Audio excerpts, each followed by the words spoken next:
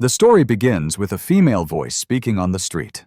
Da-hee looks at Shin Young with a gentle expression and thanks him for saving her. He responds nonchalantly, saying it was nothing, he just did what he had to do. Da-hee leans in closer to Shin Young and says, "You must be hungry and it's getting late." Da-hee blushes and suggests that he come to her house to eat ramen.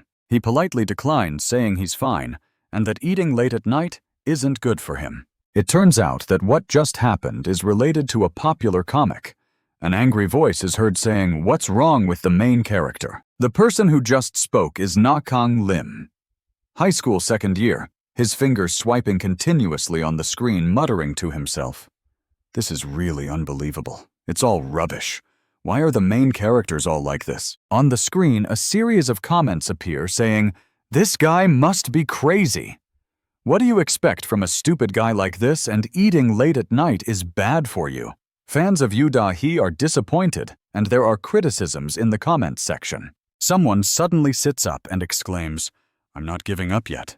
I've already thought about dating and getting married." Kang Lim becomes increasingly agitated, shouting louder. But before he can finish speaking, someone suddenly opens the door and yells, "Shut up!" The person who opened the door is Na Min-young, a first-year high school student. She looks annoyed and says, "Can you keep your voice down? I can hear you from my room and I'm on the phone with my friend. Can you please shut up?" Kang Lim is taken aback and apologizes, but before he can finish speaking, Min-young slams the door shut. He looks awkward, feeling a bit embarrassed. Kang Lim lies down on his bed, lamenting, "How am I supposed to wait until next week? I've run out of cookies and I'll have to delete and reinstall the app, creating a new account." He takes out his phone and scrolls through the comments section where a new comment appears saying, "If you're so smart, try being the main character." Kang Lim is curious and wonders who wrote this. His eyes are fixed on the screen, and he thinks, "If only I could be the main character, but that's only possible if I have the right appearance." Kang Lim turns around and looks at himself in the mirror. He adjusts his hair and says with a hint of narcissism, "I don't look half bad if I do say so myself." Kang Lim stands up, makes a boxing pose, and thinks, "I could even fight if I tried." In his enthusiasm, he swings his fist and misses, hitting the edge of the chair instead. Kang Lim yelps in pain, and the room next door erupts in an angry shout, "Shut up!" The scene shifts to a classroom where the atmosphere is lively with chatter and laughter. A bespectacled male student, Shin Young-soo, a second-year high school student, greets Kang Lim with a smile, saying, "Good morning, my loyal subject, Kang Lim." Kang Lim doesn't seem to care and asks, "Are you in a good mood today?" Young-soo nods and replies, "Of course, I've finally reached the platinum rank." Kang Lim responds, "You didn't even spend a single coin, and you got it with just one free spin. You must have used up all your luck." Kang Lim's voice couldn't hide the envy. "You didn't top up any coins, and you just casually spun it once for free. You must have used up all your luck." Young-soo pushed up his glasses and replied, "That's right. Fate has chosen me, the chosen one." Kang Lim suddenly remembers something and asks, "Hey, did you read the latest chapter yesterday?" Young-soo looks confused and asks, "What are you talking about?" Kang Lim replies, "Yesterday was Wednesday, so I'm talking about the goddess." Young-soo looks puzzled and says, "What's the goddess? Is it a new series?" Kang Lim's expression turns cold as he explains, "You're talking about the goddess, you idiot. The one with the 6 wives. Young-soo strokes his chin, half-jokingly saying, "The title sounds interesting. I didn't know there was a famous series like that." Kang Lim becomes irritated and says, "Don't play dumb. You said Da-hee was hopeful yesterday because the girl you like Izum hadn't appeared in 2 months. Young-soo turns to Kang Lim and starts to say something, but is interrupted by the sound of his phone ringing. The person on the phone, known as the wizard's assistant, says, "Master, save me." Young-soo responds angrily, "What's going on? Are they invading again, you damn devil?" Kang Lim sighs, thinking that Young-soo's delusions are getting worse. Young-soo continues to engage in the phone conversation, saying, "Don't give up, Blue Dragon. With the remaining vitality, we'll resolve this."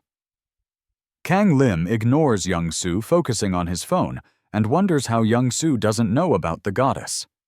He decides to show it to him. However, after scrolling through the list, he can't find it. He looks at his list of followed series and feels confused, wondering why it's not there or if it has been removed. Young-soo turned around and told me to look at what it was, but Kang Lim was still hesitant. If that were the case, people would be outraged in the comments section. There would definitely be some kind of backlash here.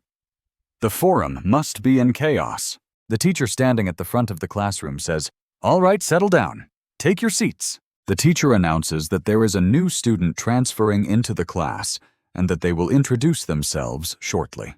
The classroom erupts in whispers. A teacher gestures to someone outside the room to come in. The new student who just transferred is a female student with long golden blonde hair. Everyone sees this and continuously claps to welcome the new student. Welcoming the new student, she introduces herself. "Hello everyone, my name is Yoo Da-hee, and my father is English, so I transferred schools from there to here. I used to attend elementary school in Korea, so I can speak Korean quite well." The whispers spread throughout the classroom.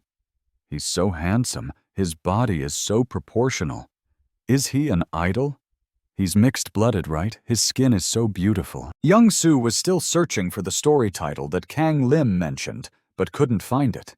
He muttered to himself that it wasn't available here. When he looked up, he was surprised and let out a cap. Da-hee smiled brightly. "Of course, there are still many things I don't know about this place, and I hope I can make friends with everyone. So don't be shy, okay? I'll do my best to take care of you all." The whole class was stunned when they heard her say that. A teacher knocked on the desk with a folder reminding them to be quiet. "This is just the beginning of the semester, so don't make too much noise and try to get along." Suddenly, someone's hands clapped loudly on the desk, making a loud noise. It turned out that the person was Kang Lim.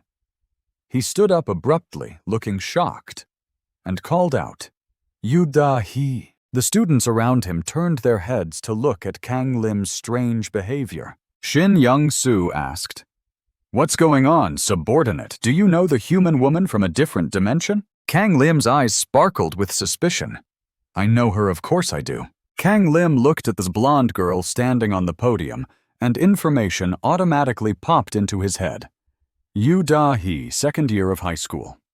Blood-type Sagittarius, can play piano, enjoys flower arrangement, and listening to classical music, works as a model, and young actress has perfect scores in sports academics and everything else. He pulled out his phone to compare it with the image he had saved, and it was the female protagonist.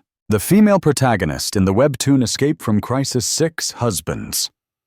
The fourth wife. In Kang Lim's memory, she was the female protagonist among 6 characters, and she was his top choice. So of course, he knew her. He asked himself, "But why are you here? Is this some kind of prank?" He couldn't stop wondering. Is it cosplay? That would be ridiculous. What's the point? Kang Lim was still lost in thought, but they really look alike, and both are mixed-blooded. What's going on? Am I still dreaming? Is this real? The teacher suspiciously asked Da-hee. "Do you know Kang Lim, dear?" Da-hee replied confidently. "No, I've never met him before." As time passed, it was already 12:40 p.m. lunchtime. Young-soo said, "Subordinate, it's lunchtime." He turned to Kang Lim and said, "You're so tall, unlike me, the descendant of the Dragon King. Your physical body needs nutrition. You've been acting strange since this morning. Is it the curse of the Dark Wizard?" When Young-soo asked if he was jealous of his good fortune, Kang Lim buried his head in his arms and replied, "No, just go away." In his heart, Kang Lim thought, "I'll summarize what's happening. The female protagonist of Female Supreme Deity has appeared in real life. Yoo Da-hee. Even if I think they're just similar, it's still..." Both webtoons had completely disappeared, and he couldn't find any information about them. No one else knew what was happening except him. Kang Lim's eyes became melancholic. If this isn't a dream or illusion, then I'm the only one who's crazy here. Kang Lim slowly stood up, wondering if he should ask her what's going on. She should know something about this, right? He saw Da-hee chatting happily with other students, but more importantly, she was really charming, like a celebrity. She was completely different. In a moment of carelessness, Da-hee's gaze met Kang Lim's and he was startled. Seeing her walk towards him, Kang Lim wondered why she was coming to him. His heart was racing and he thought, "Wait, my heart isn't ready for this." Da-hee called out to him. She tucked her hair behind her ear and asked, "Haven't we met before?" Kang Lim's face turned red as he stuttered. Then he regained his composure and said, No, we haven't. Da-hee laughed and said, Really? Why are you being so formal? Kang Lim's face turned red again. It had been a long time since he'd spoken to a girl, and he was nervous. Da-hee looked slightly embarrassed and said, I was wondering what happened this morning. I'm not good at remembering people's faces, so I forgot some people from my past. It's quite embarrassing, isn't it? Kang Lim's voice was filled with concern as he asked, Were you talking about the time you met Seo Yun Young? She even prepared white chocolate for you. And she was excited because she hadn't seen you in a long time, even though you didn't remember her. Kang Lim thought to himself, this is an interesting scene that happened in the story, one that I've read many times as a fan of you, Da-hee. But Da-hee was surprised and replied, How did you know that? She was only paying attention to one detail. How did you know that? And that I like white chocolate? Kang Lim froze. Kang Lim wanted to hit his own head, thinking, What am I saying? Kang Lim is so stupid. Seo Yun Young was his childhood friend before she moved to England. It was strange that he knew this, and Da-hee was curious. How do you know Yun Young? Kang Lim panicked and made up an excuse. It's nothing, I was just talking to myself. I was just thinking randomly, and I also like white chocolate. The girls around them felt it was strange. Who is he? Why is he talking so much? He's so weird. Why is he talking so much? Da-hee said in a low voice. Wait a minute, you are... Before she could finish her sentence, someone behind her touched her shoulder and called out, Da-hee, haven't you arrived at the store yet? The male student introduced himself. I'm Kang Ho-chun, and this is Lee Ju-hoon. We were thinking of heading there too, so let's go together. Lunch today was terrible. It'll be better when we get there, she said as she turned around. Is that so? Well, I suppose it can't be helped. Da-hee followed the two away, saying as they walked, I've always wanted to go there once. Is there no store like that in your school? Ho-chun, after speaking, he glanced back over his shoulder for a moment. Kang Lim flinched, thinking to himself, I overreacted a bit.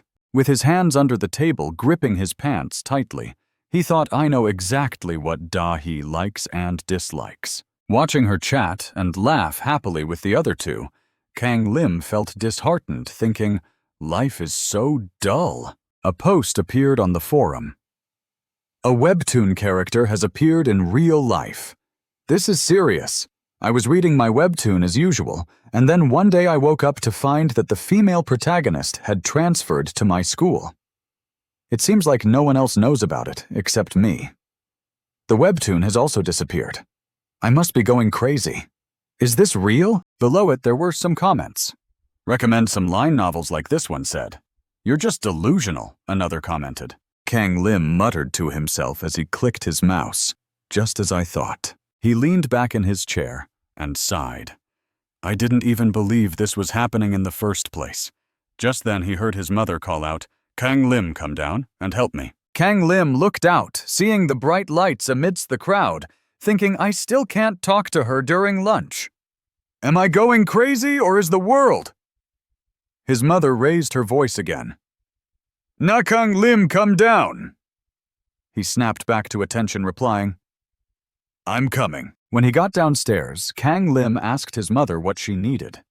She told him to go to the store to buy tomato sauce. The sound of eggs frying on the stove crackled. He muttered, It's okay, I can eat just eggs. Min Young looked at Kang Lim and said, You don't have to go, really.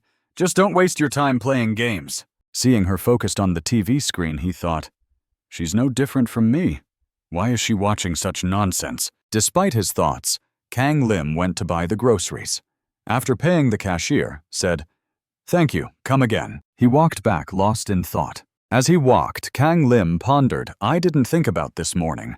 But Da-hee transferring schools is exactly like Chapter 1 of Female Supreme Deity. He suddenly stopped thinking. Wait a minute.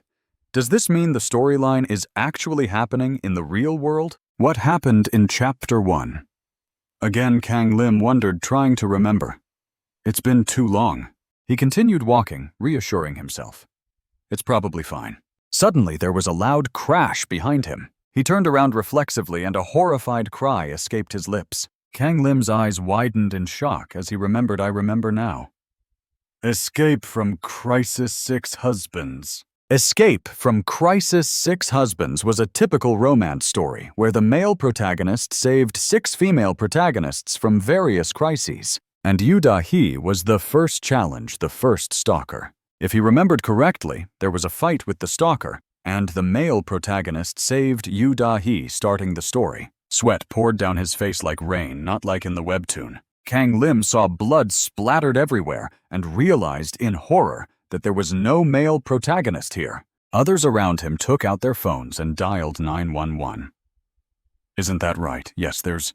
In the darkness, chaotic voices continued to echo. Kang Lim collapsed to the ground, thinking, this shouldn't be happening, just because there's no male protagonist. He looked at Da-hee, who was lying motionless in front of him, and thought, it's so unfair. She's such an innocent girl. Cold sweat dripped down his face as Kang Lim's voice trembled. What's going on? The surroundings seemed to change in an instant. The teacher frowned, scolding. What did you just say to the teacher? Na Kang Lim come to the office after class? Upon hearing this, Kang Lim opened his eyes slightly. His eyes filled with fear. What's going on? Kang Lim was standing in his place when Young Soo's voice whispered in his ear. You've discovered the dark church before she appeared. You're quite brave, servant of mine. The teacher called out, we have a new student transferring in. She'll introduce herself now. Come on in. This sentence sounded familiar somehow. He froze when he heard the other person introduce themselves. Hello, everyone. She smiled brightly. My name is Yoo Da-hee. My father is an American, so I transferred here from there. I used to study in Korea in elementary school, so I can speak Korean fairly well. There are still many things I don't know. Kang Lim's whole body turned cold as he thought, is this moment real?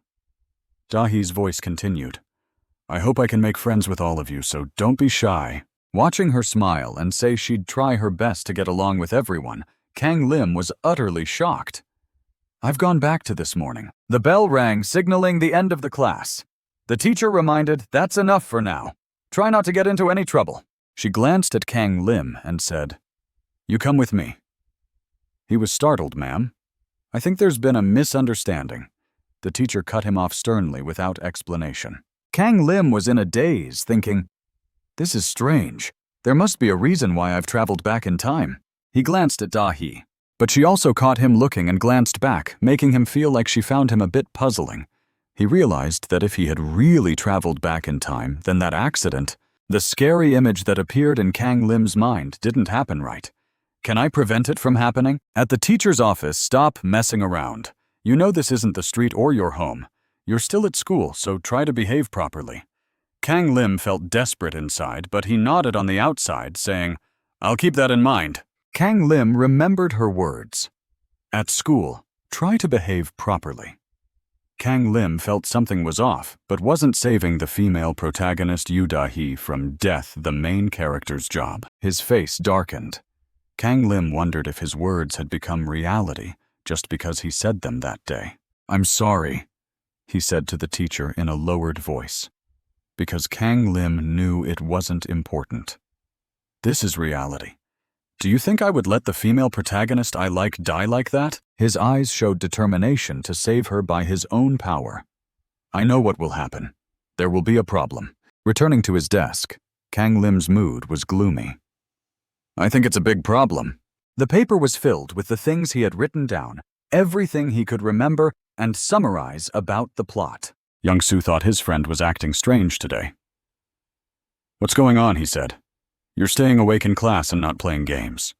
You're really something else. Young Soo glanced at the paper and was taken aback. Wait, is that an autobiography, one of the 27 banned masterpieces? Kang Lim shook his head. It's not banned and it's not a story. Young Soo smiled, understanding. No need to be shy. Even I write about my past life in a different world. Kang Lim was speechless.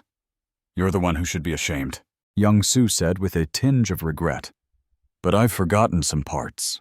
Very important parts. Kang Lim scratched his head, helpless. That's the problem. I can't remember the details accurately. There are too many differences between me and the original protagonist. Shin Young Soo has all the characteristics of a handsome, friendly, and excellent fighter. No one can bully him. Kang Lim buried his face in his hands. His face contorted in distress. He's almost a perfect protagonist thanks to his looks. I'm the complete opposite. No comparison, no pain. He's good at taekwondo, so he can easily prevent accidents and bullies. Kang Lim held his head thinking, but I can't save Yu Dahi that way. I'll get into trouble. He pointed to the paper saying, okay, this is the plot. Give me some advice. The protagonist knows what's going to happen, right? He knows when, where, and what will happen, and what he should do to prevent it. Young-soo casually replied, it's simple. If he's the protagonist, he just needs to fight. Kang Lim warned, don't use violence. Young-soo touched his forehead, saying, you're so slow to catch on. If someone is just an ordinary student, you should give him magic. Kang Lim smiled to himself, thinking, why did I expect anything from you? Young-soo pointed to the paper, asking if he knows when and where the female protagonist will meet with an accident. Why doesn't he stop her from going there? Kang Lim was taken aback, his face looking foolish. Then he jumped up, grabbing Young-soo's collar, exclaiming, that's it! Just as I expected from the descendant of the Dragon King, Young-soo was taken aback, saying, thanks for the compliment. But isn't it a bit much? Young-soo lowered his voice, reminding Kang Lim. We're in class. The teacher shouted, now Kang Lim, are you at it again? Da-hee and others stared, wondering what was wrong with him. Kang Lim walked out of the office again, smiling to himself. Right, I was overthinking. Everything will be fine if I just tell her it's dangerous. Then Kang Lim hesitated, wondering if he should just approach her and lie. If she didn't believe him, should he save someone else? He made up his mind. Okay, I'll just... Kang Lim pushed open the door and called out, "You Da!" But he saw her chatting with others. Whispers surrounded him. Really, that's amazing. We should have a fan club. You're really a famous model. You suit it perfectly. Kang Lim and Da-hee were separated by a wall of people. Kang Lim's side was quiet, while Da-hee's side was filled with laughter and chatter. He sat down, thinking, maybe I should wait. Kang Lim touched his fingers together to calm his anxiety, muttering, Okay. I'm quite free anyway. Kang Lim followed Da-hee from behind, thinking I'm quite free anyway. We need to change classes. He followed her, telling himself, just once, I'll just tell her once. Kang Lim followed Da-hee step by step, keeping a certain distance. Suddenly, he stopped. He looked up at the clock. It was already 12:40. Since 12:30 was lunchtime, Kang Lim's mood plummeted. He couldn't approach her. He rubbed his head, frustrated. Why is there always a crowd around her? Is this the life of an ordinary person? I don't want this. Kang Lim tried to calm himself down. Okay, I still have one chance. He told himself, I still have a last chance. Yu Da-hee will talk to me at lunchtime. Kang Lim sat at his table, hoping she would approach him. Just wait. Then a group of people walked past him. The girl Kang Lim watched as they walked away, and someone asked Da-hee, didn't you go to the store? Seeing her walking, his inner self cried out incessantly, wondering why she hadn't come. Da-hee said she always wanted to go there once. In Korea, Kang Lim felt confused. She had approached him last time, and somehow the future had changed. In his mind, he rewound the scene from before. Was it because of that moment? Was it because he had made a bad impression twice, causing the future to change, just because of that? Kang Lim stood up abruptly. No, he couldn't let her move around like that. Suddenly, the space around him shook violently. The lights in the classroom flickered and went out, plunging the room into a dim, ethereal light. In the blink of an eye, he found himself standing in the middle of a Korean language class. The teacher's voice rang out. Today we have a transfer student. She will introduce herself. She was speaking when she suddenly turned around and asked, Before you came in, what were you doing? Kang Lim was asked. Why did you stand up? Is there a problem? He was still standing there, stunned. What was going on? In the bathroom, the sound of running water was loud in the quiet space. Kang Lim's hands rested on the sink. He had traveled back again. At first he had doubted, but now it was clear. He finally realized that this wasn't his only chance. This was a time loop, a storyline where the protagonist was stuck in a time loop. He had activated the time loop, and he had gone back to this morning. Kang Lim stood there stunned, wondering if that was the case. What was the problem with his life? The issue here was discovering the condition for the loop. He recalled the previous accident involving Da Hee. The first time Da Hee's death was the loop condition. It was simple death was a condition for the storyline loop. Then Kang Lim remembered when Da Hee, along with 2 others, had walked past him. But what about the second time he hadn't even done anything? He carefully recalled the difference from the first time he had made a bad impression on Da Hee. Kang Lim turned off the faucet. He couldn't figure out the reason. As he walked down the hallway, he thought, "Then all I need to do is not make a bad impression this time, right? Luckily, I can go back." Kang Lim touched his chin, reminding himself to behave normally before lunchtime.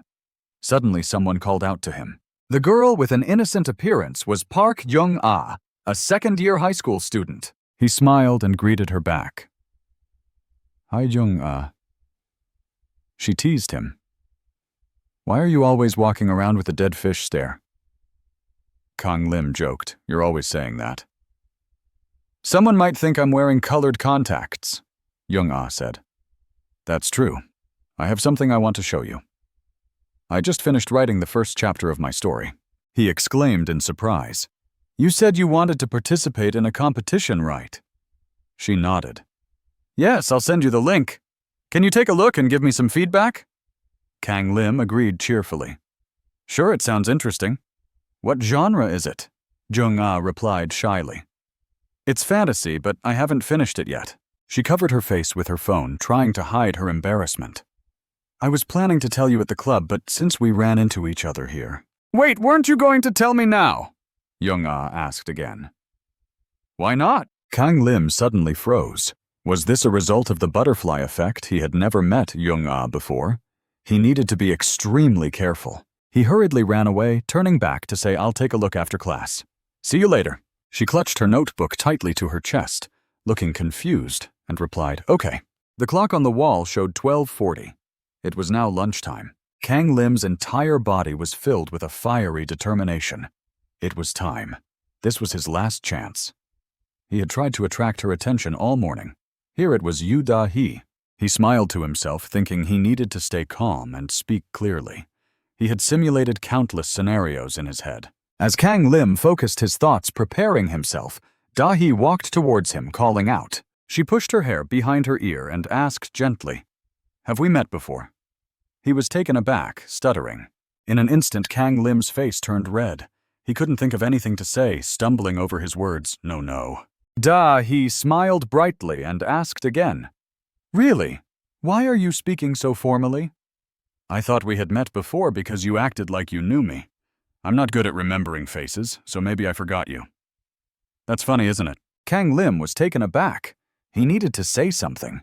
He couldn't just sit there. He tried to arrange his words, but stuttered, unable to say anything. She noticed and asked, "What's wrong?" Looking at her lovely face, Kang Lim struggled internally. "Damn it, what should I say? Should I tell her everything? No, that wouldn't make sense. She'll fall off the roof. That doesn't make sense at all." Kang Lim was in a fierce internal struggle. If she asked why he knew Da, he asked, "Is there something you want to say?" He opened his mouth, saying each word carefully. His heart was racing and he was shaking.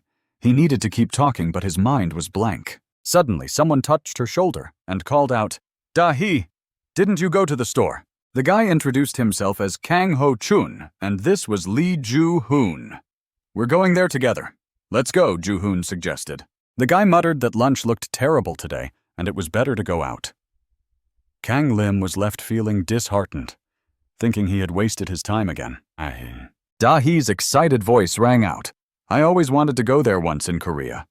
Ho-chun laughed and asked, "Really? Don't you have it in Korea?" If he didn't do anything, the ending would be that horrific scene. When Kang Lim opened his eyes and woke up, he stood up abruptly. "I can't let it happen." Kang Lim shouted loudly, "So Yoon Young! I know you from Seo Yoon Young." Ho-chun asked with suspicion. "What are you talking about?" Ju-hoon Seo Yoon Young was curious. "Who is that?" Only Da Hee stood there looking puzzled. She asked him. "Seo Yoon Young. Are you a friend of Seo Yoon Young?" Kang Lim replied awkwardly. "Yes, she always talks about you.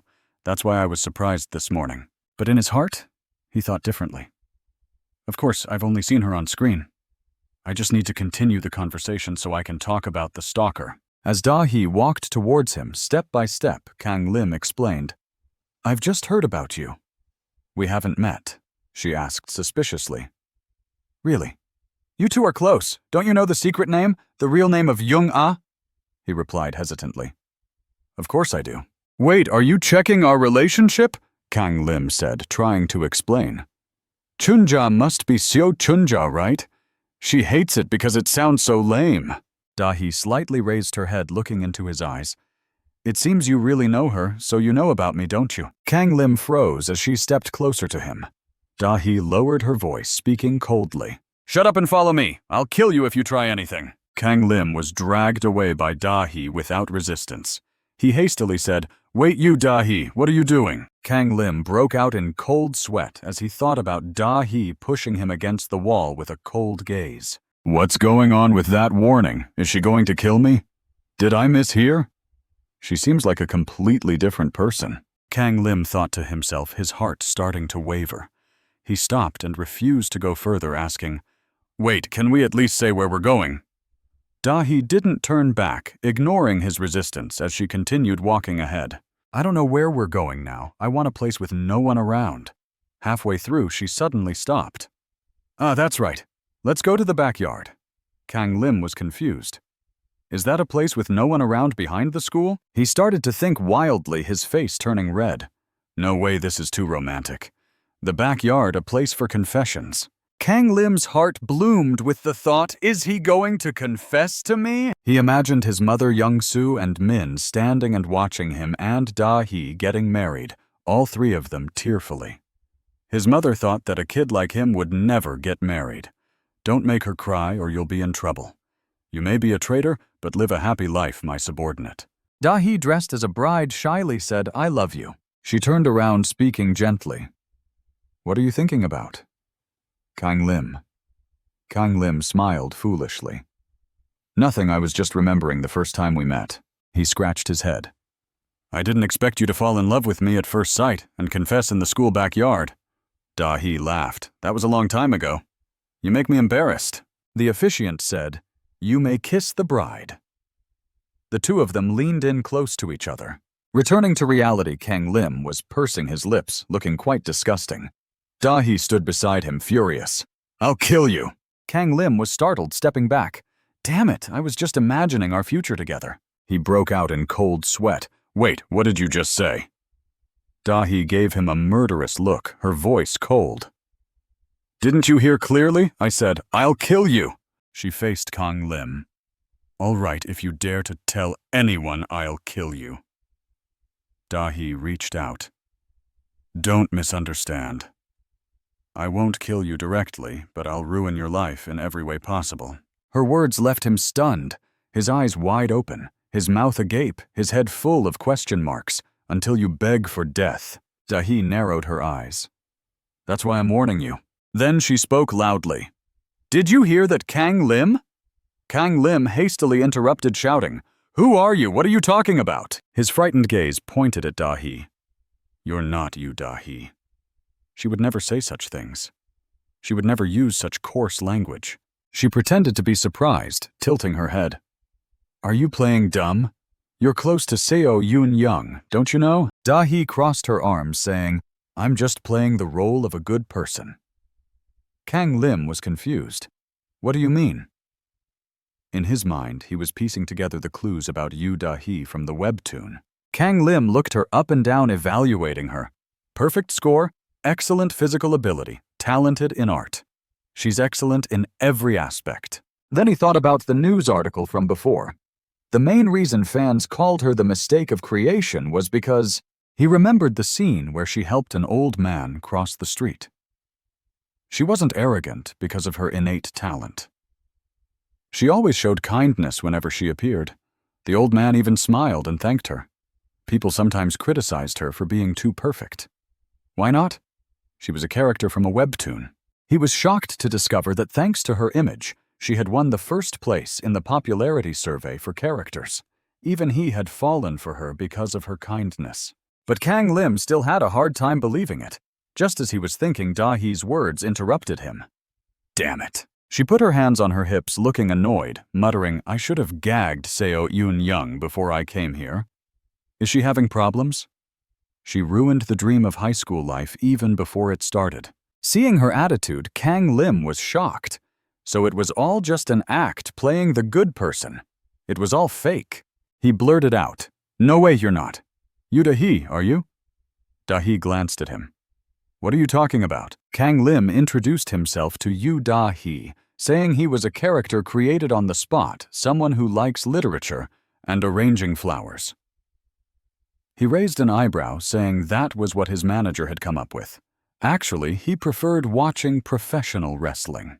He continued to ask her, and she calmly replied, What about romantic movies? He said he liked Hollywood movies with some explosive scenes. She also talked about wishing for peace worldwide, saying that on Christmas, the world should be more awesome than peaceful. Then she mentioned classical music, saying that death metal was the best. After asking all his questions, Kang Lim was drained and couldn't believe what was happening. He looked exhausted, and his whole body seemed to be weakening. He hesitantly asked, Didn't you hear all that from Seo Yoon-young? Kang Lim replied, I didn't, lied. She looked bewildered and confused, then suddenly snapped back to reality. Finally, she fully realized what was happening and suddenly changed her attitude, becoming cheerful and friendly towards Kang Lim. Hey classmate, let's go back to class together, she said, and he looked up, scolding her for being late. Da-hee looked displeased and glanced at him sideways, thinking to herself, I've been acting like a fool in front of him. Kang Lim warned her to be careful with her words, but she slapped him, saying it was all his fault. He was knocked to the ground, his body trembling. Da-hee had used violence and it hurt terribly. Kang Lim was motionless, thinking it was all his fault due to a ridiculous reason. She stood with her hands on her hips, flipping her hair, and said, Wasn't it you who made me confused from the start? Be careful with your words from now on. Don't tell anyone. I won't let you ruin my list. He touched his cheek, which had just been slapped, and asked uncertainly, What list? Da-hee led Kang Lim to the stairs. Then she showed him a notebook filled with writing, saying it was a list of 101 things she wanted to do in high school. Da-hee looked embarrassed as she talked about her dreams, saying she wanted to complete everything on the list and erase what she had already done. It was about simple things like joining the student council and taking photos while wearing the school uniform. Kang Lim sighed, thinking it was something big, but it turned out to be mundane. I thought you wanted to change the world or something. This is so boring, he said. Da-hee got angry when he said it was boring and punched the wall beside him, saying, It's a great list. Everything on it is awesome. He looked confused and asked, But can't you do it all by yourself? Why do you need me? She explained coldly. Because I don't want you spreading rumors about me. Da-hee glanced at Kang Lim. She didn't trust Seo Yoon-young even when she said she could make meiju from bean powder. Kang Lim thought to himself, Why didn't she just do it? Was she talking about soybeans too? She was trying to use a proverb or idiom, but used it incorrectly. The main point was her lack of trust, even after 1,000,000 years. Kang Lim realized she had used the wrong word. As they walked, she held the notebook and explained that most things on the list were related to clubs, so they needed to figure out how to join them. People around them were talking and speculating, saying, Is that the new transfer student from class 3? And is the guy next to her a delinquent? Kang Lim pointed to the notice board and said, Let's go check out the club recruitment fair. Da-hee immediately ran to the notice board to see if there were too many clubs she wanted to join. She said she had heard that the homeroom teacher was very relaxed. He walked over, looking puzzled, and asked, You're not here just because of the clubs, are you? She replied, And because the school uniform is pretty. He nodded. Oh really? Kang Lim looked at Da-hee with a scrutinizing gaze, feeling like she would do something beyond his imagination. He thought to himself, this isn't like a Webtoon high school. The clubs here just do things to put on their school records. They use it for decoration. He shrugged, saying club activities are used for students preparing to enter school, so they're pretty useless. It's against the education policy. Dahi looked at him silently. Then her lips twitched as she said, "You don't have any friends, do you?" Kang Lim was taken aback. "How did you know?" "No, I was just thinking about something I saw online. The difference between being directly involved and being an outsider. Outsiders prioritize the conversation over details. Outsiders try to win the conversation. Hey, my friend, won $1 million in the lottery. No way, it was $800,000. My friend won $1 million. Really, I wish I had a friend like that." Kang Lim knew he had promised to explain. Don't get it wrong. I just want to be an outsider. They say having too many friends makes relationships less sustainable. Dahi smiled teasingly, turning around and saying, "All right, sorry." Kang Lim detected sarcasm in her tone. "Don't apologize like that." He stood there looking gloomy, thinking, "She's really good at teasing people. I was fooled when I chose her as my favorite character. Give back my trust. Kang Lim was lost in thought, but Dahi suddenly spoke up. "What about this club?" She thought she wouldn't be able to choose a club just by looking. She turned around and asked, "How many clubs are there in total?" Kang Lim replied, "Don't joke around. You're not going to check them all, are you?" He recalled that she was actually very good at sports, but the image of Dahi dodging through men to kick a ball appeared in his mind. Was she really that good? Her kick was so powerful that the goalkeeper couldn't block it. She stood in the middle of the soccer field cheering. "Yes, I did it." Someone came up to her and asked, "Are you going to compete professionally?" She said with an awkward smile. "Come on, don't flatter yourself. I believe you have the ability to do it." Then Dahi continued to participate in basketball, badminton, baseball, and marathon running. She joined everything and won first place. She slightly raised her head and gulped down water. After finishing the water, she wiped her mouth. "Is that all the sports clubs?" Kang Lim stood behind her helpless.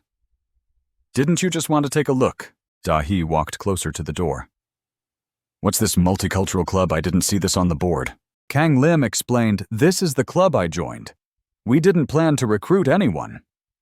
"The multicultural club is called DVH." Dahi asked, confused, "What does DVH do?" He replied, "We experience various cultural activities to prepare for our careers and gain social knowledge." Kang Lim took her inside. At least that was the plan. Actually, there were 2 people inside playing games very noisily. Remember the name? Blue Dragon God, die. "You should have released the lantern earlier," Kang Lim said. "This is just a place for friends to play games together." Young Soo turned his head and saw the 2 people. "Why are you late, my subordinate?" As he was speaking, he saw Dahi and was taken aback. Young Ah asked, puzzled, "Who's this?" Dahi cheerfully approached them and greeted. "Hello, I'm Yu Dahi. I'm a new transfer student in Kang Lim's class." Kang Lim stood behind her, speechless at her sudden change in attitude. Look at her, she changes her tone so quickly. Young Ah took off her headphones. "You don't have to be so polite. I'm also a second-year student. But why did the 2 of you?" Kang Lim replied, "She wanted to check out the club, so I brought her here. She asked what this club was, so I brought her in." Dahi curiously peeked at Young Ah's screen. "Are you playing a game? What game is it?" "Can I try?" Jung Ah nodded and pulled up a chair for her. "Sit down, I'll show you." The 2 people standing beside them whispered, "Has my subordinate changed sides? Is he playing with a 3D girl?" Young Soo said and led him to this sacred place. Kang Lim replied, "I thought she was a 2D girl." But I was deceived. "I'm just a victim," he said, looking a bit awkward and rude in front of Young Ah. Young Soo nodded as if he understood everything. "She's an exception. She's the one Stein chose. Didn't you just want her to carry you in the game? Park Young was currently at the NK, a gathering place for top players." Dahi sat down and said, "I think I understand. Is there a 1v1 mode? I want to try a match." Young Ah thought for a moment and said, "I think we can play. Let's go mid lane." "I think we can play," Dahi said, glancing at Kang Lim with a mischievous gaze. "Are you going to chicken out? You look like you don't know how to play games." Dahi smiled. "Maybe you're not good at sports, but maybe you're also not good at gaming." Kang Lim's face turned red with anger as he listened to her. He was furious, his veins bulging. "How dare you mock me by saying I'm not good at sports?" Kang Lim regained his composure and shouted, "I'll show you. Get ready to get destroyed." Young-soo peeked over as if he had predicted it. In the late afternoon, Da-hee said with her eyes half closed, "We've been playing games until sunset." She put her hands in her pockets and turned to say, "You'd better take responsibility. I have a lot of things to do on my list." Kang Lim angrily retorted, "You can't just play around until you win, can you?" "Well, let's continue tomorrow," Da-hee said, as if granting a favor. Kang Lim was speechless, looking at Da-hee. "Why do you want me to follow you around?" she replied. "Anyway, today was fun." Kang Lim asked, "Were you just ignoring me?" Da-hee looked up at the sky. "I was a bit worried about my middle school days, but..." Kang Lim thought for a moment. "Middle school. I guess something happened back then." He walked behind her and said, "Hey, why do you want to play the good guy? I don't think it's necessary." Da-hee didn't turn around looking puzzled. Da-hee's expression turned dark. "Nobody likes me. People like the image of a good person that I portray." Kang Lim was taken aback and fell silent. Da-hee stopped and turned around to look at him. "Aren't you the same? You said you, Da-hee, would never behave like that." Then the scenes from earlier that day flashed through his mind. He couldn't believe that she wasn't the Yu Da-hee he knew.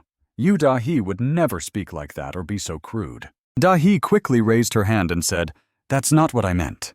She shook her head. "It's okay. Everyone is like that." Da-hee's eyes showed a hint of sadness. "I've tried before, and in the end I had to become like this." She recalled the past, when instead of living the way she wanted, she lived the way others wanted her to be. Yu Da-hee. The halo was exchanged for back to the present. Da-hee turned around and smiled. "Are you disappointed in me for revealing this?" "Sorry, no matter what you say." "Mom." "I'm Kang Lim," he interrupted. "To be honest, I feel more comfortable when you're being yourself." Da-hee opened her eyes wide in confusion. Compared to the Webtoon version, you're very violent and cunning." Kang Lim smiled. "But I feel more comfortable when you're being true to yourself." "I didn't expect it," he thought to himself, feeling less awkward than during their earlier conversation. After hearing his words, she wanted to say something but stopped. As Da-hee's body trembled, Kang Lim looked concerned. "What's wrong? Is there a problem?" She shook her head, not waiting. Da-hee stood under the sunlight, her face serious as she looked sideways, her cheeks flushed red. Seeing this image, Kang Lim's cheeks also flushed red. He quickly stepped back, wondering what was wrong. Da-hee ran over and hit Kang Lim, saying, "What did you just say about me, who was violent and deceitful?" But that was the truth. As he walked, he rubbed his head, thinking, "Why did she hit me?" It still hurt. He hadn't told her about the stalker yet, but this wasn't the right place to discuss it. Kang Lim thought to himself that the stalker here was likely one of Da-hee's online fans, and he would attack her today. He looked up at the sky, thinking, "The event hasn't happened yet. I still have time. Can I save her?" Then Kang Lim picked up his phone and dialed a number, thinking, "I don't want to use this method, but I have no other choice." As soon as the call connected, he said, "Hello, is this the police? There are some thugs here throwing fireworks and other things from the rooftop." Meanwhile, Da-hee was sitting on her bed on the phone saying, You mean Seo Eun Young?" "Are you sure?" Her expression was skeptical. "You don't know Na Kang Lim." It turned out that Kang Lim had helped the female protagonist survive the first day after transferring to his school. By now, it was already morning. The phone displayed 8:20, but Kang Lim was still wrapped in his blanket, refusing to get up. "Turn off the alarm, please," he said, still half asleep, reaching out to turn off the alarm. He picked up his phone to turn off the alarm and was surprised by what he saw on the screen. Kang Lim sat up suddenly, fully awake. Thursday, it meant. He exclaimed, "I finally escaped that event." He heard his mother and younger sister making breakfast downstairs, and his sister called out, "Brother, come down and eat." He replied, "I don't want to." Kang Lim stood there laughing to himself, thinking, "Ha ha ha, look at the pitiful characters in this webtoon. This is just a waste of 3 chapters. Instead of having an 8-week summer break, it's just endless anime. There was a bit of trouble with the police station. I reported it incorrectly, didn't I? Don't make fake reports," he thought. Sorry, he said. He was still convinced that it was no big deal having saved a life. His younger sister came in saying, "Kang Lim, you've finally gotten into big trouble, haven't you?" She ran to tell their mother, who exclaimed, "This good-for-nothing has caused a big mess." Kang Lim thought, "Has he really gotten into trouble with the police?" His mother explained, "It's not like that. It's just a misunderstanding." Kang Lim replied, "Wait, Mom, it's not like that." After a chaotic morning, Kang Lim put on his backpack and headed to school humming a tune. "I'm late again. Mom hit me too hard. It's all because of that stalker," he thought. He felt like he still hadn't resolved everything. He had dealt with the first stalker's accident, but the second stalker's accident was the real problem. It would be much easier if I knew who the stalker was, he thought. The stalker's identity had never been revealed. I don't even remember what he looks like, he thought. I think I would recognize him if I saw him, but my memories are too vague. Wait. What if he appears again? He thought. Isn't it a bit too much for a supporting character to appear so frequently? He couldn't remember every detail about the stalker, like his appearance or personality. Everything will still go according to the storyline, so there's no need to rush. I can prepare slowly. Following the main events of the storyline, his priority was not to make things more complicated. Jung-ah was also late, saying behind him, "The bell is about to ring. Why are you so slow? You've never been late since elementary school." "It's not good to break the streak," Kang Lim said, turning back to Jung-ah. "Shut up, you're going to be late too," he added. Jung-ah replied, "It's fine, I'm always late anyway. I've given up on being on time." Kang Lim said, "That's not good at all." "Did you stay up late drawing webtoons?" Kang Lim asked. Jung-ah replied, "Yeah, I revised some things you pointed out yesterday. I was thinking of giving the protagonist the ability to revive or have a time loop so they can start again when they die," Jung-ah said. "Maybe I can call it a gift from God or something." Kang Lim put his hand on Jung-ah's shoulder, turning her around, and said seriously, "Don't do that." Jung-ah was taken aback, saying, "Why not? You can't do that to the protagonist. If you're a reader, you'll get tired of repeating the same scenes over and over. So there should only be one timeline," Kang Lim explained. "Do you know how hard it is to repeat the same day he was still traumatized from his recent experience?" Jung-ah agreed. "I understand, I'll drop that idea." With that, Kang Lim stormed off to class, still fuming. Jung-ah stood there confused, thinking, Kang Lim doesn't like time loops. That's because he's the one experiencing it. Kim Na-yoon, a second-year high school student, approached Jung-ah, saying, "Jung-ah, why are you here? Being late is not good. You're the class vice president." "Kim Na-yoon, aren't you the class president?" Jung-ah asked. "Is it okay if we're both late?" "We're in the humanities department," Na-yoon replied. Kang Lim muttered under his breath, "Don't always use humanities as an excuse." "Good grief," he said, and walked into his classroom. Na-yoon turned to Jung-ah and asked, "So how's everything going?" "What did Kang Lim say when you gave it to him?" Jung-ah replied, "I didn't have a chance to give it to him. I was going to give it to him yesterday afternoon, but—" "Jung, it's been 3 months already. That's why you're always more subdued than others.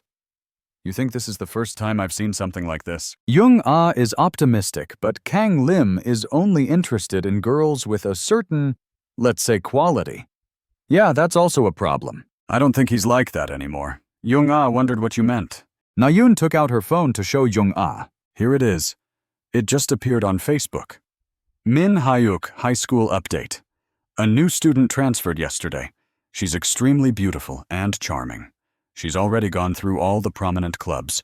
She's a 100-miller dribbler in 12 seconds. Check it out." Somewhere else, Kang Lim was being interrogated. "Try to deny it. If you can do it, why are you following Da-hee around?" "Oh my god, this guy—" "I'm scared because I suddenly wanted to meet him. I don't know what he wants, but I can guess quite a bit."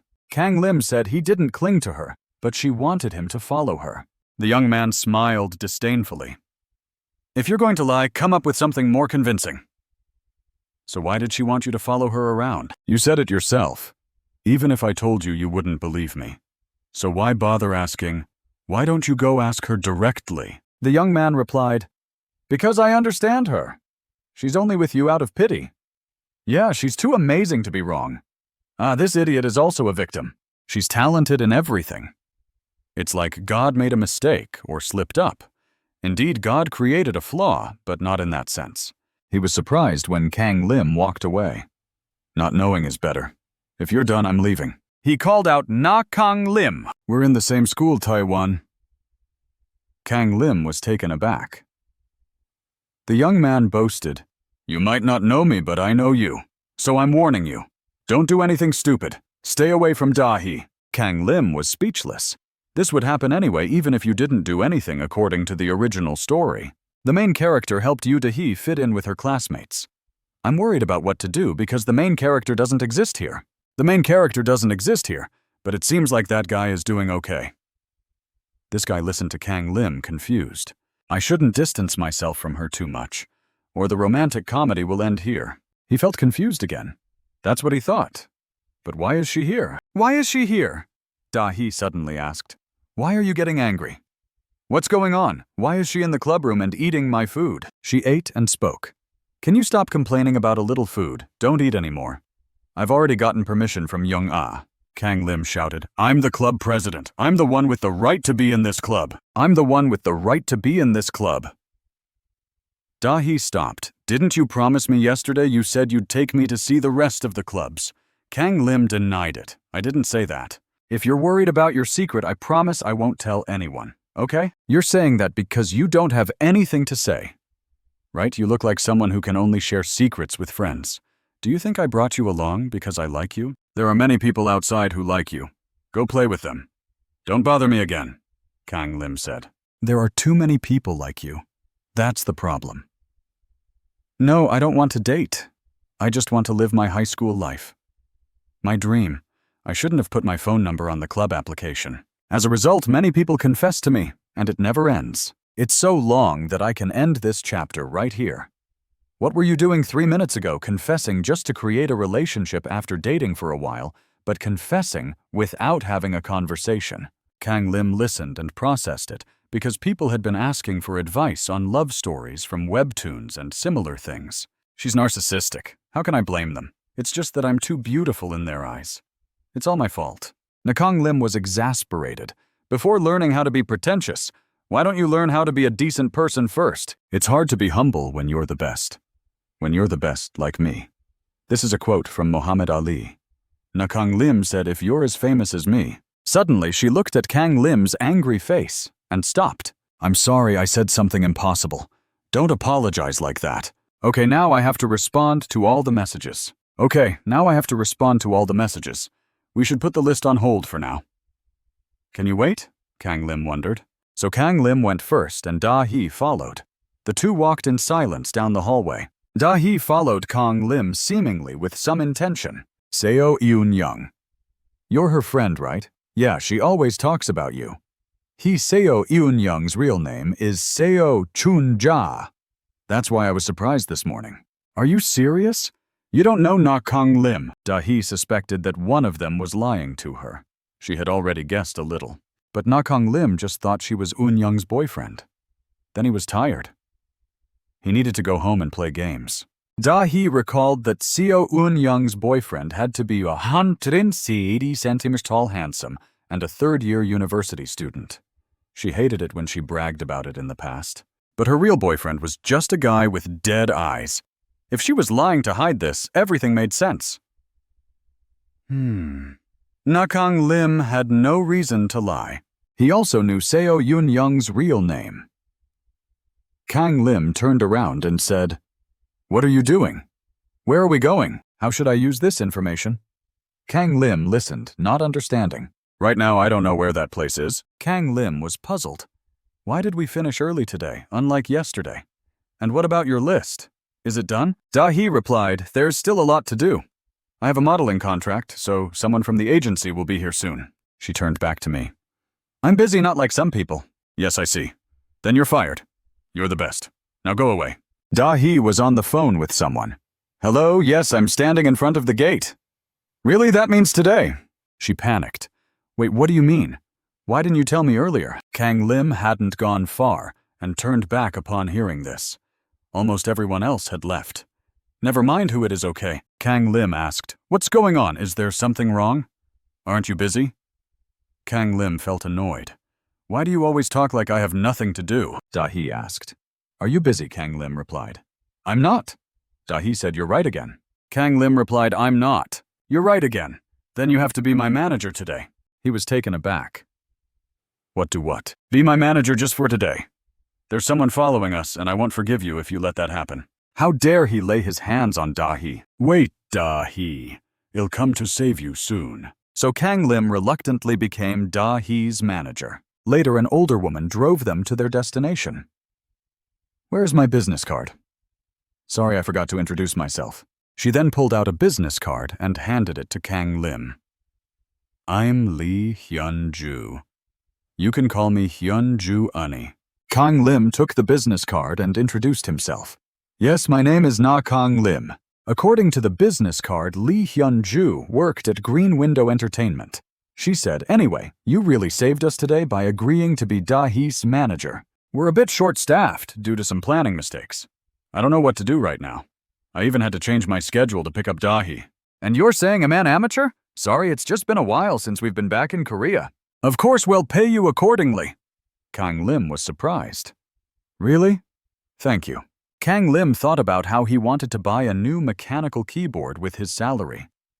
Just then, Dahi leaned over and whispered to him about Unni. She's a bit sensitive about her age and marital status, so be careful. That's why she wants everyone to call her Unni. One of our managers had trouble because of this. The older woman Hyun-ju overheard and was slightly annoyed. Dahi said, You're not playing the good guy anymore. I don't need to with Unni. We know each other well. She's one of the few people who knows our secret. Hyun-ju laughed loudly. Ha! Your relationship is quite surprising. I didn't think you'd show your true colors to Dahi. Are you two in a relationship? Hey, watch the road while driving. Both of them denied it. What are you thinking? We're not dating. Ha ha ha, you two are close, aren't you? They both got angry at the same time. We're not that close. After a while, they arrived at GGD magazine. Kang Lim was surprised. GGD magazine. Kang Lim thought he knew about this magazine. He asked, Are we working here today? Dahi replied, This is one of the new fashion magazines. She showed him on her phone. They're good at using YouTube, so we chose them.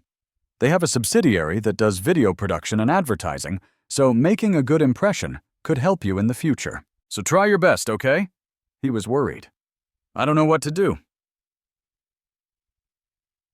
It doesn't matter. Just listen and follow instructions, okay? Hyun-ju arrived with some purchases. I'm back. Let's go in quickly or we'll be late. Hyun-ju hurriedly led the two of them inside to start work. Inside, someone was shouting, How many times do I have to tell you? I can't take it anymore. She looked down, seemingly embarrassed. Is this because it's a small company? I'm sorry. It was ridiculous. The two of them approached and greeted the director. Hello, Director Choi. We're here to work with you today.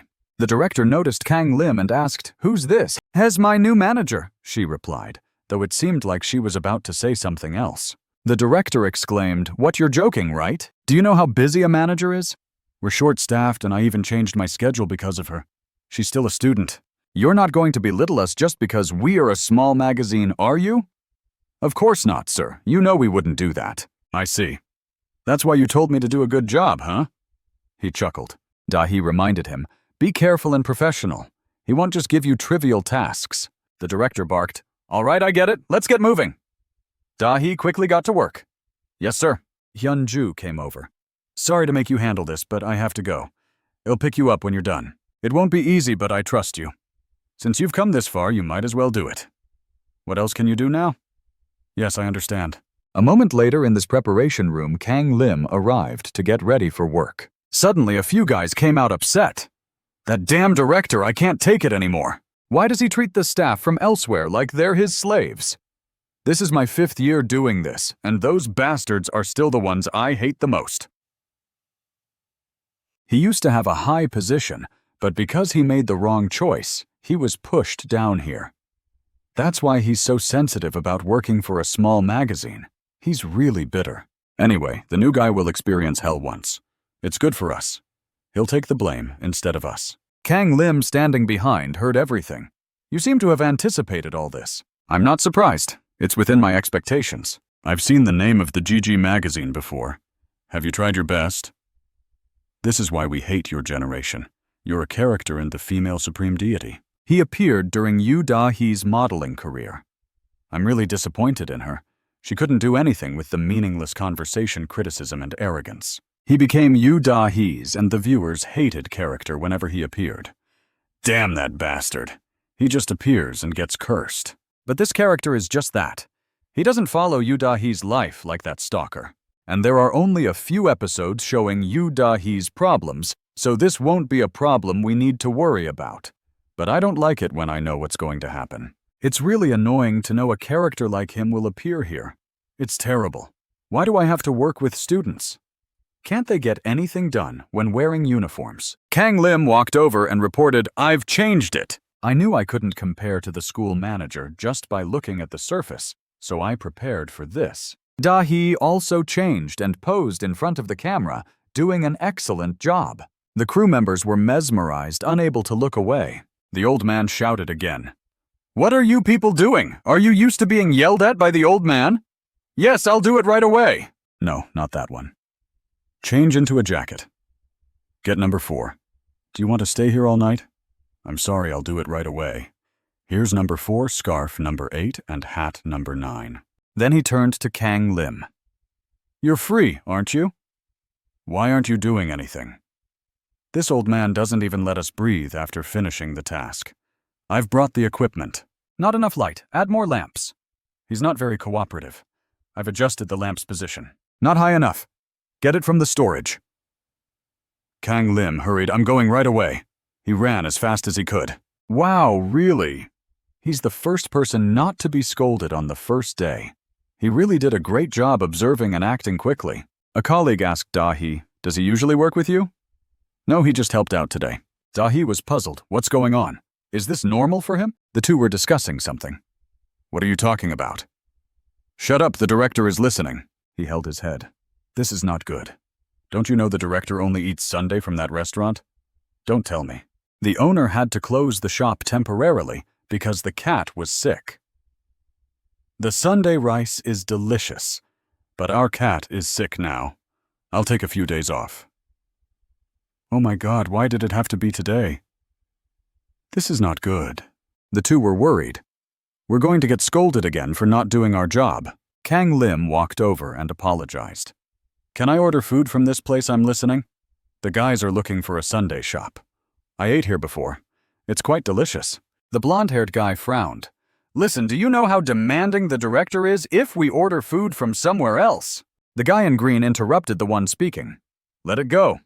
Order from there. Why not? Then he'll scold him instead of us. Ha ha, I told you.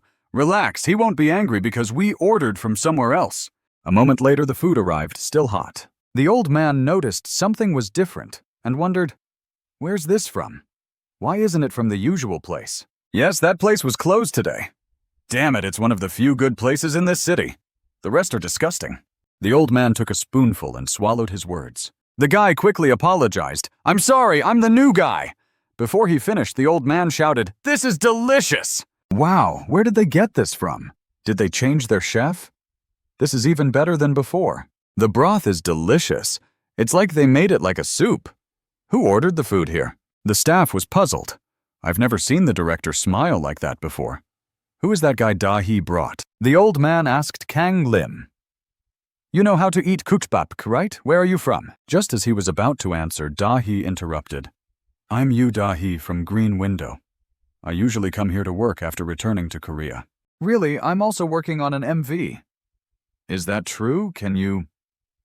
He looked at the two, not knowing what he was thinking. A moment later, the work was done smoothly. Good job, everyone. A can of soda fell out of the vending machine. He was standing there to quench his thirst after running around with the director. Da-hee walked over and asked, What's going on? Have you worked in broadcasting before or tried being a manager? No, with your efficiency, how can you get along with the director? He replied, surprised. Why are you surprised? Is it surprising that I did a good job? Of course you're Na Kang Lim, right? I heard her say that, and it really annoys me. What kind of person do you think I am? I just followed what I learned from the Webtoon. There are many Webtoons that influence the entertainment industry today. The Supreme Goddess is also a Webtoon, of course. Wow, I guess reading Webtoons finally paid off. Da-hee blushed and said, "That's only true for someone as lonely as you, Kang Lim." Surprised, he asked, "Am I really lonely?" "That's a term for someone ostracized by society. I said that to avoid hurting you." "If that's the case, thank you," he said. The two bowed to their seniors and left saying, "Thank you, everyone. You did a great job. I'm really tired today. It's been a while since I felt this exhausted." "Aren't you tired?" "You're working and studying at the same time," he said, thinking. Apparently, she also has to take care of her younger sister. "If I were in her shoes, I would definitely feel discouraged," he added. She said, "Of course it is difficult, but what can I do? In life, we have to work. I have to do everything. This is what people expect from me, and I have to meet those expectations," she said. He looked at her seemingly lost in thought and didn't say anything. "Before you say anything, you don't need to give advice or anything like that. You don't have to be perfect or try your best. The result isn't that important," she said. He drank from a can of soda and said, "It's great to have a casual conversation like this, isn't it?" She looked up at him in surprise, hearing his words. "I don't think I'm incapable of meeting others' expectations. So what you're doing is great. And in my opinion, the result is more important than the process," he said. He took out his phone from his pocket and said instead of trying to do everything alone, he showed it to Da-hee, saying, "You can ask for help, manager Lee Hyun-ju. Has Kang Lim finished filming?" "She's a bit worried about the director," Da-hee said, trying to appear strong. He said, "There's always someone trustworthy around ready to help you." Da-hee looked at him speechless. "I mean, if you need anything, you can call me anytime." "I thought that in reality, it's all about money," she said, turning to him. "Okay, got it," he replied. Suddenly, someone called out to Kang Lim. "Hey, Kang Lim, come here for a sec. Come help me move some stuff from the storage." He was slightly surprised, but agreed to help. "Looks like he's smitten, isn't he? How dare he be so arrogant, a loner like him," someone said. He followed the staff member. Kang Lim thought that there seemed to be other characters from the Supreme Goddess besides Da-hee who were brought to this world. "I need to remember everything and piece it together. The two worlds must have merged," he thought. "We need to prepare." "What are we moving?" Kang Lim asked. "This guy looks suspicious." "I'm 99% sure he's the villain," he added. It was then that Kang Lim noticed something was off. The man charged at Kang Lim with a knife, stabbing him without giving him a chance to react. "It's all your fault," he shouted. Kang Lim was taken aback, not understanding what was happening. He fell back against the wall. "What's going on? What's happening?" he thought, realizing he had been stabbed. The man's smile faded, revealing his inhumanity. "You scum! You dared to take Da-hee away from me. You're not just a stalker." Why? Why did it have to end like this? Was it really necessary for Kang Lim to die here? Woon Hyun reminisced about his early days. His experience abroad was terrible. He was constantly bullied in the new environment. Then suddenly someone came along and broke the monotony of his days. "Hey, I heard you're from Korea, right?" Woon Hyun met her and she initiated a conversation. They became closer, bonding over their shared experiences. When he found out Da-hee was a model, he was deeply impressed. "You're a model." "That's amazing," Da-hee humbly replied. "I'm just an amateur model." Yoon Young praised her, and from that moment on he proudly considered himself Da-hee's first and only fan. As Da-hee became more famous, winning the title of Model of the Month, she became the most notable model. His classmates would gather around her, and she was the center of attention. Whenever Woon Hyun tried to talk to her, he was always brushed off. Just as he was about to open up to Da-hee, someone else would interrupt. "I saw the article about you," they would say. Da-hee would respond warmly. "Really, thank you." Woon Hyun would feel resentful, wondering why she didn't notice him, why she smiled at others. He felt like a crazy fan, questioning why he wasn't special to her, why she didn't choose him even though he knew her before she became famous. He would often wonder why he wasn't chosen, feeling heart pain, but he had to resort to such measures to get her attention. Woon Hyun always comforted Da-hee. "I don't believe the rumors. Dahi was tired but felt okay, and she was grateful for his support. Despite his efforts, an unexpected incident occurred when he saw Kang Lim talking to Dahi. Dahi ordered, "Today, you will be my manager."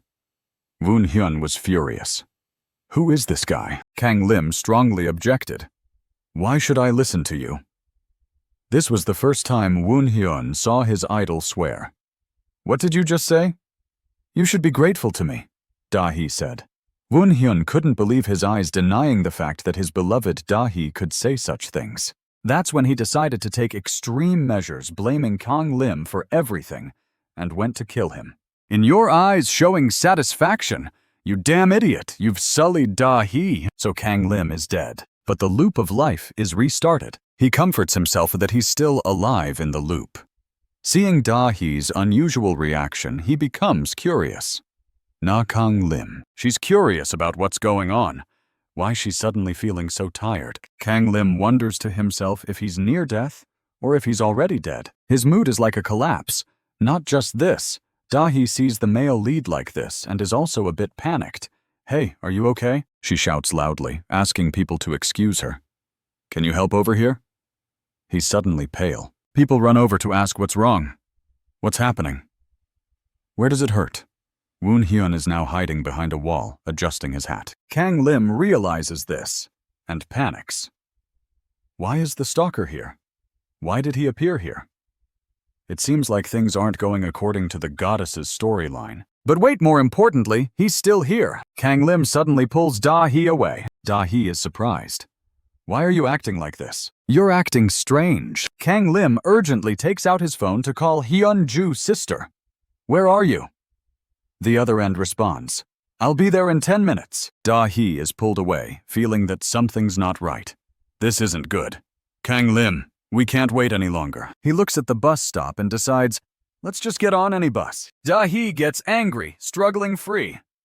"Stop, what are you trying to do?" But she catches sight of Kang Lim's very serious expression. He doesn't say anything. Finally, she follows him onto the bus, and after they settle in, she asks, "What exactly are you trying to say?" Dahi recounts how she was stabbed by the stalker, but because of the loop or something else. Kang Lim exclaims, "That's right. Exactly." Dahi gets angry. "Do you want to die? Do you think I'll believe that?" Her tone is a bit displeased. "I thought today was great. But in the last few minutes, you start talking about time travel." Kang Lim is helpless. "I knew you'd react like this. What I said just now is the truth." Dahi admits, "If we ignore the nonsense about the loop, I feel like someone's been stalking me lately." Kang Lim is surprised. "Really?" Dahi reiterates, "Like you said lately, I've felt like someone's really been following me. I've been feeling it for a while." Kang Lim asks, "Have you reported it to the police?" She denies it. "No, I had a similar experience before I knew about it. Unless something happens, reporting it won't do anything." He asks again, "What about your company?" "Dahi," she sounds dejected. "They said they can't do anything for me." He realizes, "Ah, that's right. They don't have enough manpower." Dahi sounds dejected. "It's not a big issue." Kang Lim doesn't think so. "This is a big problem, idiot. I was just stabbed in the stomach." His phone notifies him of a message from Dahi. There's a message from Hyunju Uni. Kang Lim falls into deep thought. "I don't exactly know the conditions. Next time if I die, there's no guarantee I'll come back alive. Let's trust the loop. Neither of us can afford to fail." Dahi is curious. "If that's the case, you've seen the stalker before the loop, right? Why are you hated so much? Is he scary?" He denies it. "No, he looks normal. If my eyes aren't mistaken, that uniform. I think it's our school's uniform. Is he a student from our school?" "In The Goddess, the truth about the stalker isn't told. I think he's been following Yu Dahi from the UK to here, so if I look into students who transferred like Yu Dahi, I'll go to school tomorrow to do this. Maybe I'll find out who he is." Dahi warns Kang Lim, "Be careful when you go to school from now on. If possible, don't use your good person state. Don't let anyone discover because you never know what might happen." Dahi boasts, "I've almost been perfect. If it weren't for someone's mistake, it would have been perfect." Kang Lim reluctantly admits, "It was my fault." The bus stops. The two sit in silence. Dahi looks out the window. She remembers her mother's words when she was little. Don't worry, Dahi, it won't be long. Before that person appears, they'll stretch out their hand and protect you. Dahi opens up. You know, a few times I've thought I've gone in the wrong direction. If I had shown who I truly am from the start, maybe people wouldn't have had any hopes or expectations for me. I think it's all because of karma. Seeing her dazed expression, she asks curiously, Hey, are you listening? Kang Lim nods. Yes, I am. Finally, it's about what changed the future like this. There are a few details different from the original, but this completely deviates from what will happen.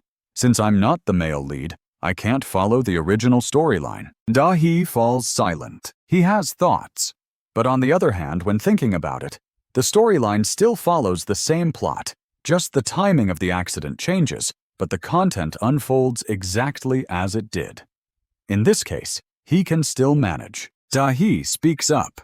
Na Kang Lim, what do you think about this? If I had been honest from the start, would things have been better? Kang Lim is startled. Suddenly you're asking me this, Dahi asks.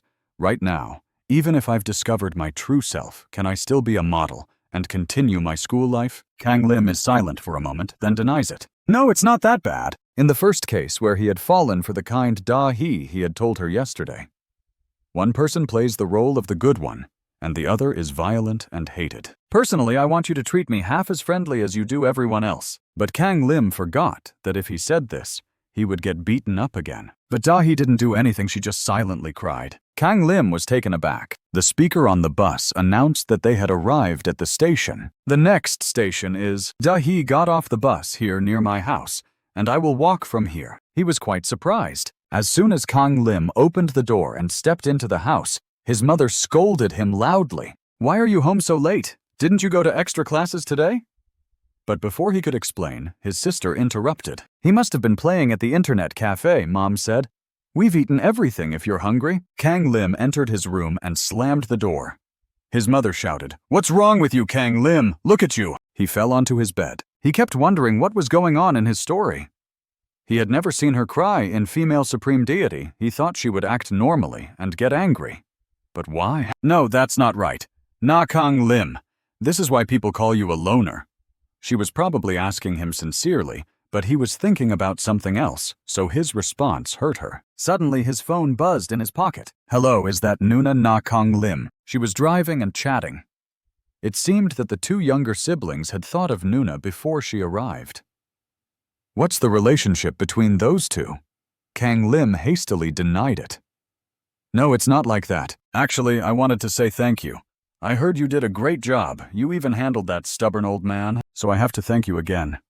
Kang Lim nodded. Yes, thank you. Nuna, now you're speaking as a representative of the management company and also as Da-hee's guardian. Thank you for being close to Da-hee Kang. Lim was surprised. What? Nuna opened up.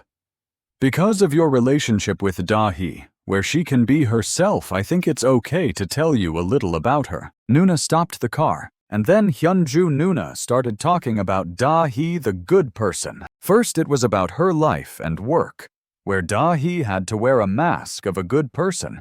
But she thought that if she showed her colleagues, she could become friends with them. But no, everyone just blamed her for why she did that. Things got worse. Since then, Da-hee had been playing the role of a good person every day. It happened during her high school days. Nuna admitted that since then, she hadn't seen Da-hee return to normal. And that continued until now, after how many chapters of Female Supreme Deity had been released. Of course, when talking about her high school days in Female Supreme Deity, it was just a brief background, so he only knew a little about this. He already knew that. Nuna explained that was why she was always in a state of anxiety. She was always worried that Da-hee would try to handle everything by herself. Talking to him about this made her feel a little relieved. Thank you for being close to Da-hee Kang. Lim felt suffocated. But why? Why did his heart hurt so much? The call ended. Kang Lim shouted in frustration. I want to try again. Should I just kill myself? He suddenly realized what he was saying. What would happen if he really died? Okay, stop joking around. I should go to school tomorrow and apologize. The next day at school, Kang Lim, because of what happened yesterday, was determined to get his act together and go to school. He saw Da-hee rushing past, so he quickly chased after her. Hey you Da-hee, about yesterday. She turned around with a bright smile. Oh, good morning, Kang Lim. I'm really grateful for yesterday. He was taken aback. Dahi smiled. If I'm busy again like yesterday, I'll ask you for help again. Of course, that won't happen again. Haha. You're rushing me. We're going to be late. Let's go to class quickly. Kang Lim quickly stopped her. Wait, why are you acting like this? He asked cautiously. Or are you acting because of what happened last night? Dahi smiled brightly. What are you talking about? I owe you for yesterday, don't I? Then Dahi quickly turned away. Good morning, Kang Ho-chun. Kang Lim stood there frozen. In his head, he was sure that she was angry with him. Extremely angry. Perhaps this was the best thing that could happen now. Instead of going out with him and revealing her true face, it was definitely more dangerous if the stalker discovered. For Kang Lim, finding the stalker was now his top priority during the break. He would check the class lists. If that person had recently transferred in, they would definitely be on the list. Kang Lim was frustrated. Why isn't it here? Is there a ghost? Kang Lim was agitated. Why did he check all the male students? Maybe they're in a different class. Jung. Appeared out of nowhere. Kang Lim, why are you here, and why are you looking at the class list? He hastily explained. No, it's nothing. I was just checking. Right. Today is also the day for the multicultural event, right? See you there, she nodded. Yes, see you. Nayun walked up. What's going on? Did he come to find you? Jung denied it. No, it's not like that. He's always been like that, always has been not Kang Lim. And so a few days passed. Kang Lim and Yu Da-hee had been ignoring each other. In Kang Lim's heart, this was the normal relationship between the two. It was okay. The biggest problem for him was still not finding any information about the stalker. Apart from Yu Da-hee, there were no other students who had transferred. Thinking carefully, the stalker didn't target Manhwa High School. The uniform could be easily obtained. But he only wore it to get close to Da-hee. Young-soo started talking, asking if there was something on my mind, but I brushed it off, saying there's nothing, it'll come soon enough. Kang Lim was still trying to figure out how to identify the stalker. If he followed the storyline of the female supreme deity, he couldn't proceed in that direction. The second accident of the stalker Kang Lim rereads the story 1 year after the main character resolves the first stalker incident. The stalker reappears after the day Yu Da-hee celebrated her debut. This time he stalked her more maliciously, and Da-hee resolved to protect her position, so she met with the stalker. Just waiting for that, Da-hee recorded the stalker's confession, but he lost his temper and rushed at her with a knife. But the main character appeared and performed a roundhouse kick to resolve the situation. Da-hee. He came because he discovered someone suspicious stalking Da-hee, and that was the stalker who was completely dealt with in the second encounter.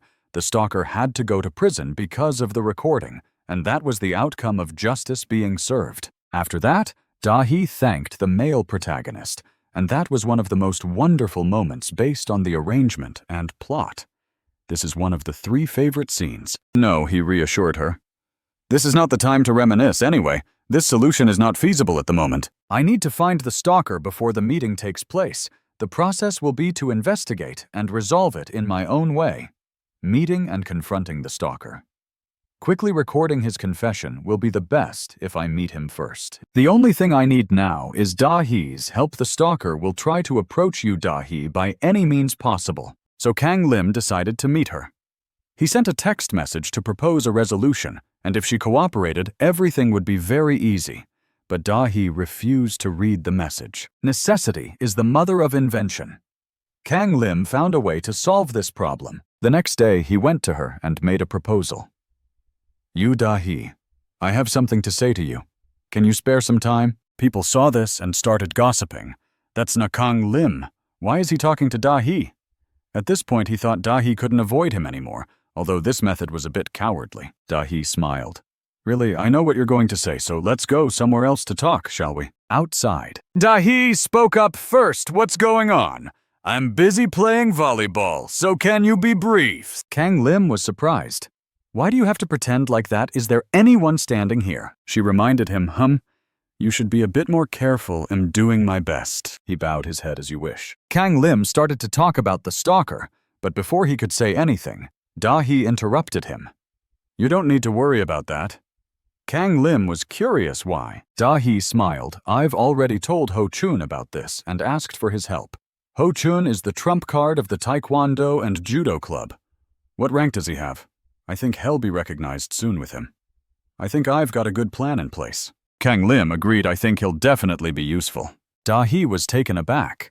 In the original storyline, according to the female supreme deity, the protagonist had reached a level where his body was considered a weapon. However, she still wanted to meet the stalker alone. Everything related to the stalker had been resolved, and Da-hee sincerely thanked Kang Lim for his concern. Kang Lim saw that she wasn't taking it seriously and stopped playing the role of the good guy for a moment. Wait, stop being so nonchalant, he said, making her jump. Kang Lim asserted that this conversation wouldn't lead anywhere unless she was herself. Please just be yourself, he requested. Da-hee smiled faintly. What am I supposed to do? She seemed surprised. Just be as you usually are, he replied. Da-hee countered. You're saying I shouldn't do something, so I'm doing it. Her voice became more agitated. You may not know, but I've lost my parents in an accident, and I'm taking care of my 3 siblings. I'm not doing this because of a dream or a feeling of regret. Honestly, I'm doing it because it's what I have to do. That's why I've chosen to live this way. Kang Lim was perplexed. Wait, what are you talking about? Say it again, I didn't understand. Da-hee countered, then explain why you're so obsessed with the stalker. Just as Kang Lim was about to explain, Da-hee stopped him. Don't say something meaningless. You're from the future, and a story that hasn't happened yet. Why are you concerned about something that doesn't involve you? They were in a difficult situation. What should he say now? He was sure it was because Da-hee guessed that he was the stalker. He quickly denied it. What are you talking about? Da-hee replied, I spoke with Seo Yoon-young yesterday, and he didn't know anyone named Kang Lim. She questioned him. Who are you? Then why do you know about the conversation between me and Seo Yoon-young? It was as if she suspected he was the stalker. Kang Lim held his head, thinking he shouldn't say anything now. This was complicated. It's complicated and hard to explain, but it's not like that. The reason I'm following you, Da-hee interrupted him. How can I trust you? I haven't told you this, Kang Lim, but there are many bad rumors about you. He hastily said, That's not important. But haven't you been with me for a few days? Do I look like a stalker to you? She affirmed, You look exactly like one. Kang Lim was taken aback. Da-hee, that's why I said you're the kind of person who would do what I've said before. The only reason I played with you was because I thought you knew my secret. Miss Kang Lim is standing there staring blankly. It's all ready, now isn't it? Isn't this a bit too much? If you continue like this, I'll tell you I've disliked you for a long time. If you hadn't known my secret. Kang Lim felt bitter. Is this what I get? I've done all this for her. You think I do this because I want to? In Da-hee's eyes, I'll always be just a stalker. Kang Lim recalled that he had even desperately saved her no matter what happened. I was even stabbed. Because of you. Because I'm stuck in this damn loop. Da-hee expressed that being stalked was really annoying. He shouted, All right, I give up. Okay. Both of them fell into silence. Kang Lim gritted his teeth. The rain started to fall. The rain got heavier. Both of them still stood there. Da-hee was slightly surprised. Kang Lim said bitterly, I'm sorry for bothering you. I won't come near you again, okay? Da-hee turned her head and walked away. It's okay. Ho-chun called out to Da-hee from a distance. Da-hee, what are you doing in the rain? As soon as he saw the person next to Da-hee, he gritted his teeth. Kang Lim, it's you again. I warned you not to come near, but Kang Lim didn't care, and just walked straight. Da-hee dried her hair after the rain. The girls outside buzzed Da-hee. I heard that yesterday's volleyball match was really something. You're so amazing. They were arguing over you, and now you're coming to our club during this vacation. There's a competition, you know. Da-hee will come to our singing club, and Jia Hai's talent will surely shine on TV. Don't push your way into a chaotic crowd. She smiled and said, You're right. I can't betray their expectations. So this must be the right path. Da-hee smiled brightly. Let's calm down, everyone. I'll try my best to help. In a game, Kang Lim praised, This guy is really good at jungling. Our team definitely knows how to play. Young-ah spoke up. But is it okay if you come to the club today? Kang Lim. Kang Lim was puzzled. What do you mean? Jung-ah repeated, "Isn't there something you need to do?" Jung-ah perceptively noticed that today he wasn't late, and his eyes didn't seem as dead as usual. Jung-ah said, "Your eyes are usually like this, but now they're different. What's the difference?" Jung-ah said, "I heard you skipped the Goddess Witch event because you weren't sick, so I guess you had something to do. It's a limited event, you know." Kang Lim was quite surprised. "But you think I'm that into games?" He touched the back of his neck. "Actually, there's something I thought I could do, so I tried. Even if it's not really my thing, but now it's not relevant anymore." Jung-ah interrupted. "Who are you to interfere in other people's business?" Jung-ah said. "You're that kind of person. Kang Lim, if you have something on your mind and you're serious about it, I know you're not someone who gives up easily." She remembered the early days, when they first met. Even when it all seemed like a waste of time that was just Kang Lim being Kang Lim. Jung-ah admitted, "I really liked that about you." "Really, thanks." Her face flushed red. "I mean, if you're busy, you don't have to come to the club on time." Kang Lim sighed. "Actually, things are still pretty tough. To stop the accident, I need to find the stalker. But to find them, I need Dahi's help." Jung-ah was enthusiastic. "What's going on?" "Can I help?" Kang Lim replied. "In the game, we need to attack the enemy, but in the story, I'm not sure who to attack." Young-soo opened the door and walked in. "Ha ha ha ha, is that what you're worried about? My servant, you should have called me king earlier." Kang Lim, "What's with the prejudice? You're here right on time. Were you standing outside listening to our conversation? You still ignore me. Have you forgotten who I am? I am your king." "You have the third eye," Jung-ah teased. "Is that so? Does Young-soo know?" The fighting style of that mysterious person, the male protagonist, stopped these two and didn't follow along. Young-soo continued. "Acting first isn't the only way to win. The secret of the church always gets in the way, but that's how I've been able to counter the enemy's surprise attacks." Kang Lim was angry. "Stop rambling. Get to the point," Young-soo started. "What I mean is, why don't you try setting a trap that'll give you an advantage, even if you don't know who the enemy is?" Jung-ah was surprised Young-soo you. She burst out laughing. "You've read the new Webtoon, haven't you? Ha ha ha." Young-soo responded, "Ha ha ha. Good question, my messenger. That Webtoon deserves the praise." Kang Lim nodded. "I understand. We can use this method." Jung-ah turned to him and asked for help. "But I need your help no matter what." Jung-ah was taken aback. What's going on?" At Woon-hyun's room, the laptop was still on. On the tabs, there were strange searches like how to hang someone, and he had also bought duct tape. He kept spamming messages to Dahi, I like you. Many messages were sent with similar content. After many messages, he received a response. "Don't do this anymore. Let's meet and talk." He sneered. Woon-hyun felt satisfied. Finally, there were many students walking around the schoolyard after class. Woon-hyun ran to the back of the school to look for Dahi. It seemed like she was in the backyard. He saw his goddess and called out loudly to Dahi. His face looked a bit awkward. "I've wanted to meet you for a long time, you Dahi. It's been a while since we last spoke, hasn't it?" Dahi remained silent. Woon-hyun looked puzzled. "What's going on? I don't understand what you're trying to say." Dahi sent him a message. "I don't want to talk to you." Woon-hyun scratched his head. "Why aren't you being honest with me?" He became agitated. "I know everything. We were supposed to love each other, but since you kept your distance, I had no choice but to do this."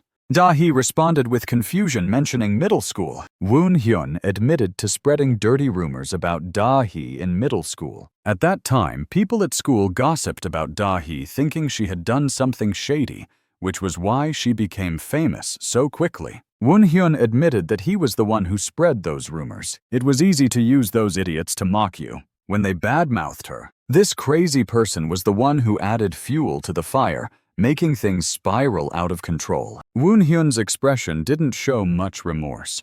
"Do you know how much my heart ached? But it's all your fault for not paying attention to me, so I had no other choice. It's all in the past now. I forgive you, so let's stop this and be together again. We'll leave this place, and you'll be mine, and we'll live happily ever after." A strange voice spoke up. "How disgusting." Woon-hyun was surprised. "No, it can't be your voice." He panicked. "Who are you?" Dahi turned around. "I am the Kang Lim, you bastard." Kang Lim spoke with disdain. "You're pitiful because you only wanted to meet you Dahi. But I've always wanted to meet you.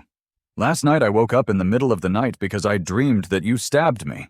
Woon-hyun questioned. "Who are you?" You're the bastard who's been following Da-hee, aren't you? Why are you dressed like that?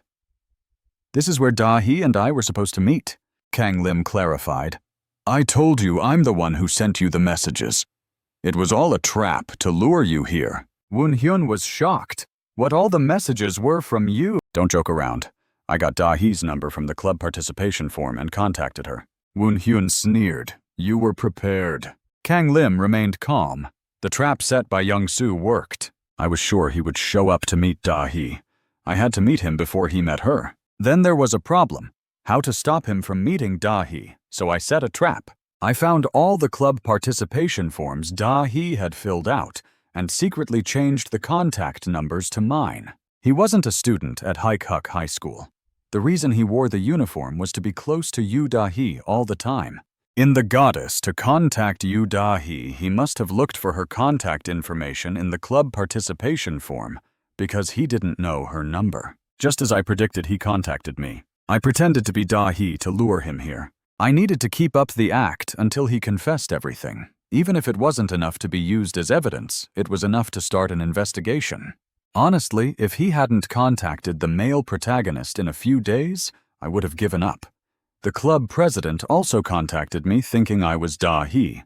Luckily, within a few days, I caught him. Kang Lim boasted. Yes, I'm very confident. I found Woon-hyun's reaction quite interesting. Compared to the accident on the one-year anniversary of her debut, this was identical, except it happened earlier. I was confident that this accident would happen on the day of her debut, but it didn't.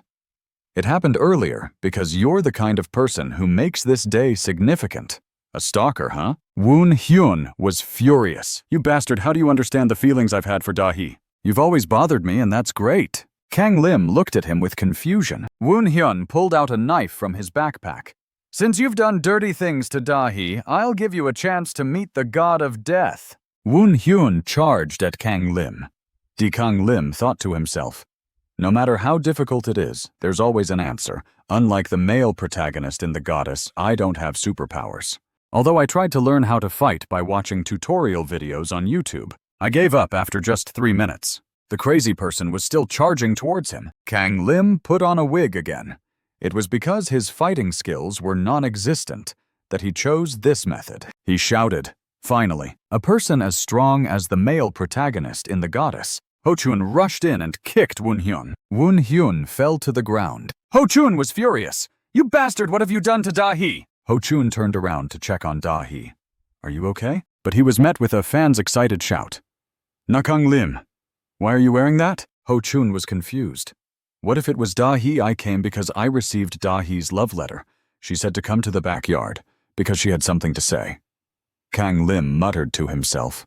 Ah, sorry, I pretended to be Da-hee to send it to you, Ho-chun. You suggested I could explain, but can we catch that guy first? He's been bothering Da-hee and stalking her. Ho-chun glanced at him. You damn bastard, Woon-hyun, who are you? He came out of my stomach, and now he's bothering Da-hee too, isn't he? He pulled out a knife. Charge like a madman.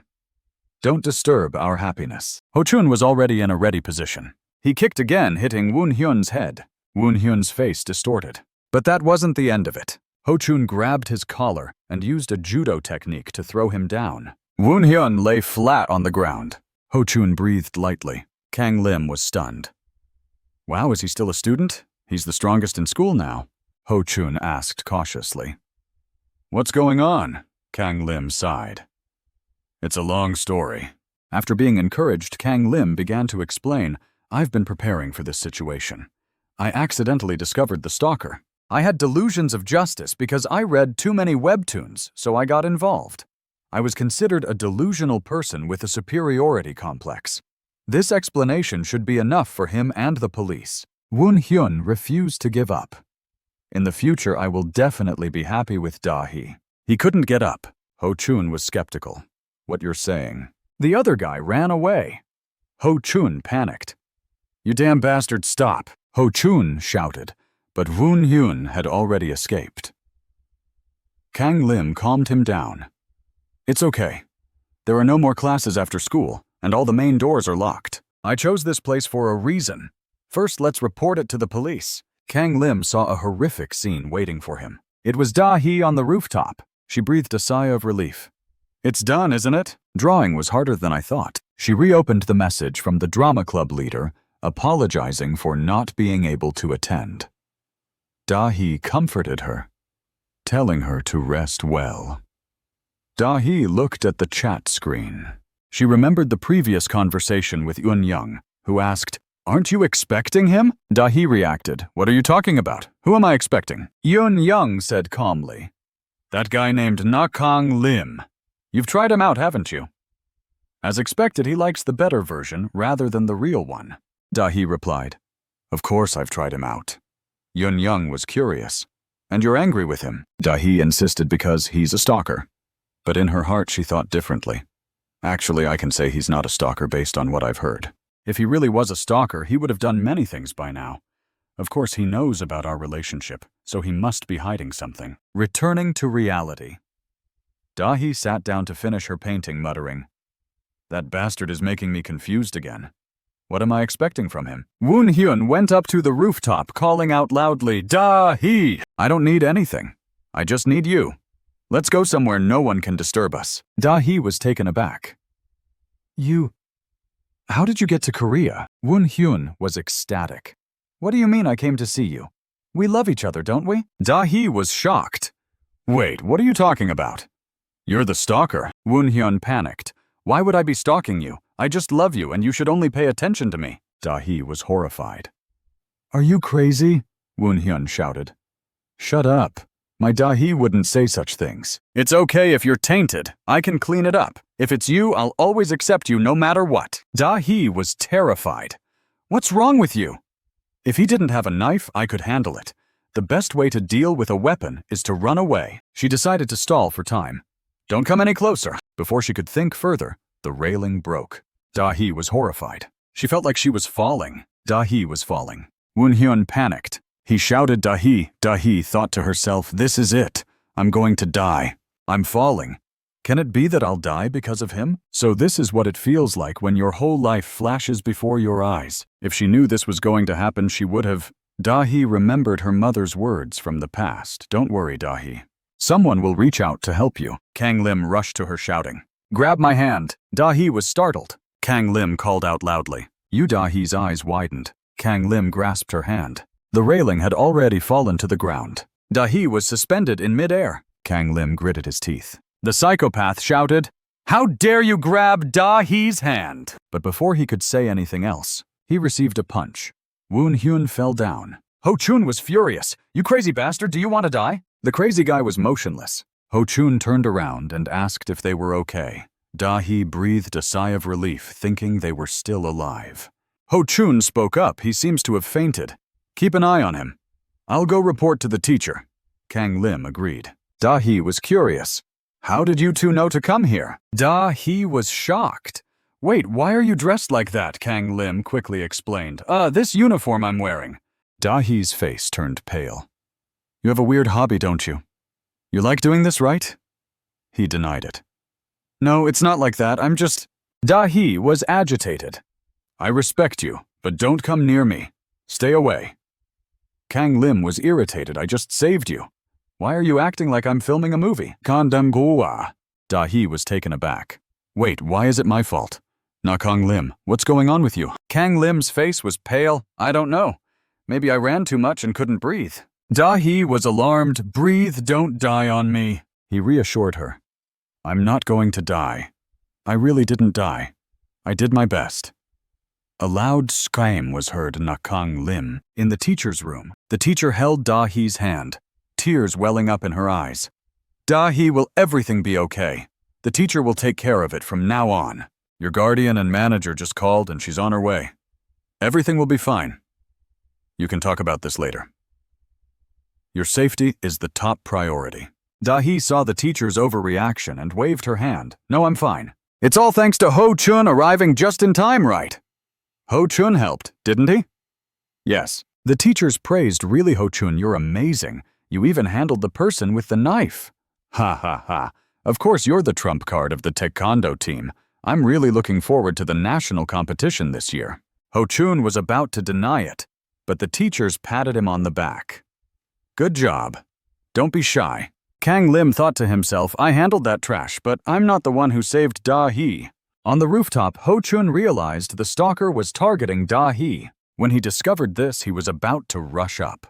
But suddenly, a familiar figure rushed past him, surprising Ho-chun. It was Kang Lim.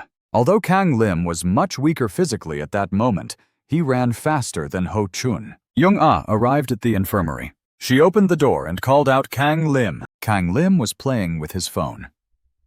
Park Jung, why are you here? Young-ah's eyes welled up with tears. I heard you got stabbed while protecting Da-hee. She pulled back the blanket to check on him. Are you okay? Is the wound deep? Kang Lim reassured her. Calm down, I'm fine. If I was really stabbed, I wouldn't be in the infirmary. I'd be in the emergency room. Young-ah breathed a sigh of relief. I understand. I heard you fell off a cliff while fighting 3 people. The school nurse just said he had a cramp and needed to rest. Young-ah nodded. You're right. Have you resolved the issue? Kang Lim nodded. Yes, thanks to you. You fulfilled my strange requests without asking questions. Kang Lim glanced at the uniform. I'll wash it and return it to you tomorrow. And thank Kim Na-yoon for me. You said the wig was borrowed from the drama club. How did you borrow it? Jung-ah whispered. You don't need to wash the uniform. Just give it to me. Jung-ah said nonchalantly. Don't worry, I was just joking about your new interest. Kang Lim was shocked. No, that's not okay. Why did you say that? Cowardly, she said. I thought you'd keep it a secret. Kang Lim nodded. That's right, but that's not what I meant. Young-soo stood behind the door, smiling coldly.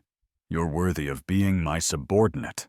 Kang Lim thought, as far as I know, this is the end of the case, right? A week had passed, and according to the latest news, the stalker had been arrested. It was all thanks to Yu Da-hee Kang Ho-chun and the audio file he had along with the evidence found in the stalker's room.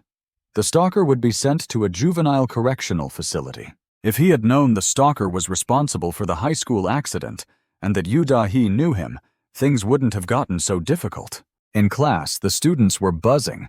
I heard we're having chicken soup for lunch today. Really, I'm so hungry. Yu Da-hee was still busy, so Kang Lim didn't have time to make amends with her. Various requests were being made. Da-hee continued to help various clubs, and there were rumors that she never refused their requests. It seemed many places wanted her help. Of course, she agreed to all the requests and was busy with her modeling work. She was really busy. She said she would definitely do it. Anyway, the stalking incident was over.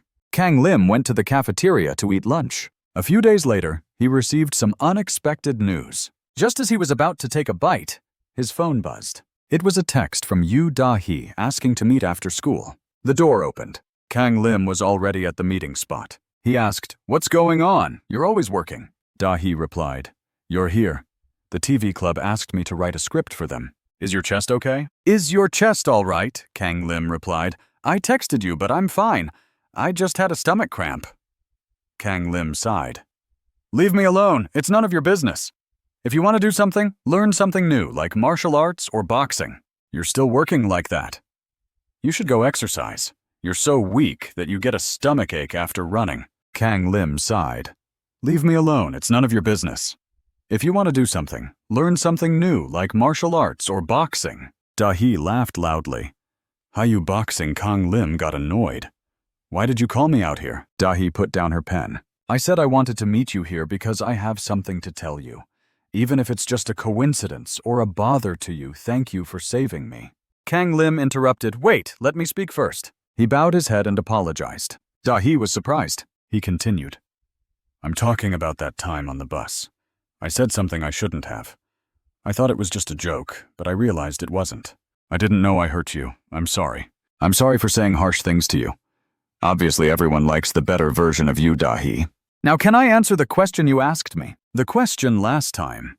If there wasn't a good you, Da-hee, would life be as great as it is now if I were true to myself? I think so, definitely. Da-hee got angry. What are you talking about? There's no way. If you're being polite to me, I don't need it. Kang Lim sneered. You think I'll be polite to you? You know the relationship between us. Of course our relationship is different now. But don't you think it would be great if you did that? Like being a queen? It would definitely go well. It can't go wrong. Because whether it's the good version or the hot-headed version, it's all you da he. She fell silent. Kang Lim said, "So you don't need to pretend around me. Just be yourself. Relax." Da he laughed loudly. "Ha ha. You're really something. You said you're not alone anymore, right? You've been preparing that line to cheer me up. It's so bad. Ha ha." "Sorry, but why do you keep saying alone?" Da he teased. "Don't worry, I won't force you to admit it if it's true. Kang Lim got annoyed. I don't want to be called that." Da he stepped forward. "Okay, let's say everything will be fine, right?" "Yeah, it will. If you want, I'll give you the honor of being called Da he's #1 fan." Kang Lim was taken aback. "What are you talking about? What am I?" She spoke loudly. "Why didn't you respond to what you just said? You're my fan. But why did I call you that, instead of appointing or choosing you?" Da he praised, "Because you did a great job managing me last time, and you helped me finish the list ahead of schedule." Kang Lim was curious, "So what?" She continued, "Now I'll do as you said. I won't pretend around you anymore, and I'll make you work hard as my slave. Just wait and see." He looked a bit embarrassed. "What's going on?" "It's like a scene straight out of a Webtoon." "Not really, but that's not what I meant." Da he smiled now. "You'll have to help me with all of this too. It's all from the TV club." Kang Lim wondered, "Why is there so much? Are you shouting about all this? Planning to dump everything on me and then bail?" "Well, it's actually a bit annoying, but I'm also happy to have a diligent, die-hard fan like you." Hey, Kang Lim reacted. "You just called me a slave, didn't you? Are you going to ignore it? What did you just say?" The next day, Da he texted Kang Lim wanting to ask about her and Seo Yun Young's matter. He replied hesitantly, "Do I really have to tell you everything?" Da he nodded. "I'm serious. It's just that before you moved here, I knew about you and joined your fan club, because I'm your fan." Da he read the messages and couldn't help but laugh. Suddenly, someone approached Da he. "Are you free? Do you have a minute?" She was surprised. "What's going on?" They said, "We don't know if you can help the baseball club today. We heard you've helped other clubs a lot. We heard that seniors from previous years also came to watch." Da he smiled wryly. "Sorry guys, I've been working all day and I'm a bit tired, so I was planning to head home early." The two people were surprised. "Can't you help us? We told the seniors you'd be there. We thought you'd definitely help. We heard you've helped the basketball and volleyball clubs. Can't you come help the baseball club? Is it that hard?" Da he got annoyed. "I said I couldn't make it. You idiots, can't you understand when I'm being polite? Are your ears broken? Do you need me to make a new hole for you?" They stood frozen. "What are you talking about?" She stood up, affirming. "So, I won't help. I'm tired." In class, Da he boasted, "Right guys. We watched all the drama from yesterday. The girls all chimed in, really. What was it like? Was the team captain cool?" She nodded enthusiastically. Yes. The chemistry teacher is also cool. Unfortunately, not as cool as..." Under Kang Lim's observation after the stalking accident, Yu Da-hee became closer to her classmates, unlike before, when she was still concerned about everyone's attention. Now she can chat more comfortably. But Da-hee is still discussing the drama. "You know, the part with Director Jin is really crazy. Watching a villain like him makes me so angry." Kang Lim didn't know she had changed. She had started to gradually show the self she had buried. And thanks to that, the wall that was almost untouchable had also become lower. And it seems like there's nothing wrong anymore. As for me, several days have passed and I'm still wondering about the conditions of the loop.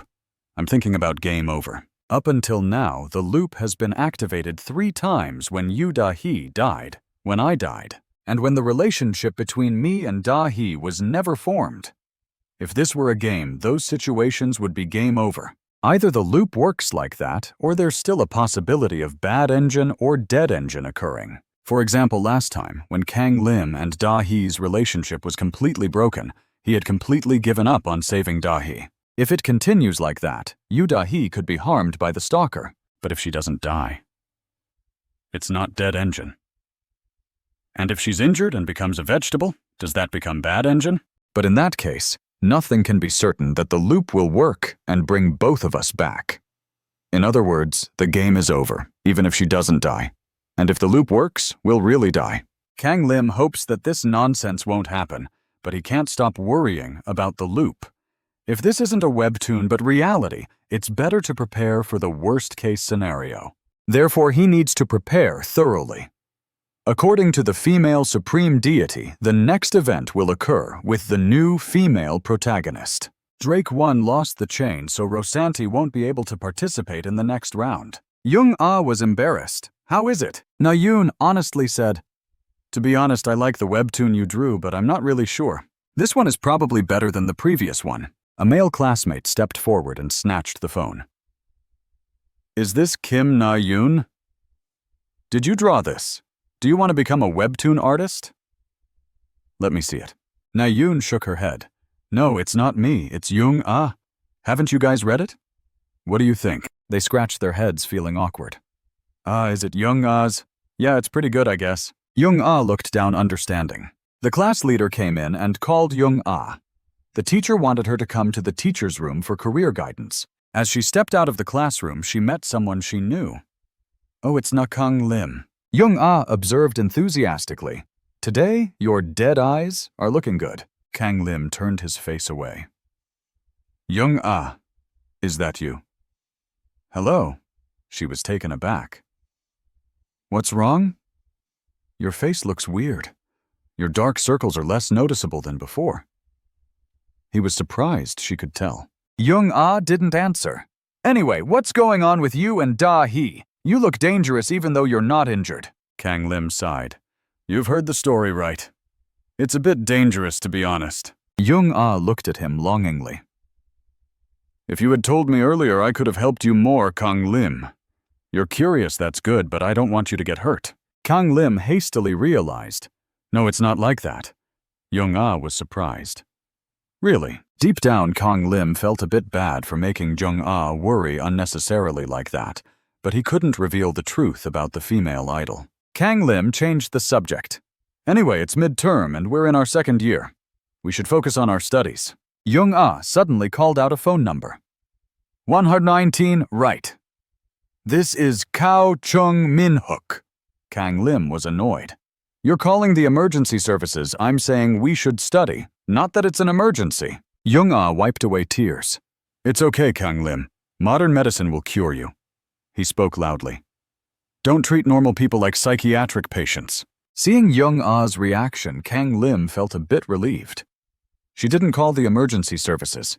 If it were Young-ah, she would definitely believe what Kang Lim said. But if he made another mistake, the future would be uncertain. He didn't want Young-ah to get involved in this danger. But Young-ah spoke up wanting to help. Kang Lim was taken aback. She repeated, "If something happens or if you're not okay, I still want to help you because you saved me when I was in a difficult time."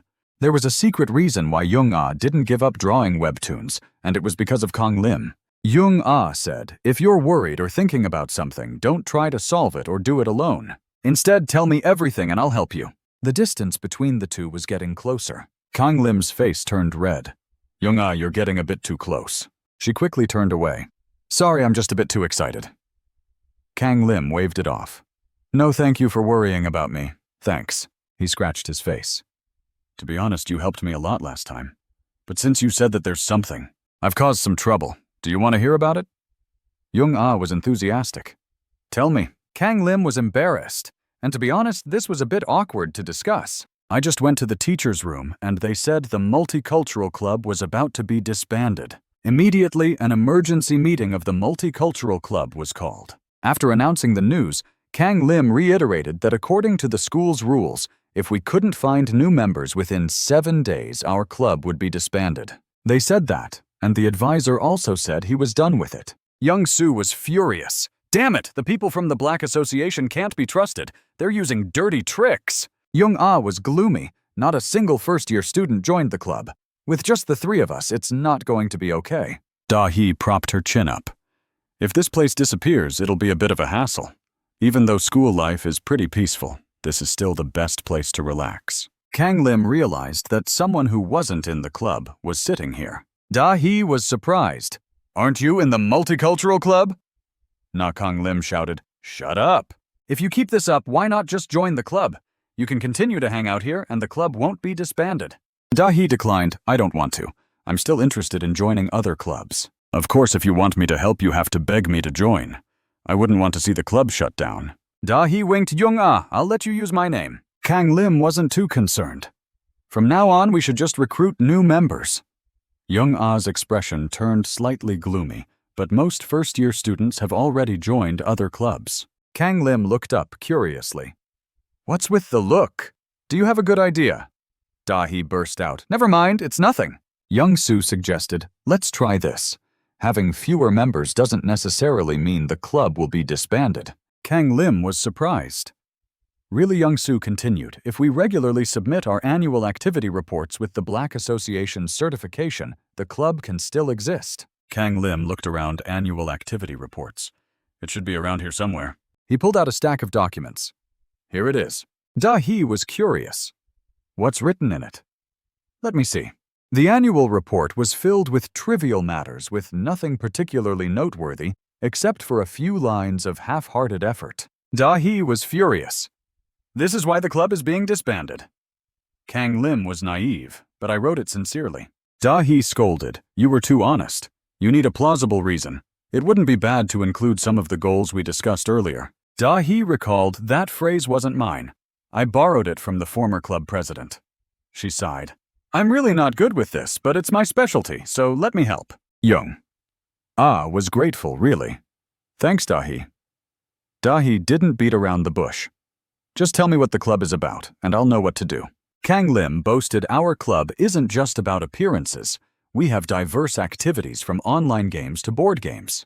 Young-soo added, sometimes we play online games like Witch Goddess, and we also play the caterpillar game that Young-soo brought from home.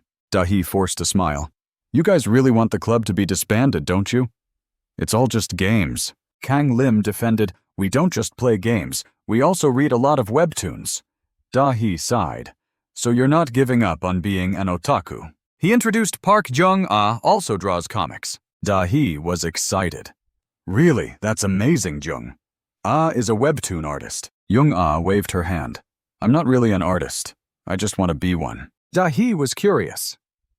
That's still great, if you're okay with it. Can I see your work? Jung-ah was hesitant. It's a bit embarrassing, but okay. She read the webtoon. Da-hee burst into tears, Hitchik. I can't believe the goblin sacrificed his whole life to save his friend. Jung-ah asked, are you going to post this webtoon? Da-hee replied, I'll add more cookies to my account. Jung-ah was hesitant. It's not finished yet. I'm still working on it for the upcoming competition. Shin Young-soo interrupted you, Da-hee. You read a lot of webtoons, right? That one is really good. It's just missing something. You should add a descendant of the ancient dragons, someone who can travel through time. That would be perfect. Da-hee smiled. It's okay. If you have something interesting, it won't be hard to write the annual report. Kang Lim was curious. Really? What are you going to write? Da-hee analyzed. I'm sure it'll be about making the members focus on the club's name.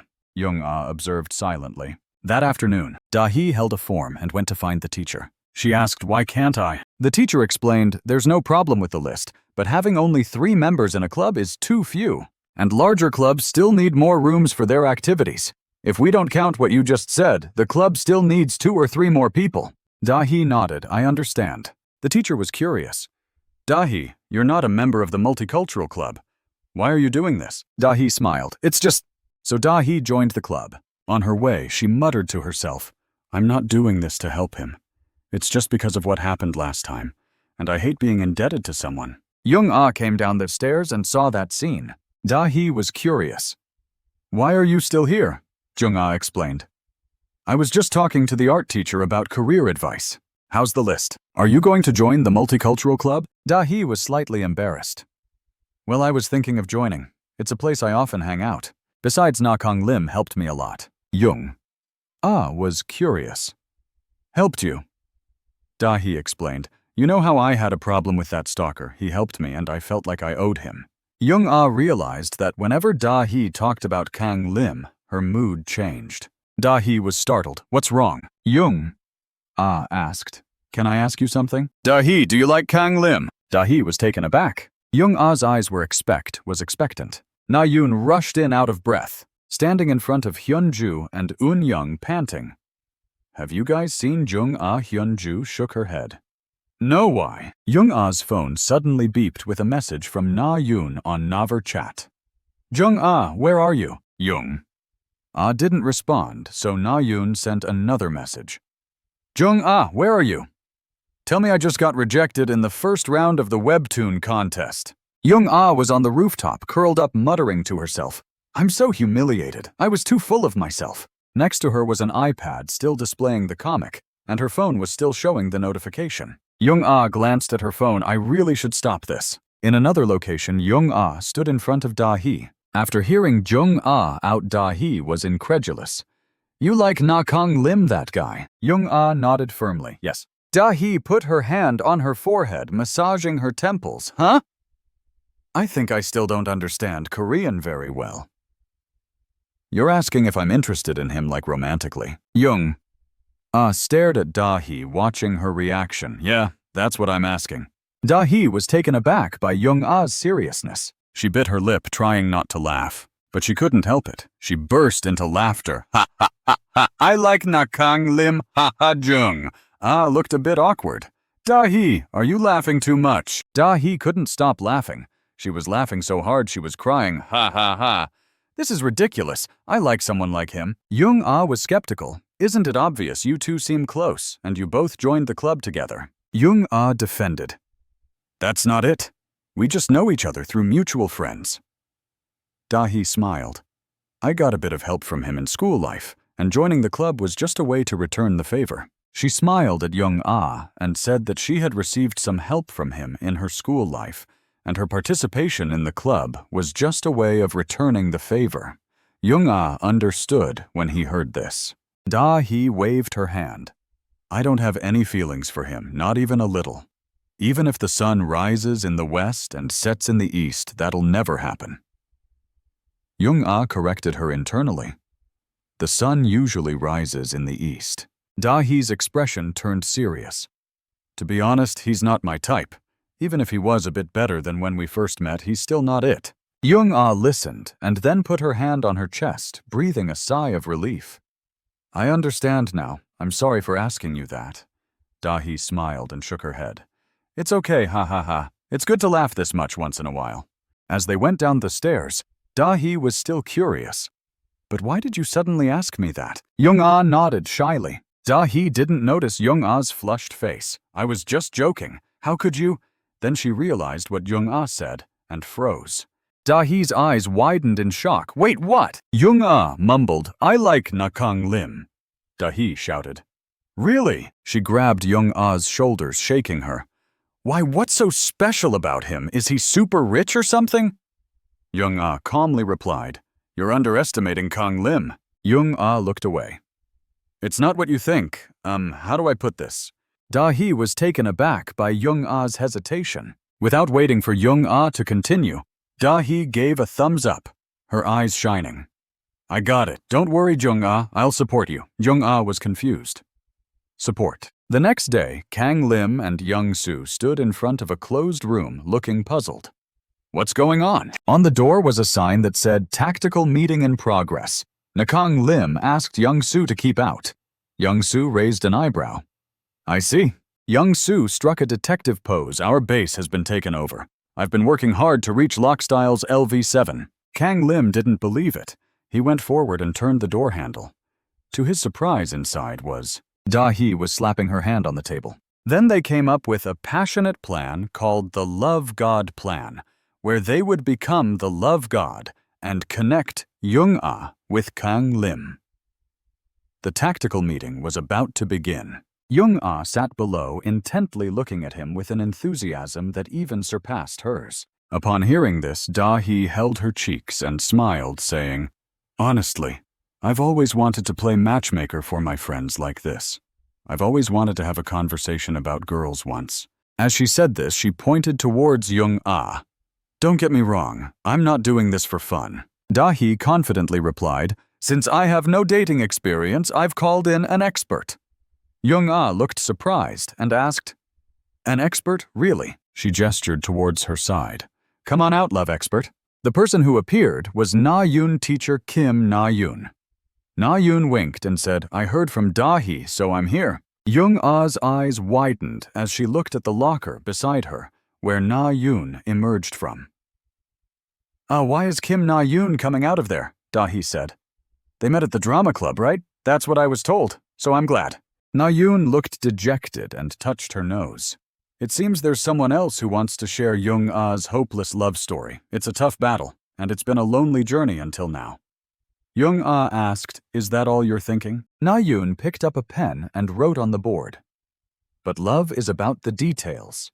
From today on, it has to end. Follow me. Love is about the details. Da-hee's eyes shone with enthusiasm as she repeated, Love is about the details. Young-ah looked at the two of them, feeling puzzled. You two seem to be enjoying this. Da-hee smiled smugly. Of course, there's a saying that love is a battlefield. Knowing your enemy and yourself, you can win 100 battles. Na-yoon nodded in agreement.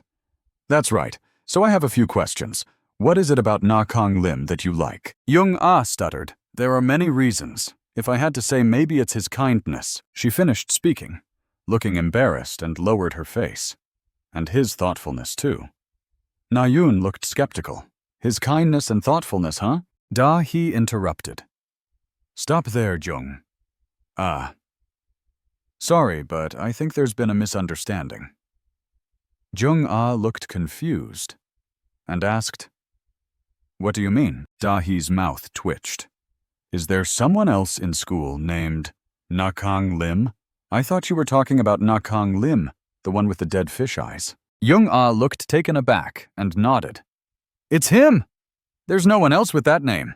His name is unique, and no one else has those dead fish eyes as beautiful as Kang Lim's. Both Da-hee and Na-yoon's expressions changed upon hearing Jung-ah's affirmation, with a look of confusion on their faces. Young-ah continued to affirm. When I mention Kang Lim, she blushed and said, I just can't help but like him more when I look at his dead fish eyes. Am I weird for liking his appearance? Yu Da-hee and Kim Na-yoon's standards of beauty were shaken as they stared at Young-ah, who was blushing. Love is scary, isn't it? Na-yoon sighed and pulled out a chair. All right, let's just go with it. Na-yoon sat down and said, I've written a book about giving advice on relationships from the 2nd to the 10th edition, which is being sold at the store for 9,000. Young-ah was surprised. You've been doing business since when? Na-yoon said. To be honest, your relationship doesn't need advice. Young-ah didn't understand. What do you mean? Na-yoon's expression turned serious. Your relationship is already too close. But despite being so close, nothing's happened yet.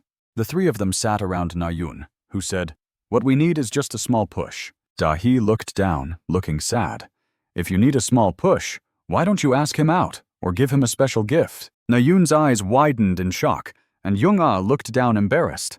Da-hee saw their reactions and panicked. What's wrong? Na-yoon replied, Gifts won't work because she can't give it to him. Da-hee looked puzzled.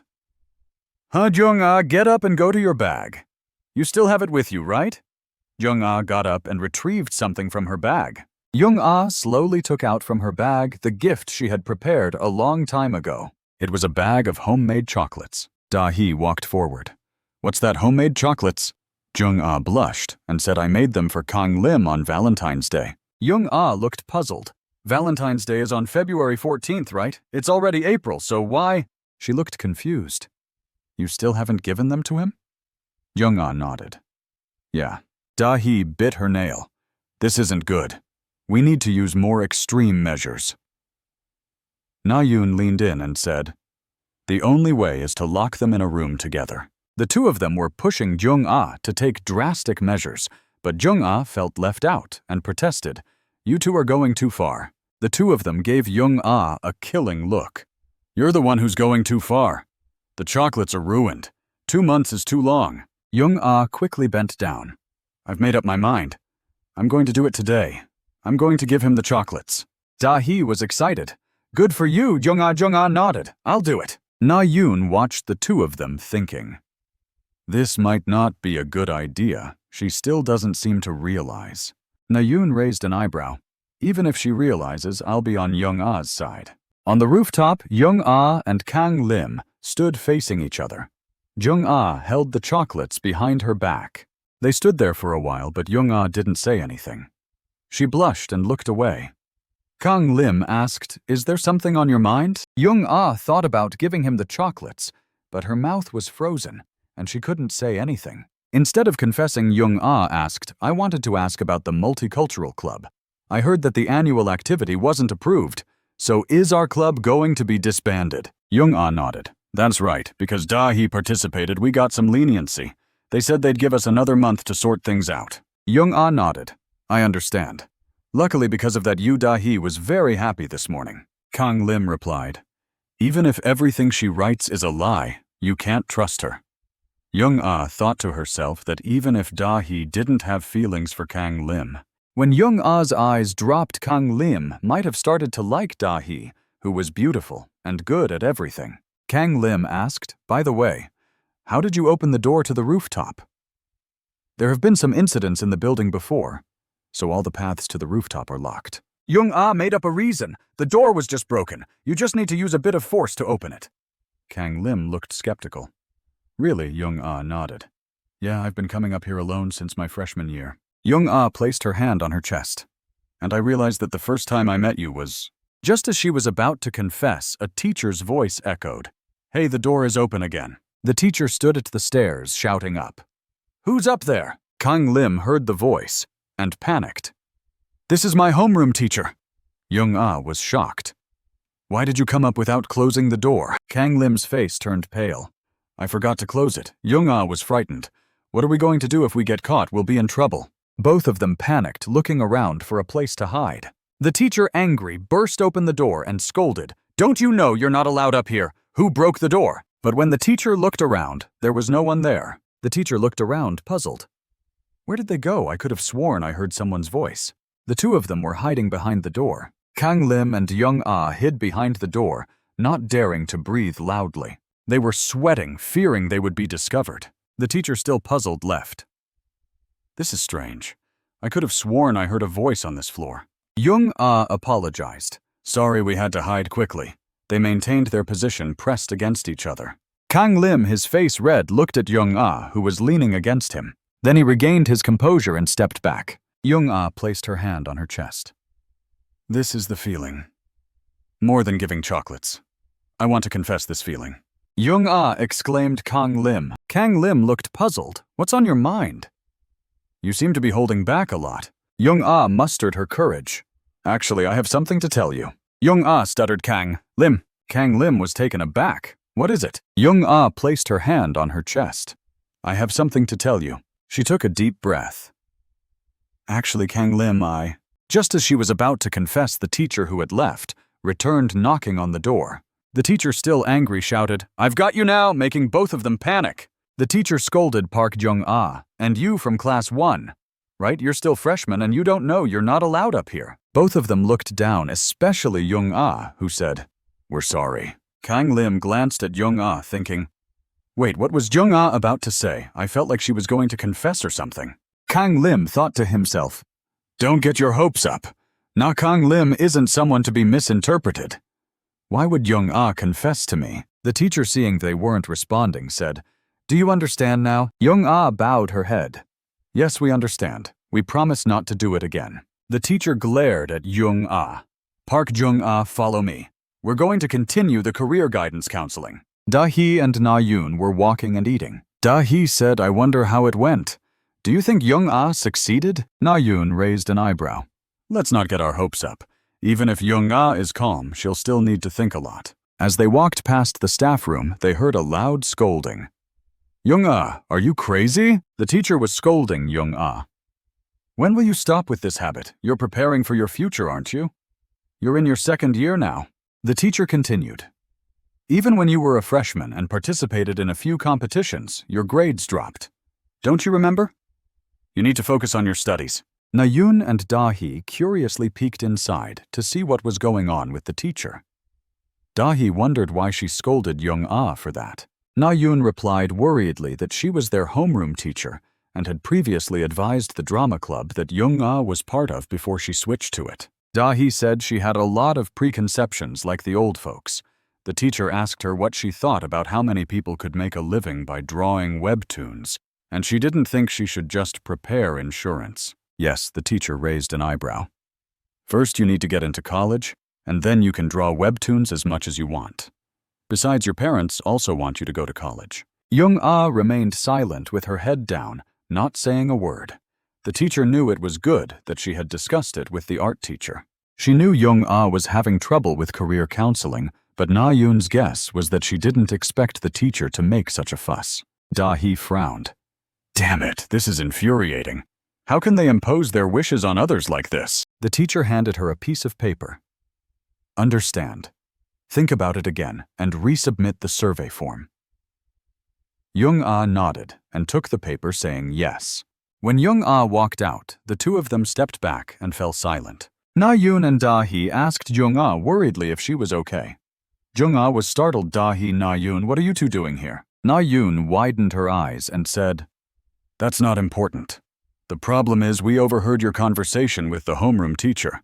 Da-hee exclaimed, That teacher is really outrageous. Young-ah didn't get angry. Instead, she smiled and said, Yes, she might have spoken a bit harshly, but it's only because she wants the best for me. Her eyes drooped slightly, and then she continued talking about the chocolate. The two of them looked at Young-ah in confusion. Young-ah asked curiously, What's wrong? Na-yoon shook her head and didn't say anything. Da-hee spoke up. You look better than we thought. We were actually going to comfort you. Young-ah smiled and said, I'm fine, I feel okay about this. Da-hee didn't believe her and asked, Really? Young-ah nodded. Really? I don't care what others say about me. She said happily, I just need people who understand me, and that's enough. Young-ah began to tell her story from when she was young, saying that she didn't have many relatives around her age. She looked back on her small self and recalled being left alone at her uncle's house during holidays, feeling distant from the adults. She was holding a phone, and one day her father felt sorry for her and gave her a phone with many pre-installed apps. On the screen was a Webtoon app. That was the first time she knew about Webtoons. She was amazed and didn't take long to become immersed in it. After that, Young-ah started drawing. She began with basic strokes because it was fun and she wanted to be praised. When she was young, she believed that if she worked hard enough, Young-ah was thrilled at the prospect of drawing every day and one day becoming a Webtoon artist. But her parents spoke with disdain. A Webtoon artist? Our parents are just being childish. Haha, it's okay. At your age, it's understandable why they don't take this seriously. But her friends and peers didn't believe in her either. Is that so? It sounds interesting. Are you going to do it for real? The teacher scolded Young-ah again. You should focus on your studies. If you think about your grades, everyone will make it hard for you. Young-ah felt desperate and trapped. Everyone tried to make her feel better by praising her, but no one took her aspirations seriously. Young-ah buried her head in her computer. That was why she participated in the Webtoon contest, to prove to them that she was serious about it. Young-ah had registered on the Webtoon platform. She wanted to prove to them that she could do it. She had registered successfully, but then she felt devastated because she was rejected. It was humiliating. She had been too delusional about this. Notifications popped up beside Young-ah. The notification read, Navigator Na-yoon, where are you? The 11th Webtoon contest first round results failed. Young-ah looked over with a disappointed gaze, thinking that she should probably give up. Young-ah buried her face in her pillow, thinking that she should just treat it as a hobby and be done with it. Young-ah picked up her iPad, thinking that she should grow up and look forward. She stood there in a daze, looking ahead, thinking that she just needed to throw away the USB and everything would be over. Then Young-ah took the USB and stood at the railing. But she hesitated, wondering if she should throw it away like this. She wanted to do this. She thought about the scene where she would throw away her drafts and start everything anew. She wondered if this was the right thing to do. The wind on the rooftop blew past her. Her hair was blown by the wind. Suddenly, the iPad slipped from Young-ah's hands. Young-ah reached out in panic, but was too late. The iPad fell into the bushes right where Kang Lim was walking towards. He walked closer and reached out to pick it up. Why is there a tablet falling from the sky? It's like a modern version of Death Note. He picked it up and looked at the screen. This isn't locked. A Webtoon, huh? Then he just stood there, scrolling through Young-ah's Webtoon. Young-ah rushed down from the rooftop and saw him standing there. Are you okay? Are you hurt? He shook his head. I'm fine. Is this your tablet? Young-ah was surprised. You're a freshman too, right? Yeah, I accidentally dropped it from the rooftop. Luckily, it landed here. Young-ah pointed to the comic on the iPad. You drew this webtoon, right? I've never seen this before. Young-ah was surprised. You've read it. Kang Lim looked puzzled. Am I not allowed to read it? Sorry, I didn't mean to look. Young-ah shook her head. No, it's not that you're not allowed to. She wanted to hear his opinion. What do you think of it? He stared at it for a moment, then scratched his head. It seems pretty okay. Young-ah was silent for a moment before asking. Really? Kang Lim rubbed his chin, giving his personal opinion. Personally, I was a bit disappointed with the main character. The design is okay, but it feels like the main character just appears to resolve issues, which makes the character lack depth. There's no backstory or reason for fighting. He continued to immerse himself in the comic. I quite like the setting and scenery. It's quite unique.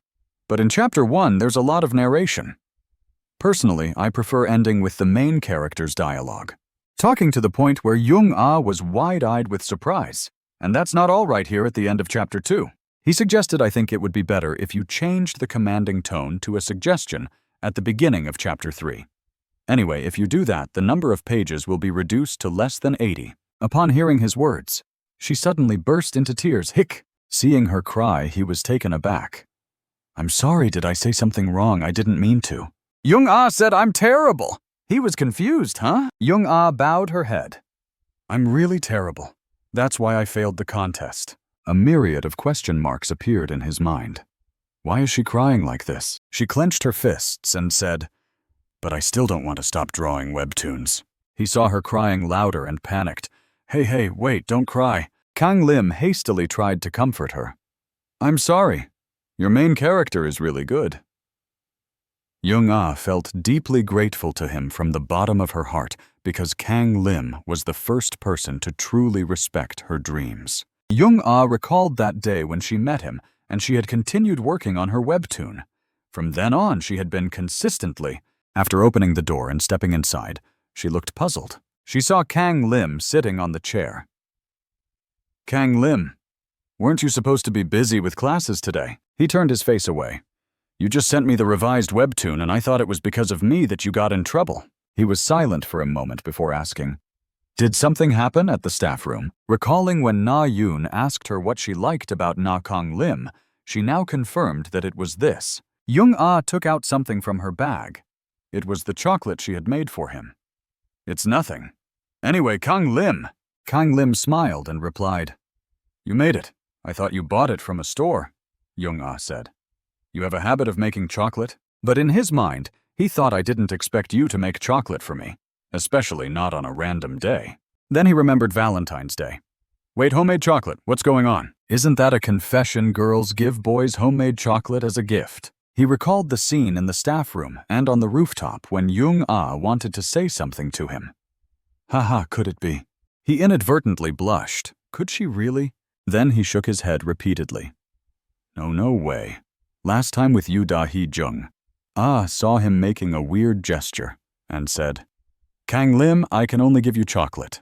Kang Lim stood up, waving his hand. No, it's nothing. Ha, I was just being shy about eating it. Then he tripped over the chair. The bag of chocolate fell from his hands into the air. The scene before them was Kang Lim lying on top of Young-ah. Both of them were frozen in place. Young-ah smiled happily and asked, Is it delicious? Kang Lim heard her question and blushed. Then he quickly stood up, stepping back. It's very, very sweet and crunchy. He gestured with his hands. It's like a chemical reaction happening in my mouth. The sweetness is exploding and spreading throughout my mouth. She smiled. It's delicious, just like buying it from a store. Young-ah called out his name, Kang Lim. He stiffened. In Young-ah's mind, she thought I can't say it now, because I'm afraid that our relationship will change. But someday, I'll definitely tell you how I feel. Please keep supporting me. Young-ah clasped her hands together, thinking about the future. Hearing her, he was confused. Huh? What do you mean? Jung burst out laughing. Haha, nothing. He looked puzzled. Really? Jung changed the subject. The Webtoon. How is it? I'll fix the mistakes you pointed out. He waved his hand. My opinion isn't that important. You know that. On the computer screen, a notification popped up, promoted to platinum ranked solo duo confirmed. Jung sat in front of the computer cheering. Yes, I did it. I reached platinum. Kang Lim was incredulous. Seriously, she reached that rank in less than 20 games. Young-soo rubbed his chin, thinking that she had talent that could surpass him. Da-hee rushed over, grabbing Jung-ah's hand. Wait for me just a bit longer. Jung-ah, I'll climb the ranks quickly, so let's play together, okay? Jung-ah smiled. I'm looking forward to it. Kang Lim's expression turned ugly, and he felt incredibly frustrated. He thought to himself, I could have made it to the gold rank if it weren't for those game-ruining guys before. I'm always stuck with these young kids as teammates. Da-hee snapped at him.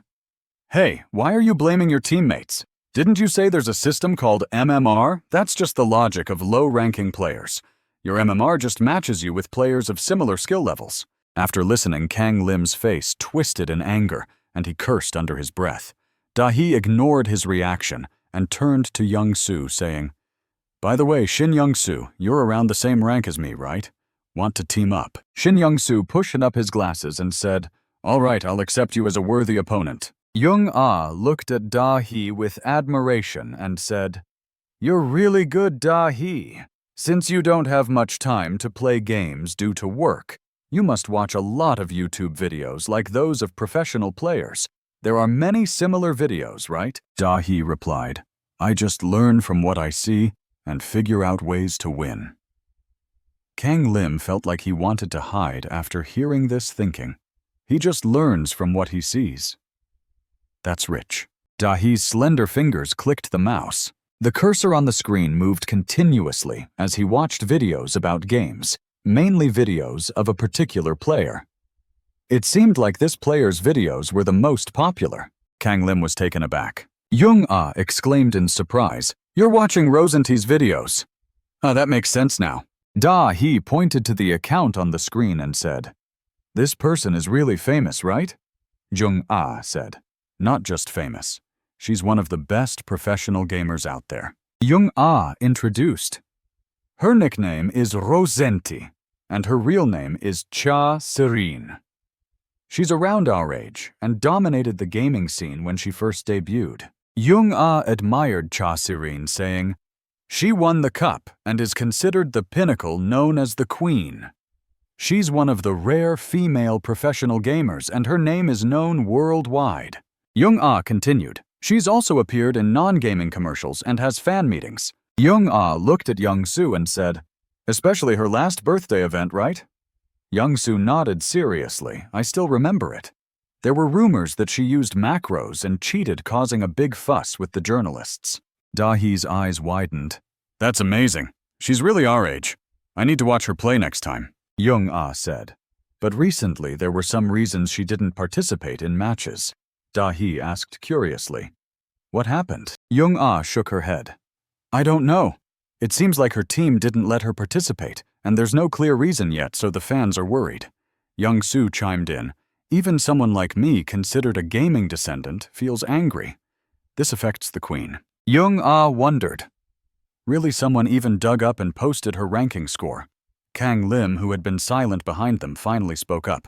In his mind, Kang Lim thought that this situation had happened before in the world of the Supreme Goddess. And now it was happening again after the two worlds merged.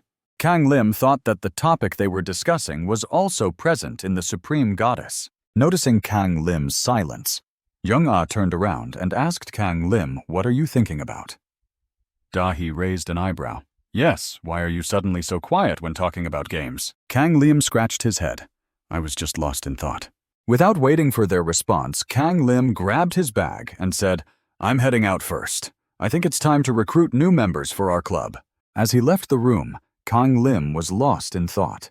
It was time to resolve the issue related to Cha Serene, the second female protagonist. If he failed, Cha Serene would be accused of match fixing. Kang Lim thought about how the first incident involving Cha Serene was about match fixing, similar to the stalking incident with Yu Da-hee. He frowned, thinking that it was out of character for Cha Serene to be involved in such a scandal. She was someone who cared about the game more than anyone else, so it was unlikely she would cheat. However, after suspecting that someone close to her might be involved, he thought about the scene where Serene chased after the broker she had contacted to investigate the truth. Then Serene collided with the main character, and they both encountered a problem. Together, they searched for the culprit and evidence. Kang Lim thought about how they overcame the crisis together because they were almost accused. They became closer after resolving the issue together. The match-fixing incident began when they first met. Kang Lim suddenly stopped in front of a PC room that Cha Serene often visited. He had checked and confirmed that this was the PC room. Kang Lim stared at the signboard. "I've checked the date of the tournament, and it's today." Then he left, thinking I'll wait and time my appearance to recreate the first meeting between the main character and Cha Serene. Kang Lim stood behind a pillar, wondering if it was reasonable to follow the storyline of Supreme Goddess. He thought that last time, even when he followed the storyline perfectly, it didn't work out, because he wasn't the main character. Recalling the past, Kang Lim was injured, and he had to endure the pain deeply.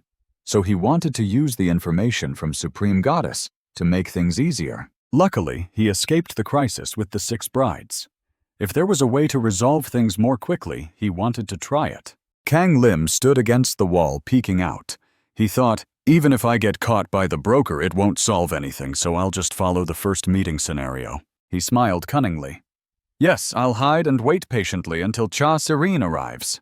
A few hours later, as it got darker, Kang Lim was still standing there. Cha Serene hadn't arrived. He thought, is this the difference between webtoons and reality? Several hours had passed. His legs were numb from standing. Everything had always gone according to the webtoon. This method wasn't working. He decided to go into the PC room and play a few rounds. He thought it should be fine if I sit by the window. As he was about to step in, he bumped into Serene. "Oh, I'm sorry," he said. Serene, wearing a mask, quickly passed by him. Kang Lim was confused, But then he stared, realizing something was familiar. Wait, that hairstyle. That's Cha Serene, he thought. He was taken aback. What kind of disguise is this? She was disguising herself because she was about to meet the broker. Kang Lim realized she's really clumsy. Then Kang Lim followed Serene again, thinking, I need to be prepared. She's appearing, which means she's about to meet the broker. He saw Serene meet a woman at a bus stop. Serene said 0700 at the bus stop in front of the PC room. Manhwa said to talk to the person wearing a white hat, right? Serene approached the woman who looked confused. What do you want from me, kid? Serene didn't believe the woman wasn't involved. Serene pushed up her glasses and said, It won't work. Just confess and tell me everything. The ID card fell to the ground. Serene thought the woman seemed clueless about what was happening. The man beside them sighed. Great, another one. Last time it was a journalist, and this time it's a kid. The man who was the broker lit a cigarette and said, You're just wasting your time. She's just waiting for a bus. Give up. Serene was taken aback. You're the broker? The old woman looked confused. Serene moved towards him. You're just wasting my time. Time is money. The broker looked at her with disdain. You should be grateful that the security here is good. Otherwise, you'd be paying with your life. Serene pulled out her phone to stop him. Wait. He made a swift escape, and it was Serene's turn. She chased after him. Stopping, he wasn't sure whether this plan would be effective. Kang Lim suddenly appeared in front of Serene. Damn it! Kang Lim bumped into Serene, and they both fell to the ground. Serene's glasses fell off. Serene rubbed her head. What's wrong with you? Why did you suddenly appear? Kang Lim's face turned red as he saw Serene's face clearly. Kang Lim quickly apologized. I'm sorry. Are you okay? Serene frowned. You're the one I bumped into earlier, right? You did this on purpose. Serene stood up. Forget it. I'm not wasting my time on this. Kang Lim, still on the ground, raised his hand. It's okay, Na Kang Lim. You don't have to rush. He recalled that in Supreme Goddess Serene bumped into someone else, and this situation had happened before. Everything would be fine if he followed the script exactly as the main character did. Serene asked again. "What's going on? Do you have a problem with me?" Kang Lim said. "I'm sorry, but I can't let you leave." Kang Lim looked serious. "You seem troubled. I want to help you even if I don't know what's going on." Serene was taken aback by his words. Serene's face turned cold. "What are you talking about? What did you just say?" Kang Lim froze. Kang Lim was stunned. "Huh? Is this her reaction?" Serene walked forward, her expression stern. "You think I'm troubled? You're annoying. What do you know about me?" Serene stared at him with a cold expression. "Why are you behaving like that when this is the first time we've met? Is this some new approach you've crossed the line?" Why did he look so bewildered? Wasn't Shin Young being warm towards him? His reaction was completely different from what it was with the Supreme Goddess. Shouldn't she have been moved and the atmosphere be warm? The same situation? But why were their reactions so different? Serene turned away in annoyance. "You think you're the protagonist of some drama, saving someone you've just met?" Why was he sweating so much? Was it because he was talking to him? Even when he repeated every word, exactly the speaker was still him, not the main character. Serene glanced at him with a less than friendly gaze. "Illusions have their limits. I'm not interested in someone like you, so go find someone else." With that, Serene turned and left, not giving Kang Lim a chance to react. Kang Lim stood there watching Serene's retreating back and couldn't help but smile foolishly. "Ha ha ha ha, today's lesson." Kang Lim was frozen in place. The next day back in the classroom, Kang Lim looked awkwardly at the two people. "Ha ha ha, you need to look in the mirror and know your place." Young Ah asked Kang Lim with concern. "Hey, what's wrong?" "Dahi directly told you, didn't she?" "You're suddenly smiling like a fool." Kang Lim felt extremely down. Is appearance really that important? He left the classroom rubbing his chin as he walked. Kang Lim thought that his initial idea wasn't wrong. He just needed to change his approach with the 6 brides-to-be. He glanced at a clothing store. Easier said than done. Then Kang Lim's eyes moved to a hat stand. 2 items for just 10,000 won. Kang Lim adjusted his tie. "All right, let's plan something new. First, I need to prepare a few things." Kang Lim left, and the broker would arrive at 7 o'clock. Cha Serene was also supposed to come around that time. He recalled their meeting yesterday. Cha Serene was supposed to arrive around that time, meaning he was likely somewhere near the bus stop. So he must be around here now. Kang Lim stood in the same spot waiting. Soon he saw him sitting on a bench typing on his phone. The man was holding his phone looking intently at the screen. There he is. Kang Lim stood by the wall observing. "That's definitely him with glasses and a white hat." He crouched down.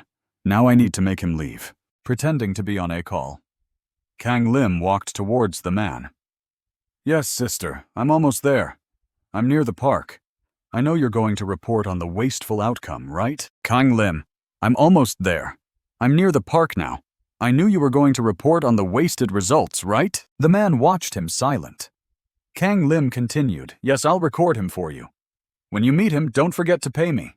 The man clicked his tongue. Again, the man stood up and left. Kang Lim watched him go. Kang Lim smiled wickedly. He's gone. The taxi driver approached. "Excuse me, wasn't it?"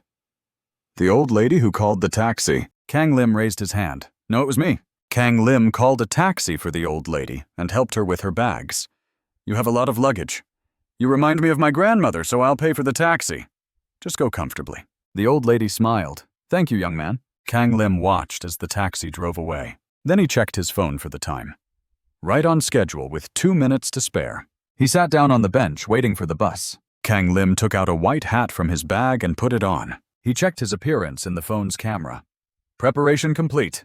Just as he finished, Serene arrived. Serene muttered to himself 7 o'clock at the bus stop in front of the game room. Min Hyuk said the person would be wearing a white hat, right? Serene stood in front of him, still in his disguise. "So you're the broker, right?" Kang Lim remained silent, still pretending to be on his phone. Serene frowned. "Silence won't help. From the email we investigated, you're clearly involved in manipulating the results. Confess who's involved." Only then did Kang Lim pretend to look up. "Excuse me, are you talking to me?" Serene was taken aback. "Huh." Kang Lim stood up, feigning recognition. "Oh, you're Cha Serene, right? I didn't know you wore glasses and a mask, but..." Serene's expression turned stern. "You're not the broker?" Kang Lim ignored Serene's question, continuing. "With that voice and hair, it's definitely you." Kang Lim showed him Serene's YouTube channel. "I'm a fan. I'm watching your Rosenti video." Serene opened his mouth. "Sorry, I must have mistaken you." Kang Lim raised an eyebrow.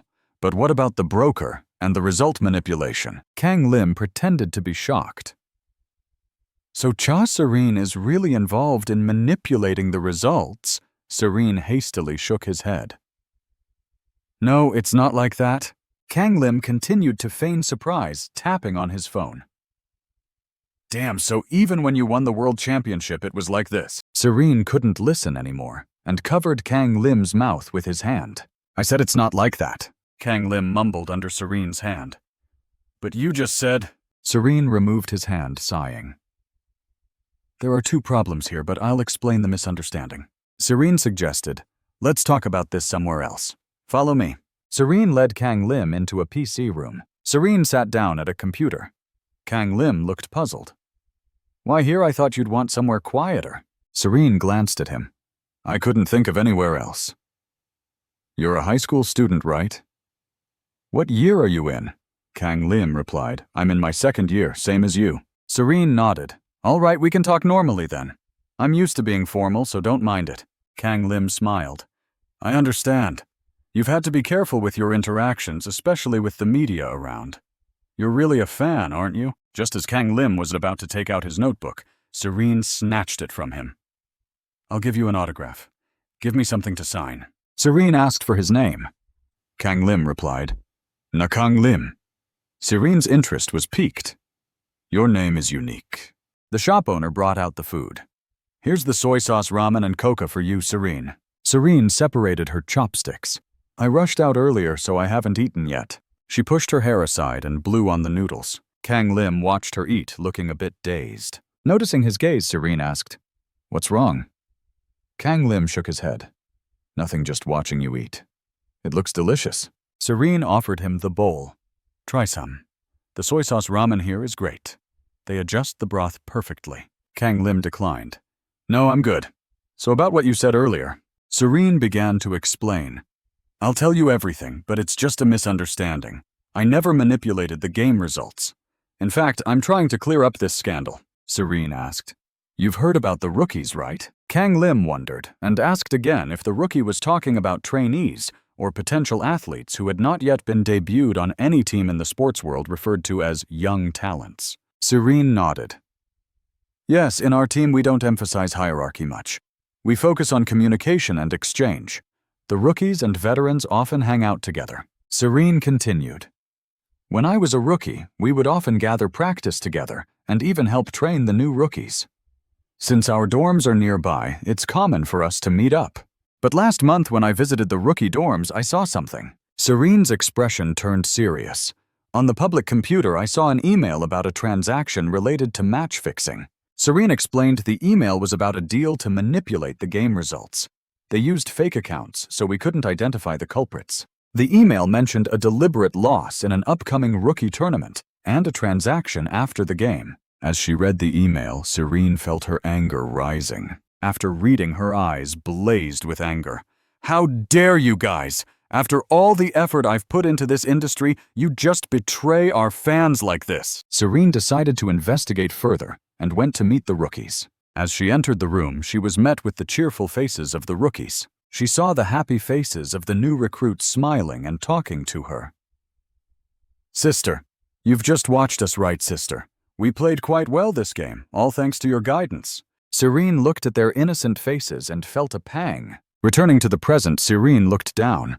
"I couldn't ask them anything. I was too scared." Kang Lim listened silently as Serene shared her concerns. Kang Lim spoke up. "With your personality, you wouldn't let this slide, would you?" Serene nodded. "Of course not. I reported it to the chairman that night, but the evidence was deleted." Serene recalled the chairman's reaction. "He kept saying it wasn't possible for our team to do such a thing and tried to shut me up." Kang Lim remembered the chairman. Ah, the bald guy. He seems like a typical villain. Serene's face darkened. I still can't let it go. I'm trying to investigate on my own. She glanced at him, so I was trying to handle this arrangement on my own. I had contacted the broker to catch him in the act. She frowned, but he didn't show up at the bus stop. Maybe he had realized it was a trap. Kang Lim was startled. He shrugged. It's still okay, right? I mean, it'll be fine, won't it? Ha ha. You said the tournament is coming up soon, right? So you just need to stop it. Even if it doesn't succeed, you can still make everything public. Then seeing her look at him, he gestured with his hands. Of course you have to stop it first. Serene interrupted him. Do you believe what I'm saying? Kang Lim looked puzzled. Huh, what do you mean? Serene spoke from her heart. I didn't think you'd believe me right away. I've talked to a few people about this, but none of them believed me. When she opened her eyes wide, they all mocked me, thinking that new recruits wouldn't do such things, that I was just being too sensitive, that my health wasn't good, that I was daydreaming. The more Serene spoke, the more agitated she became. But I didn't expect someone I'd just met to believe me so readily. To be honest, I was quite surprised. He thought that he had probably gone a bit too far with the information from the Supreme Goddess. Kang Lim rubbed his neck. I guess I went a bit far with the information from Supreme Goddess. What do you mean by confusing? I'm a big fan of Rosenti. You turned away, responding because you know how dedicated he is to the game, so you must believe what he just mentioned. She thought for a moment, then nodded, indicating she understood. Kang Lim sighed inwardly. From now on, he needed to be more cautious. Somehow, he had managed to pass Serene, who was looking down. Serene asked, Can I ask you for a favor? I have a plan to catch the person rigging the matches among the new recruits. Kang Lim raised an eyebrow. What's that? Serene looked at him with sincere eyes and said, Go out with me somewhere this Sunday. The two left the internet cafe. Kang Lim hurried after them. Wait, Cha, Serene, what do you mean by that? Where are we going? What do you mean? Why I want to go with you? Serene looked sad. It's the birthday of one of the new recruits soon, and I need someone to go with me to choose a gift. He was taken aback. Who? Serene replied after they had chosen a gift for the young recruit. Serene said, I want to create an opportunity for us to discuss the match fixing. That's why I want you to go shopping with me. Kang Lim nodded. If it is just that, what about practice and similar things? Serene shook his head. It's okay. That day is Sunday, and the manager said I should rest after the recent events. He mentioned that he wanted to continue practicing, so he had changed his account password. At the internet cafe, he practiced his reflexes with a few game titles. He rubbed his chin and apologized. I'm not good at choosing gifts for others, Serene asked. Won't you be better at it than me? She stared at him. Last time, at another member's birthday, I gave a bus card and a biography of Steve Jerry as a gift. Kang Lim was astonished. Serene explained that the bus card was practical, and Steve Jerry was a role model for the youth. He thought it was a good gift, but the reaction was, he said he understood why Serene chose it, but it was quite unusual. Serene asked, So aren't you going? I'm not forcing you to go. Kang Lim hastily shook his head. It's not that I don't want to go. Then let's go. You said it's on Sunday, right? Serene brought his phone close to Kang Lim's face. All right, let's exchange phone numbers. After getting her information, she bowed and left. I'll call you later. Have a safe trip home. He waved goodbye. He walked alone, lost in thought. His mind was filled with a jumble of thoughts. He decided to take a different path from the storyline of Supreme Goddess. Small changes like this were unavoidable in the future. He rubbed his chin. Anyway, he needed to choose a gift. The shopping district seemed like the most suitable place. Kang Lim suddenly stopped. Wait a minute. He was taken aback. Isn't this? Kang Lim's eyes widened.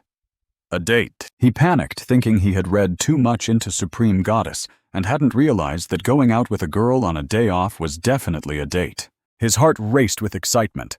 He clenched his fists. Finally, the days of spring had come for him too. He was so excited and looking forward to it.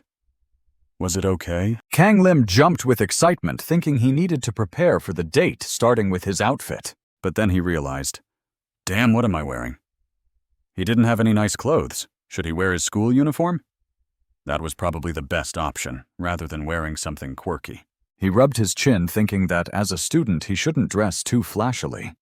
Two girls walked by, discussing someone they had been introduced to, saying he was the worst. One of the girls with curly hair said, "Really, I thought he was your type from the photos." The other girl replied, "But he showed up in his school uniform on the first date, and it was on a day off. It was so awkward." The two girls walked past, laughing. That was a blind date, right? How could they introduce someone like that to her? That's what I was saying. I was almost speechless. So we just had coffee. He lowered his head, silent, looking at his school uniform. He panicked. "There are only 2 days left until Sunday. I can't waste any more time like this." Kang Lim rushed back home. "I'm back." He threw his shoes around and asked Na Min Young, "Lend me your mirror." Min Young, sitting on a chair watching a movie, was taken aback. "No way." Why? Kang Lim shook his head. "No time to explain. Hurry," he shouted. "Mom, why did you put my stuff in a box, the clothes I never wear?" His mother shouted back. "Don't make a mess in the middle of the night." Min Young was speechless. "Seriously, is his brain okay?" Da-hee answered the phone. "Hey, why are you calling me on a Saturday? Do you want me to help you choose an outfit?" On the other end, Kang Lim was rummaging through his clothes. "Please, you're a model and I'm out of options. I just need something decent." Da-hee teased, "I don't know if I'm good at picking out guys' clothes, but I'm probably better than you, dressing flashily." Kang Lim was desperate. "I need it before tomorrow. It's an emergency." Da-hee asked, "What are you planning to do tomorrow? Why are you so concerned about your outfit?" Kang Lim hesitated. "I'm just meeting a friend. I want to dress nicely." Da-hee raised an eyebrow on the other end of the line. Da-hee said, "If you want me to help, I can. Do you have any clothes picked out already?" Kang Lim replied, "I've looked into it a bit and chosen a few outfits. If none of them work, I'll have to buy new ones." Da-hee made a scene that left Kang Lim speechless. But even if he wanted to dress simply, he wouldn't have many options, especially as a young person. He could either go for street fashion or dress ordinarily by taking advice from roadside shops or dress luxuriously. Even Americans visiting Korea have to change because they love kimchi, the largest fashion brand in Korea.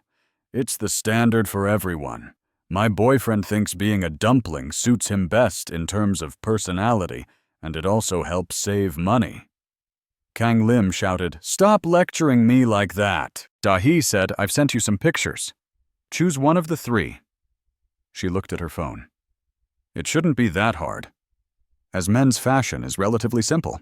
After looking at the pictures, Da-hee was taken aback. The clothes Kang Lim was wearing looked like something a homeless person would wear.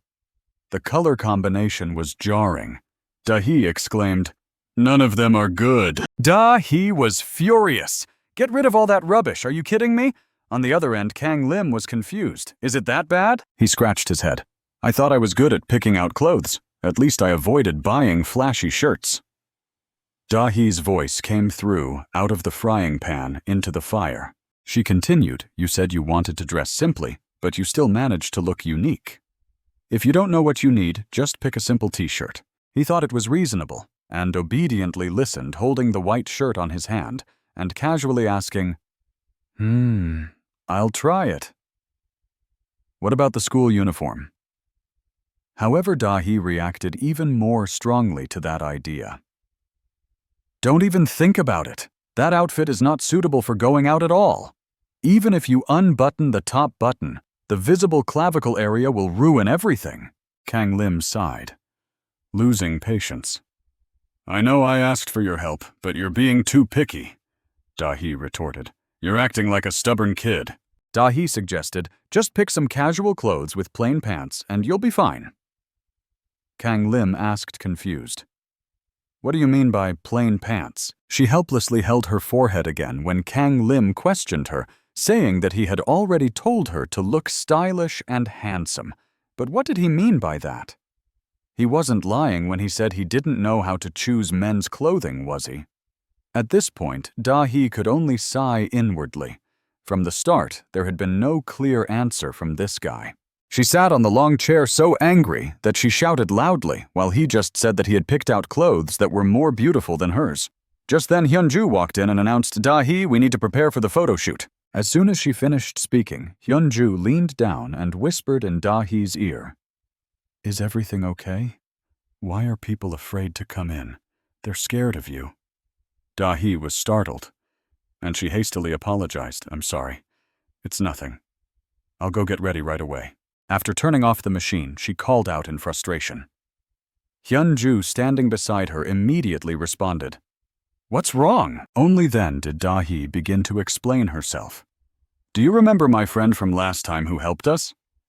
We still haven't returned the clothes sponsored by him, right?" The response from the other side also echoed. "Yes, what's going on?" Immediately after, Da-hee picked up the phone and gave an order, "Kang Lim, send me the size of your clothes." Outside, the street was bustling with people. It was just as lively at a certain center. Kang Lim kept looking at his phone, filled with anxiety. Something was making him feel uneasy and restless. His cheeks flushed as he couldn't stop thinking about it. It was only natural. This was his first date ever, and it was with Cha Serene. He stood in the middle of the center, where there were few people around. He put his hand on his chest, feeling his heart race. Honestly, he couldn't calm down last time. She was still beautiful, even in her uniform, and if she dressed up, it would be... Serene appeared sweating profusely and apologized for being late. Contrary to his expectations, she was wearing a plain uniform.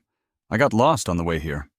"Did you wait long?" Kang Lim's expression fell as he looked at the goddess in his mind, now standing before him. He reluctantly approached her and asked, "You're wearing your uniform?" Serene waved her outerwear lightly and explained, "I like comfortable clothes, so I bought a few more like this to wear." He raised an eyebrow, feeling a bit unnatural. "Is that so? I understand," he said. But inside he was lamenting. "Only I was looking forward to this date. She doesn't seem to care or be anxious like me."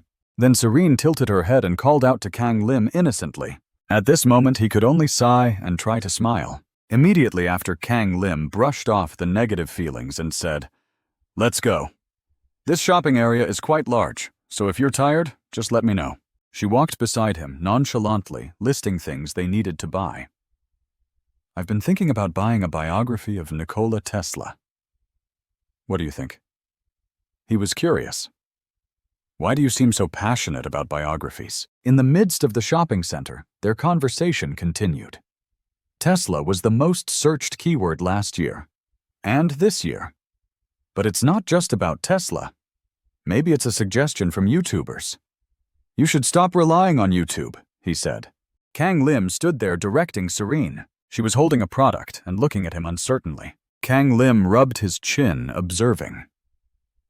Serene stood beside him, silent. They walked around the shopping area, eventually stopping at a row of seats to rest. Here the crowd created a lively atmosphere with their chatter. Kang Lim held 2 glasses of water and handed one to Serene. "Here's yours," he said gently. She quickly took it. "Thank you." While drinking, Serene said, "I'll pay for lunch." After a moment of daze, her face suddenly flushed. He smiled as if remembering all her preferences. Less ice, more sugar, and aloe. Right? Serene was shy and stuttered. "Yes." Then she looked up, probing.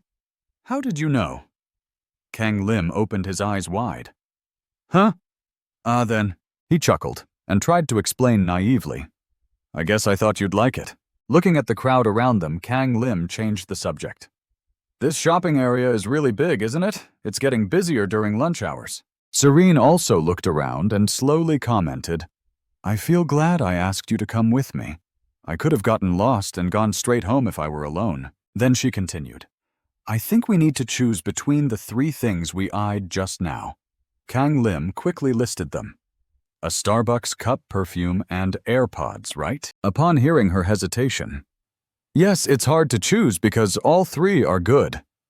Kang Lim responded, "I've never chosen a gift for someone before, and I don't know much about them either." Then he turned and suggested, "Maybe it's better if you think about what you'd like to receive. Don't overthink it." Serene lowered her face, deep in thought. "Let me think about it." Her action made Kang Lim a bit puzzled. She slowly explained, "I'm different from others, so I'm not sure if my feelings are correct." He was taken aback by her indifferent tone. To change the subject, Kang Lim hastily said, "You're right. You're getting hungry, aren't you? Let's go find something to eat." Suddenly, a loud cry caught their attention. To their surprise, young Do burst into tears. "Mom, where's Mom?" In the crowded shopping center, the little boy stood there sobbing. Kang Lim and Serene looked at each other. Then they approached young Do.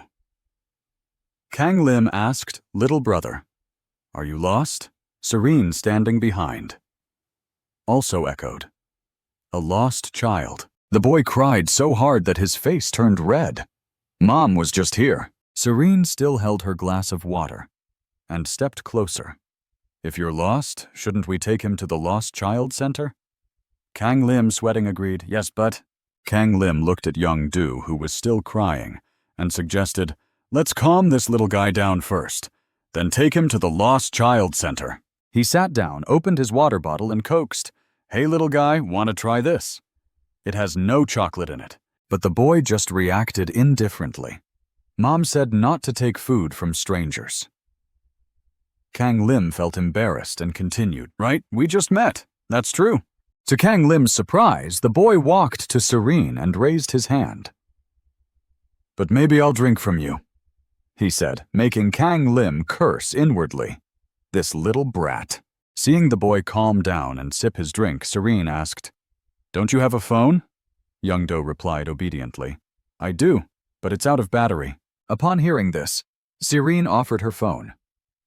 "Do you remember your mom's number? I can lend you my phone." Young Do quickly took the phone and started dialing. But in less than a second, his eyes welled up with tears again. Serene looked at the boy while discussing with Kang Lim. "I don't think he remembers his mom's phone number." Kang Lim observed and judged, "He's too young, so he's probably in shock. We need to find a way to calm him down." Suddenly, Kang Lim had an epiphany. He stood before young Do and suggested, "Do you want to play games?" In front of the game machines, young Do followed Kang Lim and Serene, looking very excited to see the machines. But young Do was still wary, looking up. Can I play whatever I want here?" Kang Lim assured. "Of course. I won't mind.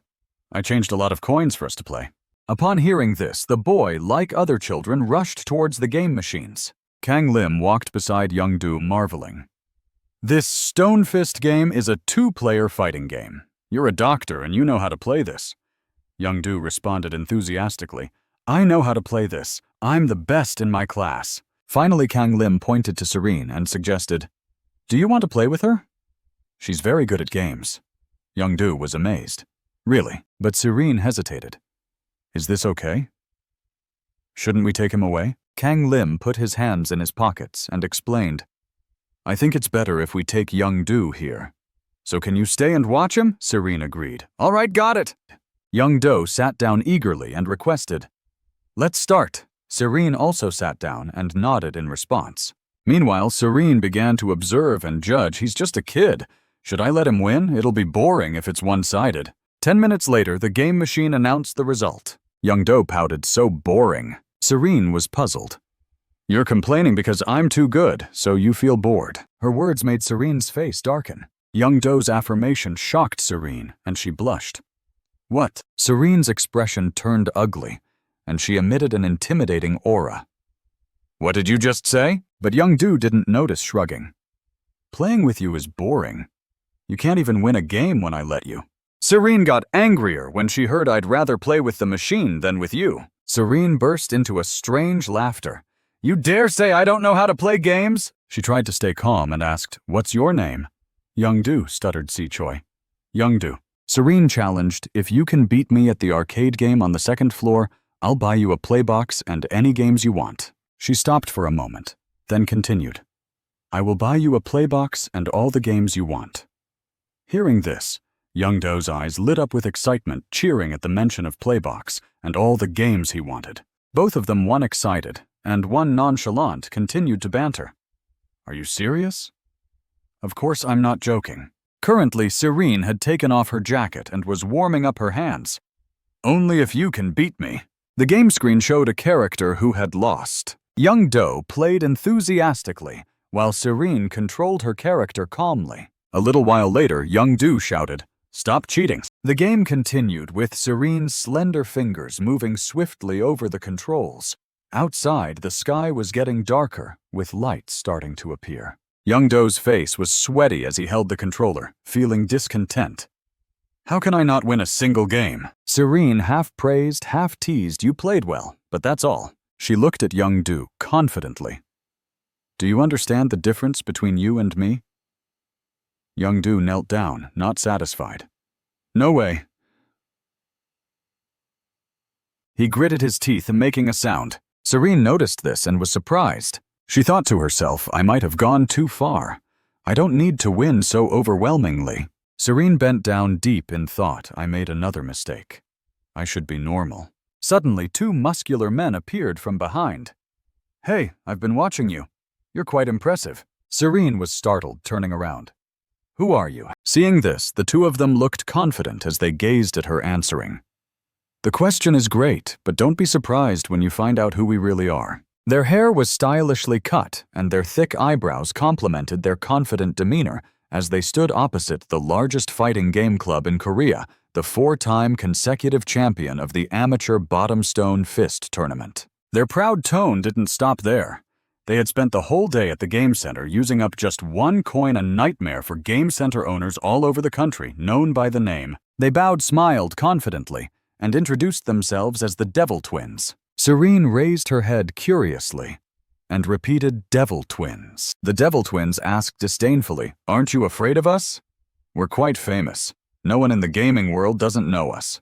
Only then did she turn to Young-do and ask, Do you know anything about them?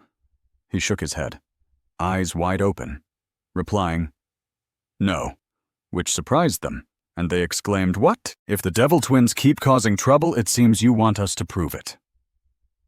All right, I accept your challenge. I really want to see your true skills. But Serene just sat there, reluctantly declining. No, we've used up all our coins. They smiled wickedly and rebutted. Don't try to make excuses. Do you think you can escape from us? The Devil Twins then pulled out many coins and said, We've prepared in advance. Take this.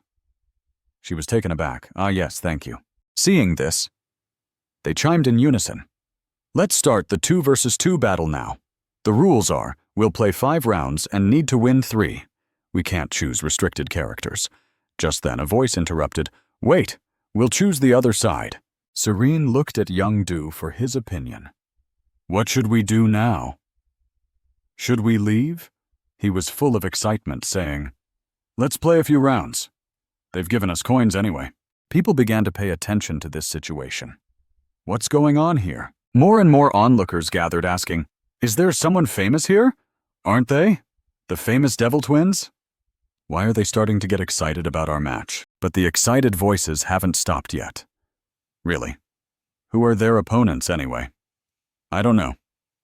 They look young, but they seem to be quite skilled, don't they? Serene calmly analyzed, These people aren't joking around. She watched the screen intently, continuously analyzing the skill-level timing combos and choosing appropriate combinations showing professional coordination and smooth movements. Young-do, on the other hand, was dumbfounded. What's going on? Why can't I fight back? Serene played on, reminding him, Don't try to attack. Just use your skills and normal attacks in between. He panicked. Got it. The screen suddenly lit up. At this moment, she and Young-do had become characters in the game. Serene held a sword with a serious expression, while Young-do looked awkward. The Devil Twins folded their arms, laughed, and declared, Victory is ours. Now it's time for us to show off our special moves. When our power reaches its peak, the sound will echo. Our energy is full. Let's use it. They unleashed a dazzling move forward, declaring in unison, This is the finishing blow. Young-do was stunned, amazed by the seemingly overwhelming power. But Serene's calm voice rebutted. You think so, but... She then jumped up, blocking the attack and countering. Although their health bar was low, Serene rushed forward confidently. The battle isn't over yet. The Devil Twins were surprised. What did she just say? Don't panic. They're at death's door. Just one sneeze and they're dead. They launched another attack. Right, let's keep going. But Serene dodged skillfully, too slow. The Devil Twins were shocked. How can she dodge our fastest attack and combine it with a dash using just one button? Serene approached them, jumping high into the air. The 2 swords pierced through the Devil Twins' bodies, and Serene landed safely. As their bodies began to dissipate, they were amazed. This is ridiculous. The match ended with the game machine announcing the result. Serene remained calm amidst everyone's admiration. The onlookers praised amazing. They just defeated the Devil Twins. The Devil Twins were taken aback by the outcome. This is crazy. Maybe we should take a break before competing again. Youngdo and Serene were looking at each other. Both of them were happy, high-fiving to celebrate their victory. One of the onlookers suddenly realized something. Wait, she looks familiar. Isn't she Cha Serene, aka Rosenti, the famous gamer? As they watched Serene celebrating with Youngdo, they confirmed, I've only seen her on screen before. That's her, right. Look, isn't that her school uniform? Soon many people exclaimed, oh my god, I'm a huge fan of Rosnetti. Can I get your autograph? Can I take a photo with you? Serene was caught off guard. Oh, I forgot. Serene raised her hand to calm everyone down. All right, but not now. Youngdo, standing behind her, leaned forward, curious. What's going on? As the crowd closed in, she worried, thinking, I need to disguise myself quickly. I'll be fine. But what about the kid? The glasses on her hand fell, making Serene panic. Kang Lim appeared, making up a name. I found you, Yang He. Sorry, it took me a while. He put the glasses on her, explaining, I didn't know you were here. You have the uniform too. Are you a fan of Rosenti? Serene became flustered, looking at the crowd, and explained, You must be mistaking me for her because we have similar hairstyles. Serene awkwardly called out to him Kang Lim. The crowd began to murmur. So she's not Rosenti. Maybe they just look alike. Gradually, the crowd dispersed. Kang Lim breathed a sigh of relief. Sorry it took a while. I had to go to the restroom. He looked at the female staff approaching and continued. I brought the staff here. Kang Lim sat down and asked Youngdo, Did you have fun playing with my sister? He replied enthusiastically. Yes, she played terribly in the first few rounds. Kang Lim was surprised. Who played terribly? Serene stood afar, silently observing. Over the loudspeaker at the mall, a message echoed. Attention, we have a lost child at the Central Plaza. If you're a parent who's lost their child, please come here. The female staff bowed and asked kindly, Do you want to wait inside, young one? Youngdo politely replied, No thank you. Kang Lim and Serene watched as Youngdo chatted with the staff. After they sat down, Kang Lim looked at her curiously. What happened while I was away? Serene didn't hide anything. I didn't know who they were. The image of the Devil Twins appeared, along with a declaration of war. Just you wait. We'll come back to avenge our loss. We'll return stronger. She was worried, but continued. They left after saying that. Kang Lim responded calmly. I didn't know. He smiled affectionately. I'm glad you took good care of Youngdo. The kid seemed to have a lot of fun playing with you. But Serene thought differently. I don't think so. Her eyes drooped, filled with self-blame. It could have ended badly if they hadn't shown up. At first, I let Youngdo win easily, but then I lost control and started to get carried away, completely destroying him. Kang Lim probed, confused. Really, but that's just how competitive games are, right? Serene continued recounting how she had defeated Youngdo overwhelmingly, to the point where he couldn't even land a hit. She started to reminisce about that moment. It was just a strategy, but Youngdo retorted. You cheated! Kang Lim exclaimed, shocked. That's ruthless. Serene clutched her skirt tightly, feeling down. I've always been like this. She blamed herself. It's just a normal thing, like playing with kids, but I let it go too far. Serene recalled her first time when she was 6 years old. She was peeking through the door, watching her father's friend, a professor, visit and teach her how to play chess. The narration continued, and in just 1 week she was recounting the stories. Before her was the image of young Serene calmly playing chess. The professor was a grandmaster, and I beat him. The professor smiled, encouraging her. You're really good. You won. And she continued to win. The professor's expression turned gloomy. He always said it was great, but that wasn't what was on his face. After that, Serene sat alone facing the chessboard, and days later the professor never came back. She understood then that she was different from others. Serene rationalized it. This happens with everything that's like a game. I realize I'm better than others. It's fun and happy, and I put all my effort into it. The image of Serene carrying a backpack appeared.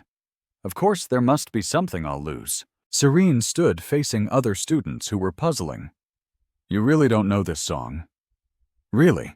You must have heard it at least once, but she just mumbled, I don't know. As she grew up, she faced the tears of her peers, but she just stood there, indifferent. He said, he's tired of you. Don't cry. He's not worth it. Serene saw a group of students teasing someone. Why are you so studious? You'll just be a bookworm forever. Then there were the polite rejections from her peers. Sorry, just for today, okay. If you join, we'll be unbalanced in rank. We need to climb the ranks today, so you can't participate. She just stood there, silent, pondering. I realized something. This is the price of having talent. Serene turned around and walked away alone, and for that reason there was no place that belonged to her. The calm sound continued after the meeting with the manager, and she decided to become a professional player. But she still sat there, constantly marveling at this innate talent as if it were a gift. This precious talent could satisfy the fans. Looking at her own hands, Serene wondered sometimes. She thought about this. If she were an ordinary person, what would happen? Recalling those memories, the question echoed again, could she fit in with everyone else? At the moment, Youngdoo's appearance came to mind, accompanied by a sense of regret. Could she have done everything better? She kept blaming herself, wondering if she could empathize with her juniors at the company, or if she could prevent them from going down the wrong path. Upon hearing these words come out of Serena's mouth, Kang Lim became lost in thought. She then looked up, flustered, and apologized. I'm sorry, I didn't mean to tell my story without considering you. To her surprise, he flicked her forehead and said, Don't lie anymore. She cried out in protest. What are you talking about? Touching her forehead, Serene muttered, I'm not lying, I'm really… Kang Lim's expression relaxed as he explained, I knew you were just joking. I didn't quite understand what you meant, but I knew you were troubled. He turned his eyes and continued the conversation. It's just that I think things like that don't matter. Serene was taken aback by Kang Lim's response. Huh? But Kang Lim just looked at her and slowly explained, There's nothing wrong with being different from the rest. It's not abnormal, just different. It's not strange at all. It's actually special. He hurried to offer advice. You don't need to take it too seriously. To his surprise, Youngdoo excitedly shouted, Mom! Youngdoo's mother was furious, her head steaming with anger, and scolded Cho Young. Your lifespan is decreasing because of you. I'm telling you to follow me. Youngdoo dodged and said, It's just… Just then, Jack's voice echoed. Were you distracted again when you walked past the game shops? Kang Lim then cheerfully chimed in, Thank goodness, the mother finally found her child. Youngdoo and his mother approached the female staff member and expressed their gratitude. The female staff member then pointed in another direction. Youngdoo's mother quickly stepped forward, bowed her head, and apologized, and thanked them profusely. Thank you so much for taking care of my child. I don't know how to repay you. Serene stood up and politely responded, It's okay, don't worry about it.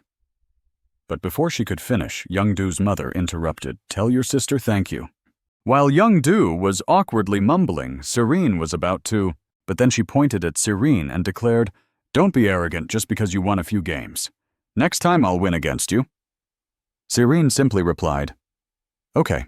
The next sentence made Serene puzzled about what Youngdoo meant. Youngdoo puckered up his lips and asked, If you have an online account, can I friend you? But Serena was taken aback by this request. Youngdoo's mother was furious and scolded. I told you to thank her, not ask for her account. Youngdoo's face turned red and he tearfully exclaimed, Thank you. Sister Kang Lim. Kang Lim, who witnessed the exchange, chimed in, I told you he's a good kid. He's enthusiastic about gaming. He looked at Serene and continued. In short, even if you're different from others or can't empathize with them. Kang Lim's words touched Serene's heart, making her realize. Isn't it simple? You've tried your best to care for others. Isn't that enough? He closed his eyes, raised his head confidently, and explained, It means that even if you're a bit clumsy, it's okay. I think so. Kang Lim's gentle and affectionate voice was heard at the shopping center.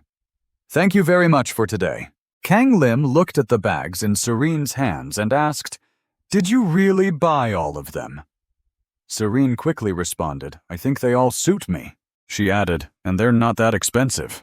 Kang Lim beside her couldn't help but retort, I'm sure they're not cheap. But Serene just lowered her head and muttered, I'll give them away as gifts. I'll also talk to the newbies about the match-fixing scandal. He was surprised and asked again. Really? Serene nodded and said, Thanks to your encouragement, I decided to do so. Suddenly, Serene rummaged through the bag in her hand and said, And this? She hesitantly pulled out a box. This is a thank you gift for accompanying me today. Kang Lim was taken aback. You bought this for me? When did you buy it? Serene recalled I bought it when you returned the biography. You were angry that I didn't buy it as a gift. Kang Lim opened the box curiously. What's this? Upon hearing the question, Serene explained, It's a set of 3 penguin charm pendants for good grades. He reluctantly responded, Thanks. To his surprise, Serene quickly said, No, I'm the one who should be thanking you. Thank you for everything you did today. She bowed her head, her cheeks flushing, and asked, Will you play with me again next time? Before Kang Lim could respond, Serene thought to herself that the manager had mentioned she could get out of her current troubles by changing her mood, and that spending time on things other than gaming was also important. Holding the gift, Kang Lim replied, Sure, I'll play with you anytime you want. He smiled, looking satisfied, and said, I also enjoyed today. I'm not very good at going out, so it's rare for me to have fun like this. Upon hearing this, Serene burst out laughing and exclaimed, You're just like me, Kang Lim! He wondered to himself, did she just smile? Then she walked away, leaving behind the words, Let's part here, for now. Her beautiful lips curled into a gentle smile. Serena's face still flushed with anticipation as she thought, We'll meet again soon, Kang Lim. Kang Lim felt a bit embarrassed and responded, Sure. He then told himself that the day they would meet again would come soon. In front of the classroom, the teacher scratched his head and announced, We have another new student joining us. A teacher turned to Serene and reminded her, Strictly speaking, she's not a transfer student, but she'll be studying with us for a while.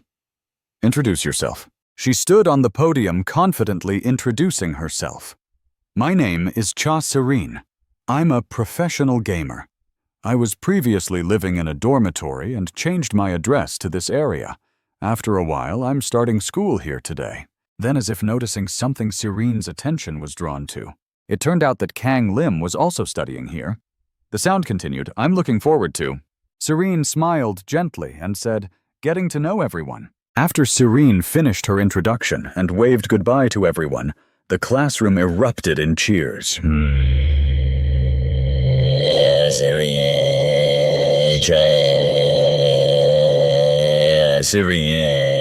The students were excited, standing up and cheering. Rosenti is our school's student. Is that true? That's crazy. It's really her. Oh my God, we're in the same class. Dahi recalled staring at the screen, wondering if Serene was famous, and then exclaimed, That's right, she's a professional gamer. The teacher slammed his hand on the desk, loudly reminding the students, What's going on here? Calm down, everyone. He then softened his tone. I don't know much about you, but you seem to be quite famous. Even the teacher from the next class asked for your autograph. A moment later, the teacher said, Let's just let things be. Dahi, can you help Serene get settled in? Next was the task assignment. Can you support Serene and help her get used to the school? When she heard her name, Dahi was startled, but quickly responded, Yes, I can do that. The teacher rubbed his forehead. Seemingly reluctant, Dahi just transferred to this school not long ago. I guess Ho Chun should handle this instead. To their surprise, Serene whispered, Can I ask someone I know to help? The teacher was puzzled. Do you know someone in the class? She nodded and pointed yes, as Kang Lim was smiling awkwardly. The class erupted in unison, not Kang Lim. Outside the classroom, Kang Lim and Serene sat on a long bench. He handed her food, showing concern. Time flies. It's already lunchtime. Eat this. It's the best bread sold in our school. Serene took it and responded gently. Thank you. Kang Lim added, If we go to the canteen now, it'll be chaotic. She was about to rip open the food bag and looked at him with a hint of reluctance. He was taken aback. You don't know how famous you are. This statement made Kang Lim even more astonished. Really? You don't know how well known you are? Her slender ears peeked out as she opened the bread bag. She asked, "You said there are many people who recognized me at the fan meeting last time. I didn't think there would be people who recognized me here." Kang Lim smiled and corrected her. "Of course there are. Even some teachers in the school know you. Especially the male students, you're like an idol to them." She took a bite of the bread, looking embarrassed. Really? Kang Lim would have to be her manager if she didn't know she was famous. He jokingly said, "I'll be the one taking pictures." He quickly declined, "I don't want to be a manager. I don't want to be beaten up." Serene explained while chewing. "Anyway, my situation is better now. The director wants me to rest, so I'm attending school. I want to have a school experience." Her eyes glanced sideways, her cheeks flushing. "At first I didn't notice, but then I found out we're in the same school. Kang Lim. And I have something to report to you." He was drinking from a carton and responded, "I guess you talked to the newbies." Serene looked up at the clear blue sky and said, "I talked to all 5 of them and gave them a chance to speak their minds." She had burst into the room declaring, "Let's have a solo match. Whoever loses has to follow the winner's instructions." A question arose.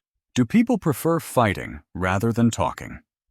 The next sentence explained, "At our place, if there's a dispute, there's no right or wrong, only the strong and the weak. So we have to fight one-on-one." However, Serene recalled that she had disguised it as a counseling session and indirectly mentioned the incident, saying that she was asking about interacting with other newbies and that it was her sister's story. She also added that she had directly said it, and it seemed like she was slightly self-destructing. She looked down, her face filled with sorrow, but no one understood what she was talking about. She couldn't stop blaming herself, wondering if anyone among the 5 was lying or if she was just overreacting, as director had said. Kang Lim remained silent, listening to her confession. He was now very confused when suddenly he thought about the matter. He quickly recalled that it was because he had intervened in the storyline at that time, so Cha Serene hadn't met the broker yet. Kang Lim continued to speculate that the email about manipulating the results was probably just his own misunderstanding, and he should start thinking about how the storyline would change. He tried to make the atmosphere more cheerful, so he forced a smile and said, "If the match-fixing incident isn't true, then it's probably good news, right?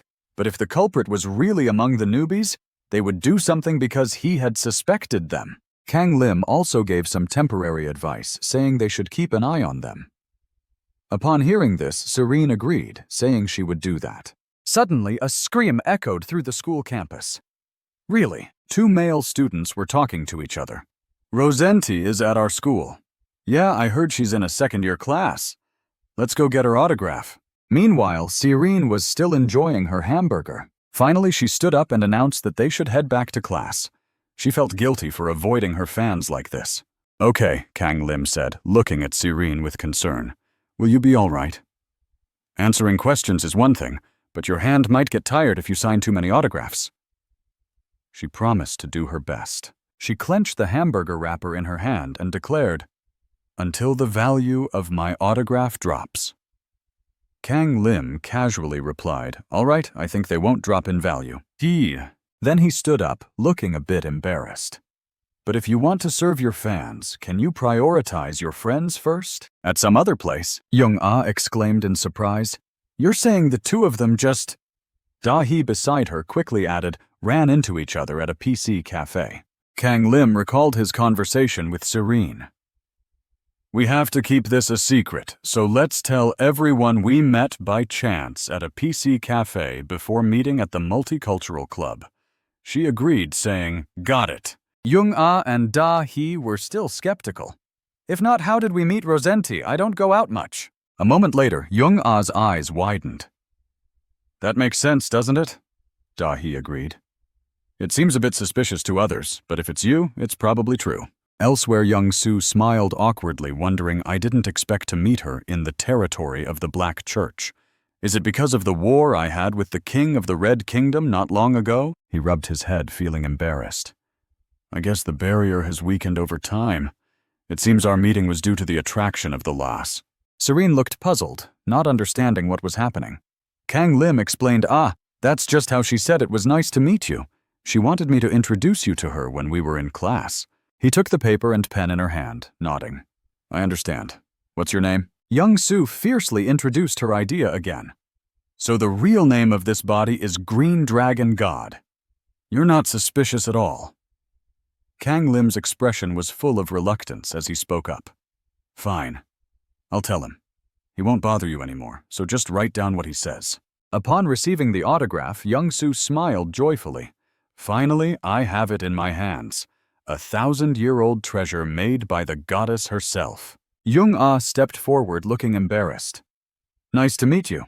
I'm a big fan of Rosenti. I've watched every competition you've participated in. Serene smiled warmly. Thank you so much. Just talk to me normally if you can. Meanwhile, Da-hee observed and suspected just acquaintances, huh? Then she kicked Kang Lim's leg hard. He yelped in pain, clutching his leg. Hey, what's wrong with you? But Da-hee pretended to be calm, lowering her voice. Sorry I slipped. Kang Lim retorted, Don't be so rude. That wasn't an accident, it was intentional. Serene also noticed their argument. All right, sorry already. Don't act so inconsistently. Finally, she stepped forward. You must be Yu Da-hee. Da-hee was surprised. You know me, Serene replied solemnly. Kang Lim told me about you on the way here. He said you're stubborn, violent, and arrogant. Da-hee turned around, her voice filled with hostility. Is that so? Kang Lim's face turned red as he tried to deny it. She's not that bad. She's a bit bad-tempered, but she's a good person. But Serene continued, and you made Kang Lim your slave with an unfair contract without his consent. Da-hee burst out laughing. That's not true. I think you've misunderstood. But Serene's gaze suddenly turned piercing, as if even that smile was fake astonishing Da-hee. Really? She pointed at Da-hee, her voice rising. I completely understand your tricks. Your actions and intentions don't match. You pretend to be good on the outside, but inside you're very sinister. Da-hee was taken aback, laughing awkwardly. What are you talking about? Isn't that a bit rude? Even if we just met? Serene crossed her arms, remaining calm. It doesn't matter. Anyway, I don't intend to be close to you. It's like knowing I'll lose, but I still have to keep playing. Da-hee's expression turned serious. So you're saying I don't have to be good to you? Suddenly, a voice intervened. Finally revealing your true nature, huh? Da-hee's tone turned harsh. This room is for members of the multicultural club. How dare you be so arrogant here when you're not even a member? Kang Lim tried to intervene. Hey, don't say that to her. The two girls stood facing each other. Serene said, I'm not here to meet you. I'm here with Kang Lim, Da-hee retorted. Then why are you being so friendly when you've just met? Their eyes locked like sworn enemies. Jung-ah intervened worried. Hey, don't fight, okay? Young-soo stepped forward, speaking in a strange language. Step aside, my subordinate. Don't get involved. The magical power seemed to be on par with that of the vampire ancestors. Kang Lim felt uneasy. This was a big problem. The personalities of the two goddesses really didn't match. His face froze, thinking painfully. Despite explaining that everyone had their good points, the situation was worse than he thought, mainly due to Yu Da-hee's changed attitude compared to in Supreme Goddess. Serene lowered her head, speaking softly. Kang Lim and I aren't that distant. She grabbed the hem of his clothes. Pulling Kang Lim closer, she asserted, We're very close. Last week he helped me buy a gift at the mall. Jung-ah found it strange. Buying a gift just now, Da-hee also asked last week. Kang Lim scratched his head, wanting to explain. Actually, she was warning him, so he was released from her grasp. Without hesitation, Serene confidently challenged Yu Da-hee. I challenge you. This action left Da-hee stunned, unsure of how to react. Da-hee looked up, then questioned, What are you talking about? Serene raised her hand, explaining, In my place, if there's a conflict, we resolve it with a win. So if I win, you have to agree to stay away from Kang Lim. She emphasized clearly, and don't be close to Kang Lim anymore. Kang Lim, caught in the middle, tried to calm them down. Hey, I think there's been a misunderstanding. Serene continued to argue. She knew you were her fan, so she used you like a slave. You've never been her manager, but you've had to do extremely difficult tasks. Kang Lim's face turned pale, wanting to defend himself. It wasn't exactly like that, but... Serene looked puzzled. She didn't join any club, but then she suddenly joined the multicultural club. She enjoyed it more than anyone else, but didn't do anything for you. Kang Lim had she agreed, so he just nodded in agreement. Da-hee quickly punched Kang Lim in the face. She stood confidently. All right, I agree. I don't know what you want to compete in, but I agree. I don't care about staying away from him. Let's not fight, but I'm not the type to run away. Jung. Ah felt awkward seeing the tense situation.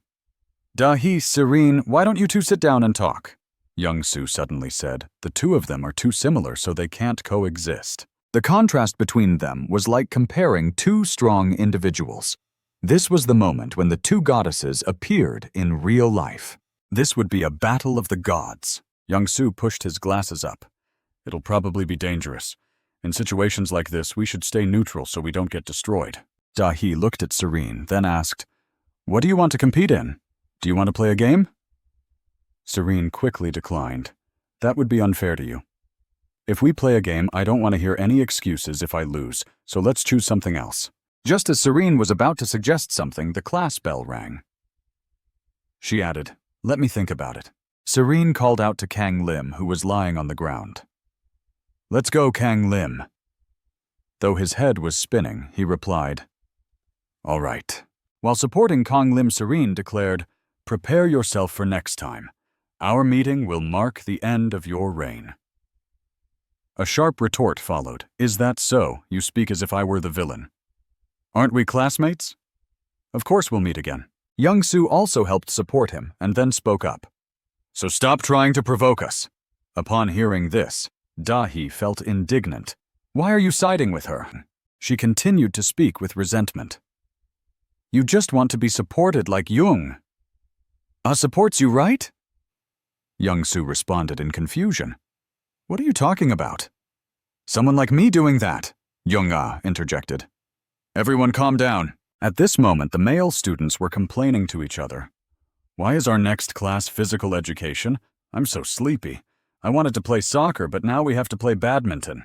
Meanwhile, the female students were anxious. I don't want to go to the locker room. What's wrong? Da-hee was lost in thought, recalling what Kang Lim had asked earlier. I have a date with my friend, so I need to dress nicely. Wait.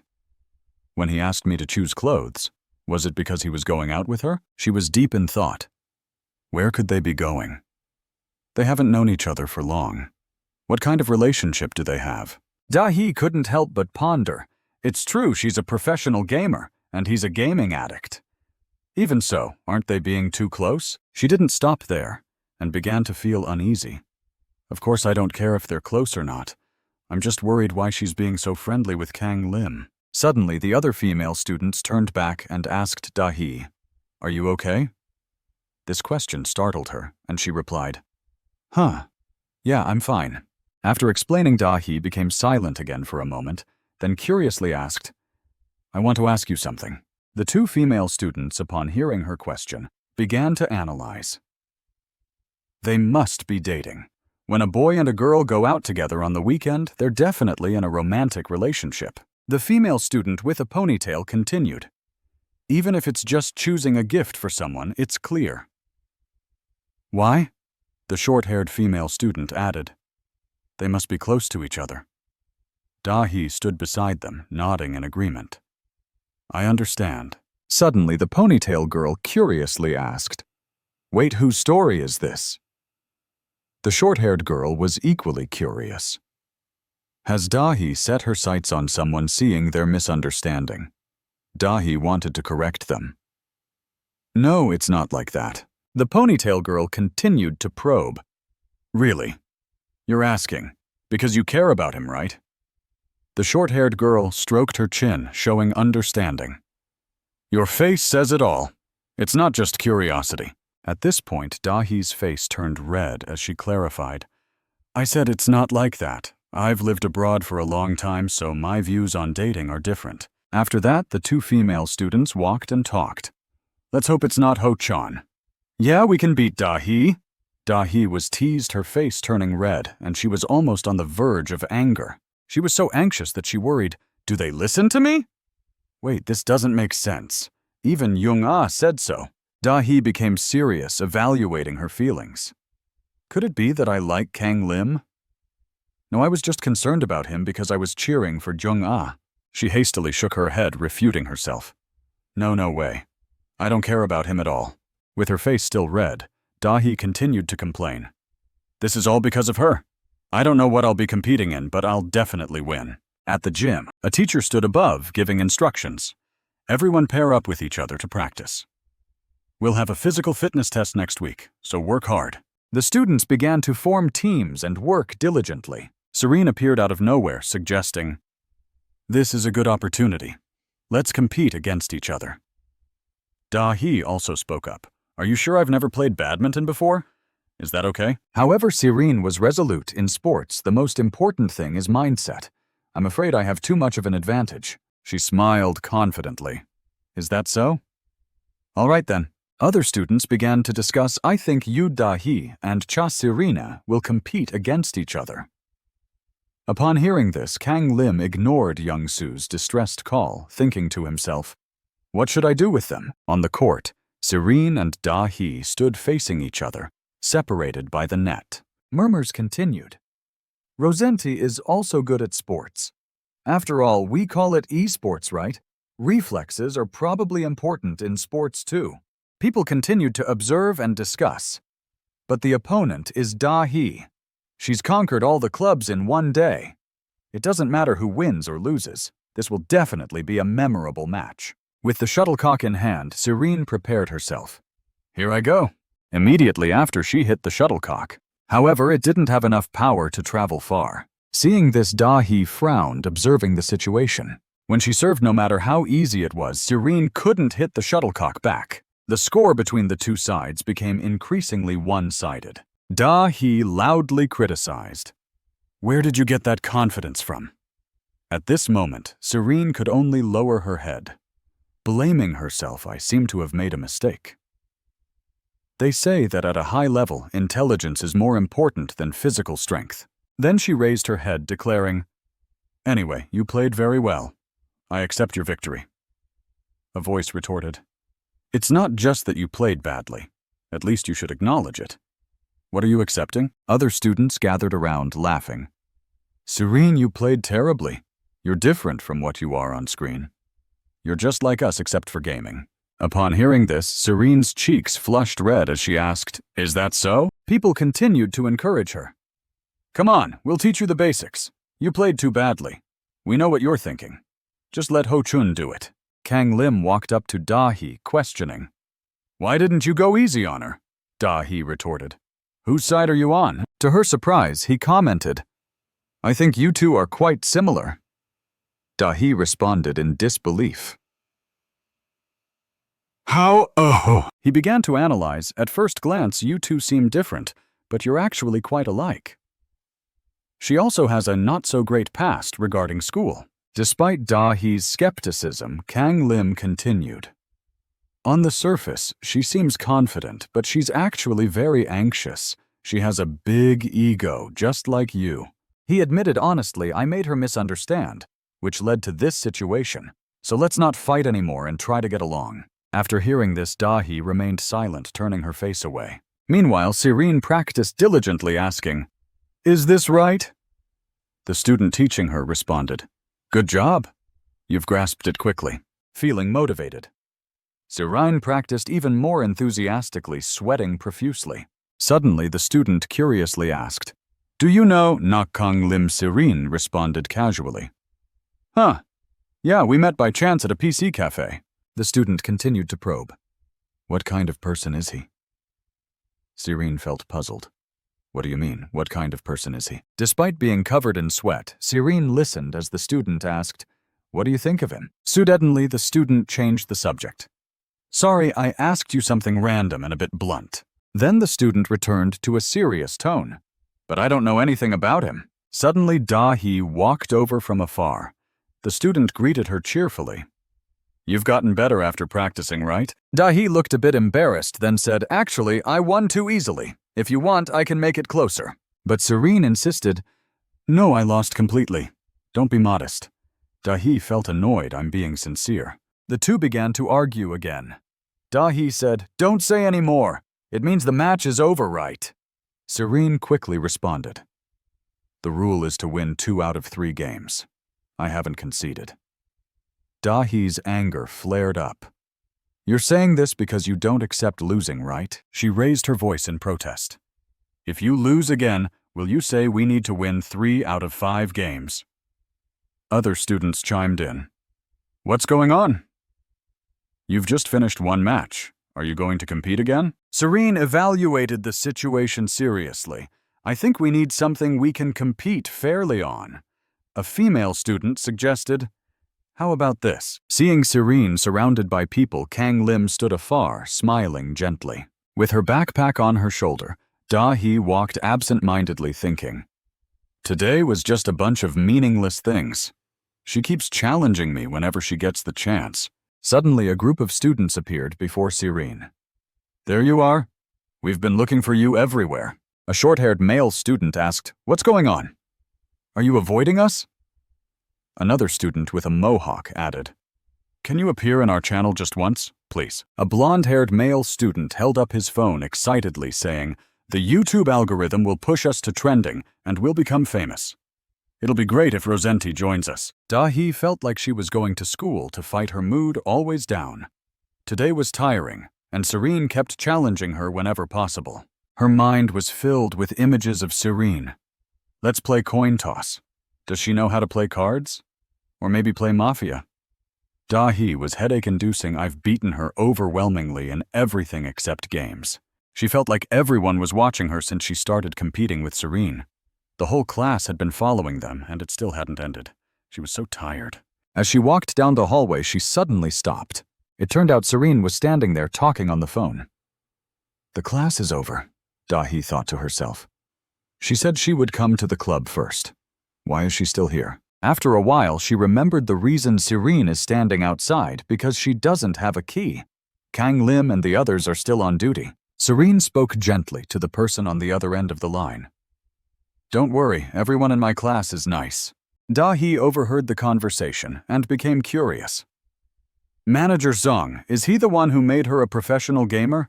I've read about him on Wikichi before. Serene must be very close to her manager to share daily stories with him. Not just that, today was fun at school. Serene's response left Da-hee stunned.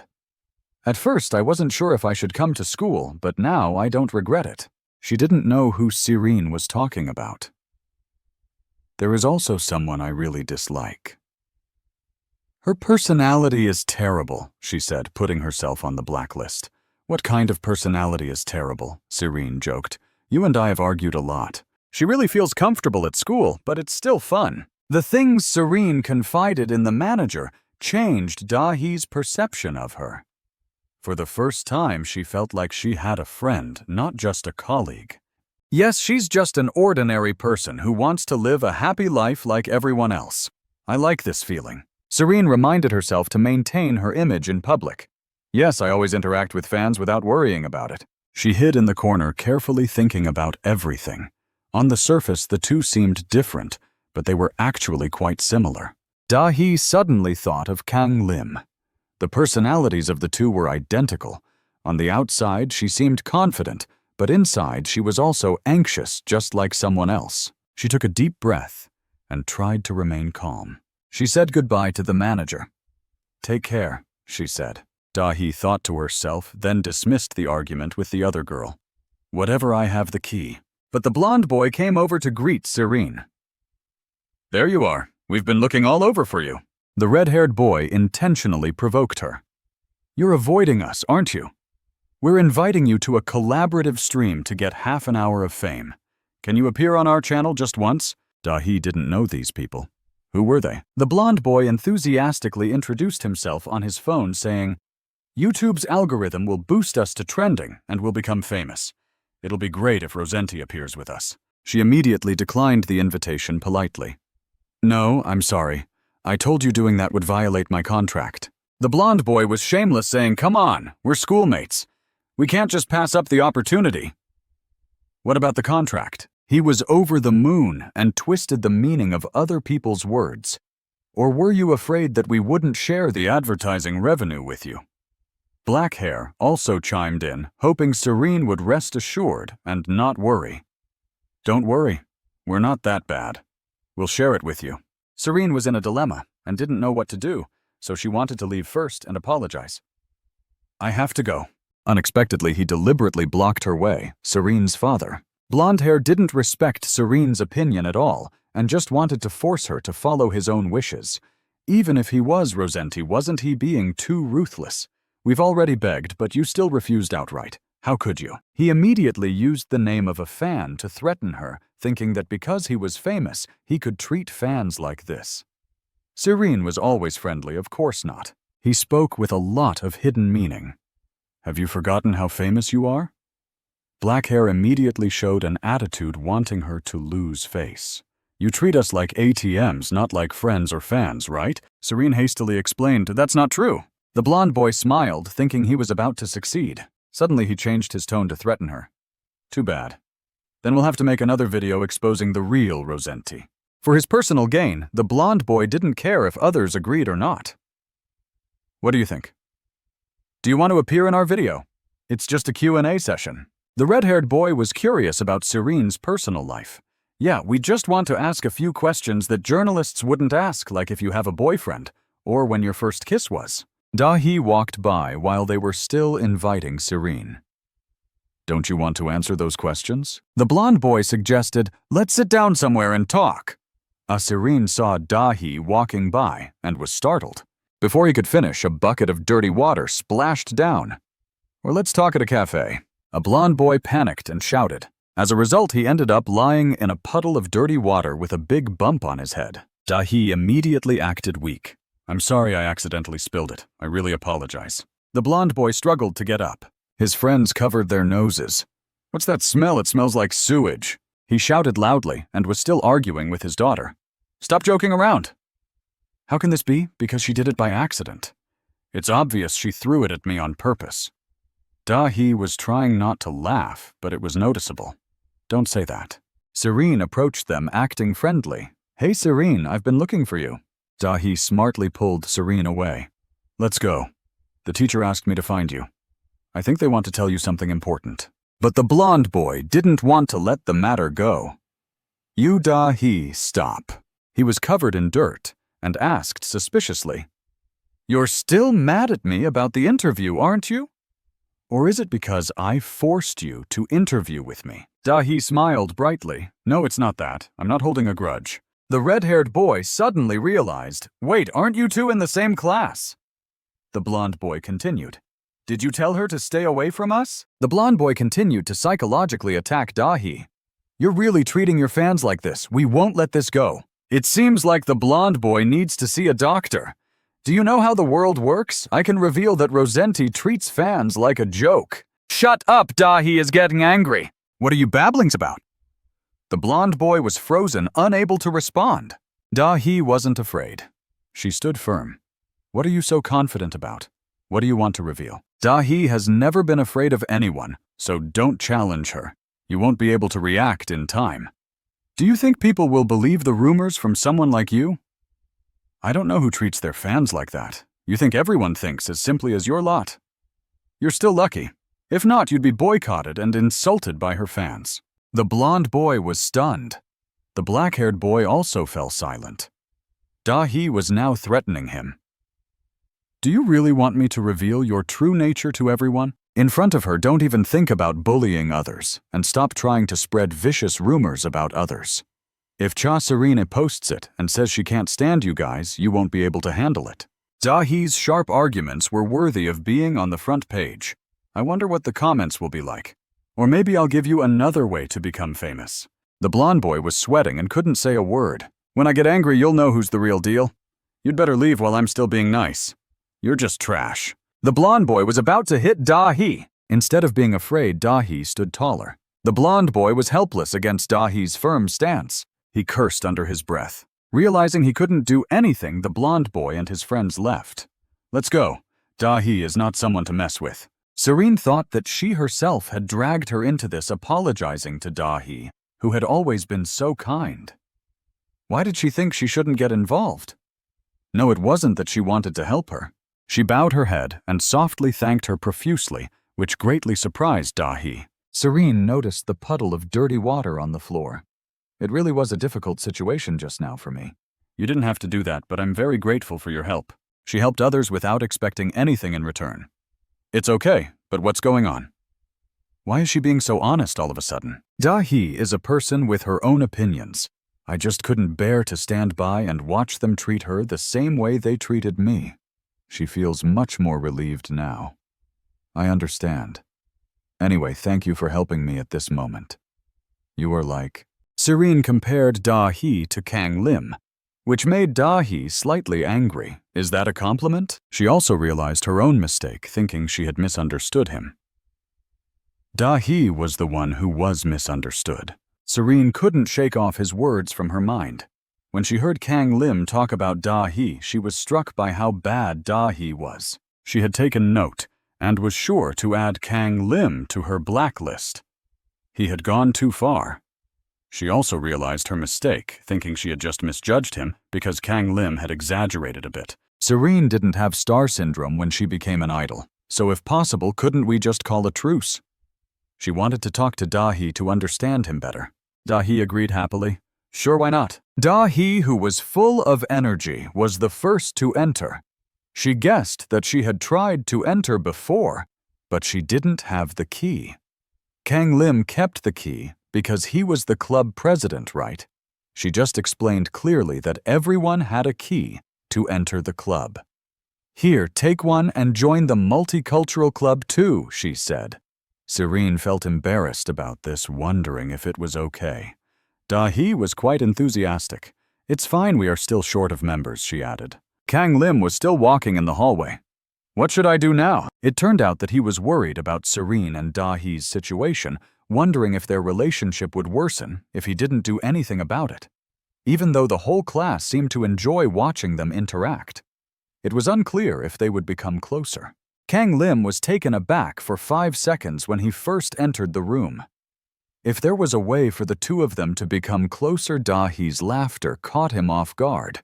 Indeed, while he was still in a daze, she burst into laughter. He thought that Kang Lim was like that too, didn't he? Serene, she wasn't as cold as before. Instead, she showed a more affectionate side. It was the same during their shopping trip together last time, which made her quite surprised. Was it really so? Da-hee was so caught up in gossiping that she didn't notice him until later. Ah, you're here. She had been waiting for him for a while. Kang Lim, you're finally here.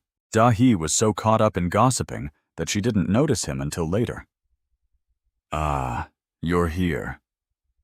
She had been waiting for him for a while. Kang Lim, you're finally here. Serene wanted to discuss something important. Was it related to their final match? If so, there were a few things he needed to say. Why was she suddenly angry? No way Kang Lim wouldn't listen to her. They had already made amends before he arrived. Serene was trying to explain something. No, he was saying that he was also at a loss for what to do about this situation. A stranger with unknown intentions was lurking, possibly with malicious motives. Would her intuition be sharp enough to handle such a situation? Although he was uncertain, things would probably work out in the end. The stranger was no different from an internet keyboard warrior. She would never know who he really was. Even if he was Rosenti, he didn't possess any supernatural powers or the ability to foresee the future. The stranger smiled brightly. No one could ever find out who he was. Kang Lim arranged to meet Serene in the hallway. He couldn't help but be surprised. Was he planning to reveal the setup to everyone? She didn't want to live in constant fear. Even when they weren't discussing it, he could sense that there would be times when they would have to continue lying. Serene was thinking about their future. From the start, she hadn't wanted to hide anything because she hated lying more than anything else. She truly valued the friendship they had just built. Everyone in the multicultural club was like that, including Kang Lim. They were all her first real friends. Serene's eyes shone with hope and positivity. The meaning of having friends was to alleviate worries and solve problems together. Kang Lim also realized that he had been too stubborn. He understood now. She had been hesitant, and he had thought about revealing the truth. He wanted to know what she thought about it. Caught off guard by the unexpected question, he was taken aback for a moment. This was clearly deviating from the character development in the female deity storyline. It would be a lie if he said he hadn't noticed it. Kang Lim had made some accurate predictions, and he could resolve the issue easily by utilizing the information from the female deity. However, if there was a quicker way, he would take it, no matter what. He had already chosen a different path from the original storyline, but he dared not think about it openly. Both Yuzahi and Cha Sirin were no longer just characters from the webtoon. Kang Lim thought carefully about each step. If they could think and decide for themselves, he wouldn't object.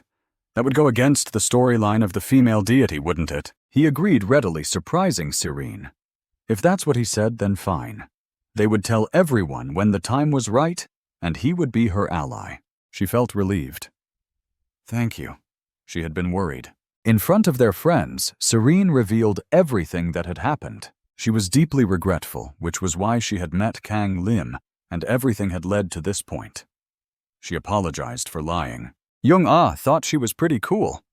No need to apologize. If she were in her shoes, she might not have been able to reveal the truth to everyone. Da-hee also understands her. Indeed, things like this are not easy to talk about. Young-soo hasn't blamed you at all. You've struggled so much on your own. I can completely understand your loneliness and suffering. After listening, she thought she understood a bit better now. She understood why the two of them had become close so quickly. She smiled with her eyes closed. She could imagine Kang Lim's expression when he heard the whole story. He must have been quite flustered. He was always weighing his options, but this was a complicated matter. It would be riskier if only the two of them investigated. Young-soo suddenly came up with an idea. Since they were protected by the 3 stars, posting it online might be a better option. Without even trying. Sirin shook her head. She had considered that, but thought it was a bit too early. If they revealed it now, they might not be able to catch the mastermind, and people might just ignore it. And there's a high chance that people will just ignore it. She decided to take matters into her own hands. They needed to address the root cause, rather than just the surface issue. She thought they should gather more evidence, including people's reactions from the previous tournament. After some hesitation, he agreed. Sirin had made up her mind. They needed to resolve this before it was too late. Kang Lim didn't want the past to repeat itself. He thought that was the best way. When the previous match-fixing incident happened, they had fled abroad and were still at large. Young-ah's concerns weren't unfounded. She understood, but they needed to figure out how to find the culprit. Da-hee discovered something strange. Sirin had seen the suspicious email, and it disappeared when he looked away, didn't he? She confirmed it again. Yes, it seemed to have been deleted the moment she looked away. She was certain that Sirin had also investigated the newbies. Sirin didn't understand what she meant. Yes, he had, but why was she asking? Da-hee immediately pointed out the signs of a suspect. That meant the culprit was among their team members. Let's call him Factor X, and X was now being cautious around Sirin. She had considered that they would be on guard. Of course, they weren't sure it was Sirin, but they would definitely be more cautious now. Da-hee didn't explain clearly, so everyone felt confused. For example, they might conduct exchanges offline instead of online, but concerns arose again in her mind. If they found a suitable moment, it wouldn't be easy to find the remaining evidence. Sirin knew it wasn't going to be easy, but most of them were at the training room, so it would be hard to meet someone alone. She suddenly shouted, startling, "Dung-ah!" What's wrong? She guessed she had discovered a suspicious detail. Sirin started reasoning from the small details. Yes, their regular tournament had just ended the previous week, so everyone would be resting for a few days. It seemed she had grasped the loophole. If someone secretly appeared, she thought that would be a good time to start. Kang Lim agreed with the idea. Yes, exactly. He suddenly laughed loudly, leaving everyone stunned. What did he mean? He thought Sirin was right. Even Young-ah thought that if Sirin could find out what the newbies were doing. During those days, Da-hee's calculations would be correct. Sirin could potentially find the one involved with the broker from last time. Young-soo gave a simple example. It wasn't that complicated, was it? If he lived in a dormitory and was preparing for a break, he would want to return to his hometown. He didn't find it difficult at all, and if he could investigate what had happened, she wondered. Excuse me, I have a question while we're talking. Sirin was always in a state of anxiety. He didn't mean to drag everyone into this, but would they help him? She was surprised by the question. Young-soo and Da-hee chimed in together. Isn't it obvious? Are you teasing us, or are we not good enough? But she couldn't believe what she was hearing. Da-hee was known for being nosy. Clearly, once they knew, they couldn't ignore it. He started boasting again. Trust us and the power of the dragon's descendants, she whispered softly. Young-ah, is his Down syndrome that severe? She hadn't asked Kang Lim, but wasn't he friends with him? Young-ah didn't dare call him a friend. He had a rather vivid imagination. Serene and Kang Lim were calm, but they were noisy. Da-hee judged. No way, maybe he's even more so. Young-soo got angry. How dare you? The sky at dusk was pink. She waved goodbye. See you tomorrow, Da-hee? Take care. Serene replied, Yes, everyone take care. The reactions of her friends exceeded her expectations. She thought telling them was much better. She had only hoped they wouldn't hate her, and she hadn't even thought about getting their help. Kang Lim didn't hesitate to speak badly about himself. What everyone showed didn't matter. They were all good people. They even befriended someone like him. Serene was taken aback, not knowing what to say for a moment. She was always thinking too much. She had always received help from everyone. How could she thank them enough? He said it casually. Wasn't it what celebrities often said? Serene didn't understand what he just said. Kang Lim seemed to admire her. After all, he was still a professional player. He smiled brightly. He's a good friend. You can thank him by performing well. I'll support you as a fan. Serene didn't expect to meet someone as enthusiastic as him. She was embarrassed, her cheeks turning red. Serene immediately sped up. She thought she needed to return to training because an international tournament was approaching. If Kang Lim had updated the news, it was definitely accurate. Yes, the tournaments were about to resume. She would be playing against a team from abroad. She had prepared herself mentally. Yes, that team was strong, and they had lost to them last year. She wondered what Serene was planning. So to thank Na Kang Lim, her sweet demeanor was enough to make the guys fall. She would try her best to bring back a victory. But life wasn't like a dream. Director Ma had announced it was a directive from management. Cha Serene, you need to rest during this break. Don't overtrain. Your health will be affected. Serene really wanted to participate, but the friendly match was approaching, and he refused without hesitation. He would check the account's activity. Simply because Director Ma was worried about her mental state, he did this for her own good. There were many people who had a crisis after reaching the peak just like her, and some even gave up their careers because of it. Did she know that? He raised a question. Wasn't she the one who said she wanted to be a long-term player? Serene had no way to refuse. Yes, Director Ma expressed his opinion clearly, not just him, but the chairman. And everyone was worried about her. She should think about taking a break for a season. He was skeptical when he saw the promotional poster. Since that day, he and the others in the multicultural club had started investigating the 5 new members of the newbie team. Kang Lim spent time focusing on their actions. It wasn't anything serious. He just wanted to know if they had returned home during the break. And if someone had really met the broker secretly, he would just monitor and check. However, he also encountered many difficulties. The problem was that the break was quite long, and all 5 newbies had their own plans. This made them slow down and investigate more carefully. It sounded a bit sleepy, but Kang Lim was bored and wanted to do something to avoid being idle at this time. He didn't have anything to do. In this case, unlike in Female Deity, he would finish it quickly. Suddenly, she revealed her feelings straightforwardly. She was very sorry, Young-ah. She had already fallen for Kang Lim. She couldn't let go just because Young-ah liked him first. Serene argued that it was only reasonable. Who liked him first was not important. If Young-ah considered being the first to like him as an advantage, wasn't that selfish? She was flustered and didn't know what to do in this situation. Hey everyone, sorry. She was just... Da-hee said, Let's go. She put her arm around Kang Lim. They would always be childhood friends. She mocked Young-ah. Please go find someone new and improve yourself. Young-ah felt abandoned. Wait, Kang Lim. She felt like she was falling into a dark space, making Young-ah extremely scared. Don't go, wait. She was sweating profusely. Now she knew it was just a nightmare. Young-ah hadn't recovered yet. It was already morning. She was embarrassed to the point of having steam coming out of her head. Oh my, what kind of dream was that? Young-ah was on her way to class. She kept sighing, and I felt bored too. I couldn't concentrate at any moment in class today. The dream from this morning kept preoccupying me. Young-ah couldn't stop thinking, what's wrong with me? The dream was just a dream. Young-ah Serene was already seated in the room. You're here, Young-ah greeted her cheerfully. Hi, Serene. Is it just you? She was taken aback when she saw only Serene. Did the others go out to investigate? Serene answered Young-ah's question. No, Dahi said she was busy with work, and the other two were in supplementary classes. She wasn't sure. And about the investigation, it's just as I thought. It will take some time.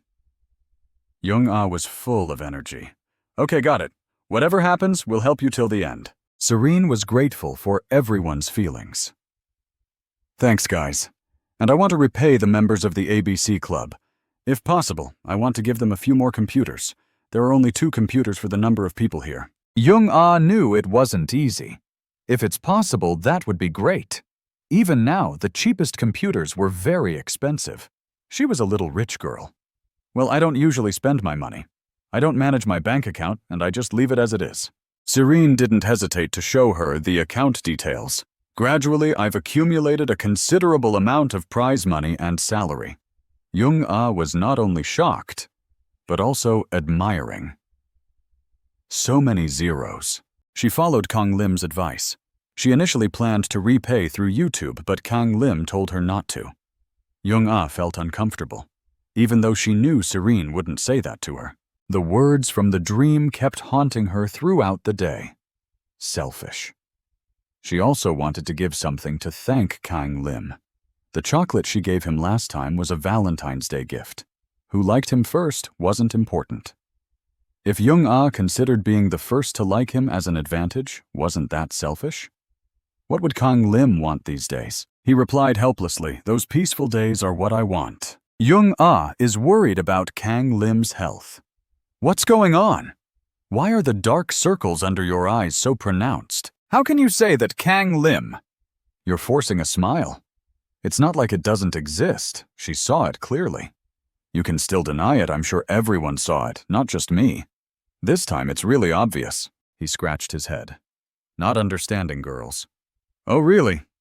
Maybe I didn't sleep well. So what do you want? Now I don't have anything to do right now. She was curious about what Kang Lim was thinking, so she asked him about the career survey they had done. What did you choose as your future career? But he was in a state of limbo, so she just wrote that she hadn't decided yet. Young-ah also felt relieved. Oh, I see, she thought, just like when Kang Lim read her Webtoon. Maybe she should do the same. She wondered what else she could do to help Kang Lim think about his career. After school, Young-ah went home alone. She blamed herself again for not being able to do much for Kang Lim. Young-ah suddenly clutched the strap of her bag, but she remembered the first time she gave him a gift. You already have everything, don't you, Kang Lim? He hastily explained that his sister collected gifts. Young-ah offered without hesitation, I can help you with your hair. To her surprise, Kang Lim looked handsome after she styled his hair. But before she could even feel happy for a few seconds, his hair returned to its original state. It was frustrating. Because she was so down, she didn't notice the oven beeping for help. When Young-ah took out the bread, it was already burnt black. She put her face down on the desk during class. Why can't things go as I want them to? Park Young-ah was still lost in thought, thinking about what she could do for him. The teacher noticed and called out, Young-ah. Young-ah's train of thought hadn't been interrupted since the day she had that dream. Young-ah felt annoyed at being disturbed. Yes, she replied, startled. The teacher didn't scold her, but asked if everything was okay. Is there something making you sleepy? Do you need to wash your face? Young-ah quickly denied it. No, it's fine. Her classmates didn't understand why Young-ah was so distracted. Sorry, she apologized. A raindrop fell onto the windowsill. Dark clouds gathered in the sky above the school, forming rain. Students doing physical education had to run into the classroom to avoid getting wet. Young-ah still wasn't paying attention to the lesson. Why is it raining suddenly? Her eyes gazed out the window. I understand now. I'm just being impulsive. The teacher gently asked the students for help. The rain is blowing in. Can someone close the window for me? Young-ah was stuck in her thoughts. Suddenly, Kang Lim was surrounded by people. What if Da-hee and Serene also had feelings for him? Young-ah thought she had nothing to compete with. I'm not brave enough to face them. Kang Lim suddenly appeared in the hallway. Oh, Young-ah, are you heading home? She asked him directly. I heard you're joining the supplementary program after school. Is that true? Kang Lim had already planned it out. Yes, I missed a few sessions last time because I was busy. Kang Lim looked out of the window. Yes, it's raining heavily outside. Do you have an umbrella? Every time I talk to Young-ah, it's really fun. I have a small one in my bag. This morning I was paying attention to the weather. Kang Lim's habit of being forgetful never seems to change. Oh really? I just borrowed it from ABC Club. They walked down the stairs together. Kang Lim looked at her and asked, Lately you've been a bit off. What's going on, Young-ah? Young-ah was taken aback, her cheeks flushing. What do you mean I'm fine? Kang Lim was just teasing her. You seem a bit lifeless lately. Are you thinking about something? Young-ah hastily denied it. No, I'm not making you worry. Really, there's nothing wrong.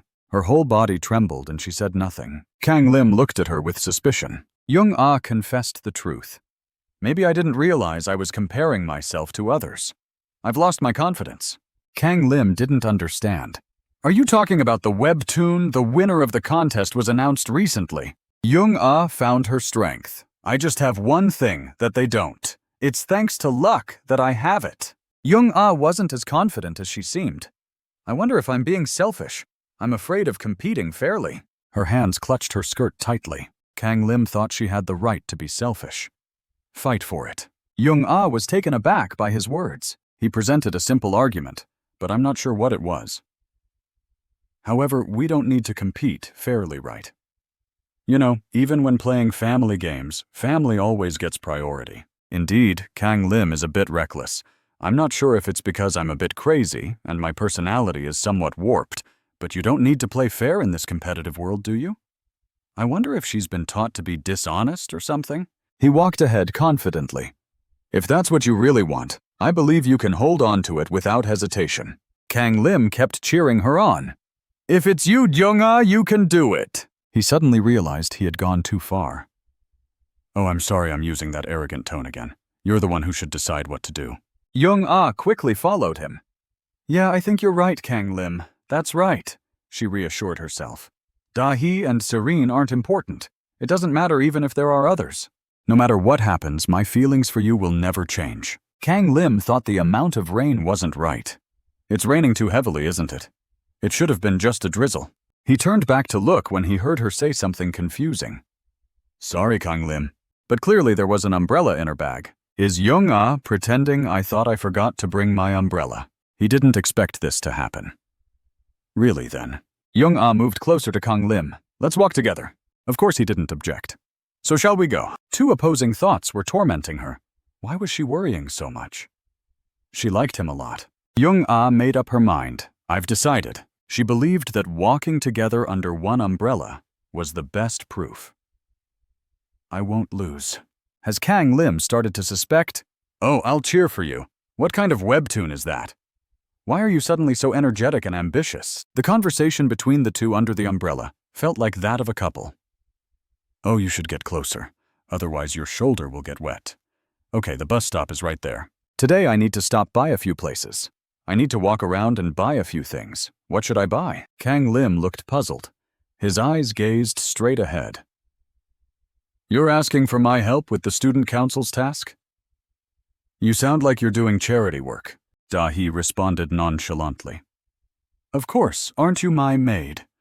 Kang Lim felt frustrated with her nonchalant expression and asked directly, Don't you even have a better reason than just being a maid? After walking for a while, Da-hee reached for the switch and pressed it repeatedly to check the light bulb. Then she noticed, oh, this light bulb is broken. She then assigned a task to Kang Lim. We'll go check the facilities. I deliberately signed up for this. I don't want something dangerous like the railing on the rooftop to happen again. But who would have thought she'd climb up a small ladder and change the light bulb herself? Kang Lim looked bewildered and asked, Why didn't you let me change the light bulb? I'm the maid. Da-hee responded calmly. It's okay. Just mark it as checked on the list. Yesterday The dust flew everywhere. That's why I left my jacket in the classroom. Later, she suddenly remembered. Speaking of the list in my diary also ends with this. Kang Lim, holding a pile of documents, looked puzzled and asked, "Really, you've finished everything?" Da-hee, while changing the light bulb, replied, "Yes.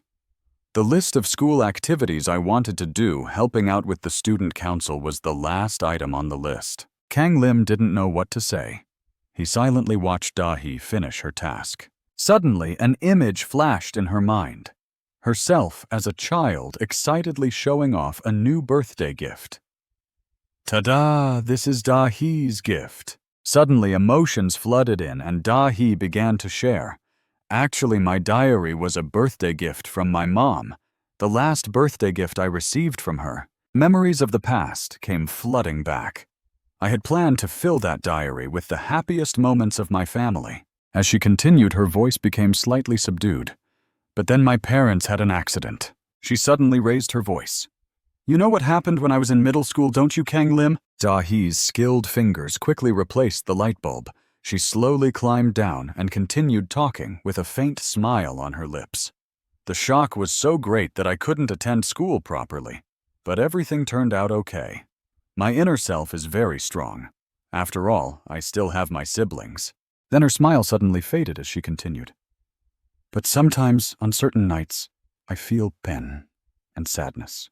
She also shared that whenever she felt sad, she would write in her diary, and when she was at school, she would read through that list. Da-hee looked up as if trying to convey something to her parents. "I want to tell Mom that I'm okay. I want to let her know." Noticing Kang Lim's silence, Da-hee chuckled. "Oh, sorry. Are you uncomfortable listening to my story? I've finished changing the light bulb. You can turn it on to check." Kang Lim felt a bit awkward. He reached out to turn on the light, hesitating for a moment. Da-hee sincerely told him, "You're the one I wanted to share this story with more than anyone." Suddenly she felt a bit shy and her voice became softer. "I was able to complete that list of mine." But then Da-hee felt she had to be honest and express her feelings, so she turned around and sat on the stairs facing Kang Lim with a bright smile. "Thanks to you, I'm fine. Thank you very much." Kang Lim humbly didn't dare to accept those words from her. So he mumbled, "No, it's nothing, it's just—" Da-hee continued speaking on his behalf, and it was like that. "So isn't it a bit too much for me to be this talented?" "I knew it." Kang Lim stood with his face turned away, stuttering. "It's fine. Why did you say those unnecessary things?" Just then Kang Lim's phone rang. He reached into his pocket. It seemed like Kang Lim had urgent business. His voice was hurried as he said, "What now?" "Okay, I'll be right there." "I understand." But it turned out to be something Da-hee was also aware of. At this moment he exclaimed with a shocked expression, "They said they would deliver a package to the ABC Club, but Serene has already gone home." Contrary to Kang Lim's panic, Da-hee calmly suggested, "I think it's probably a computer. You should go receive it." Just as Kang Lim was about to leave, he suddenly remembered something. He took off his uniform jacket and said to Da-hee, "Oh right, if you need it, you can wear my jacket." She was surprised by Kang Lim's sudden gallant act. "What?" He quickly explained to avoid misunderstanding. "The building is very cold when there aren't many people. We even opened the windows for ventilation.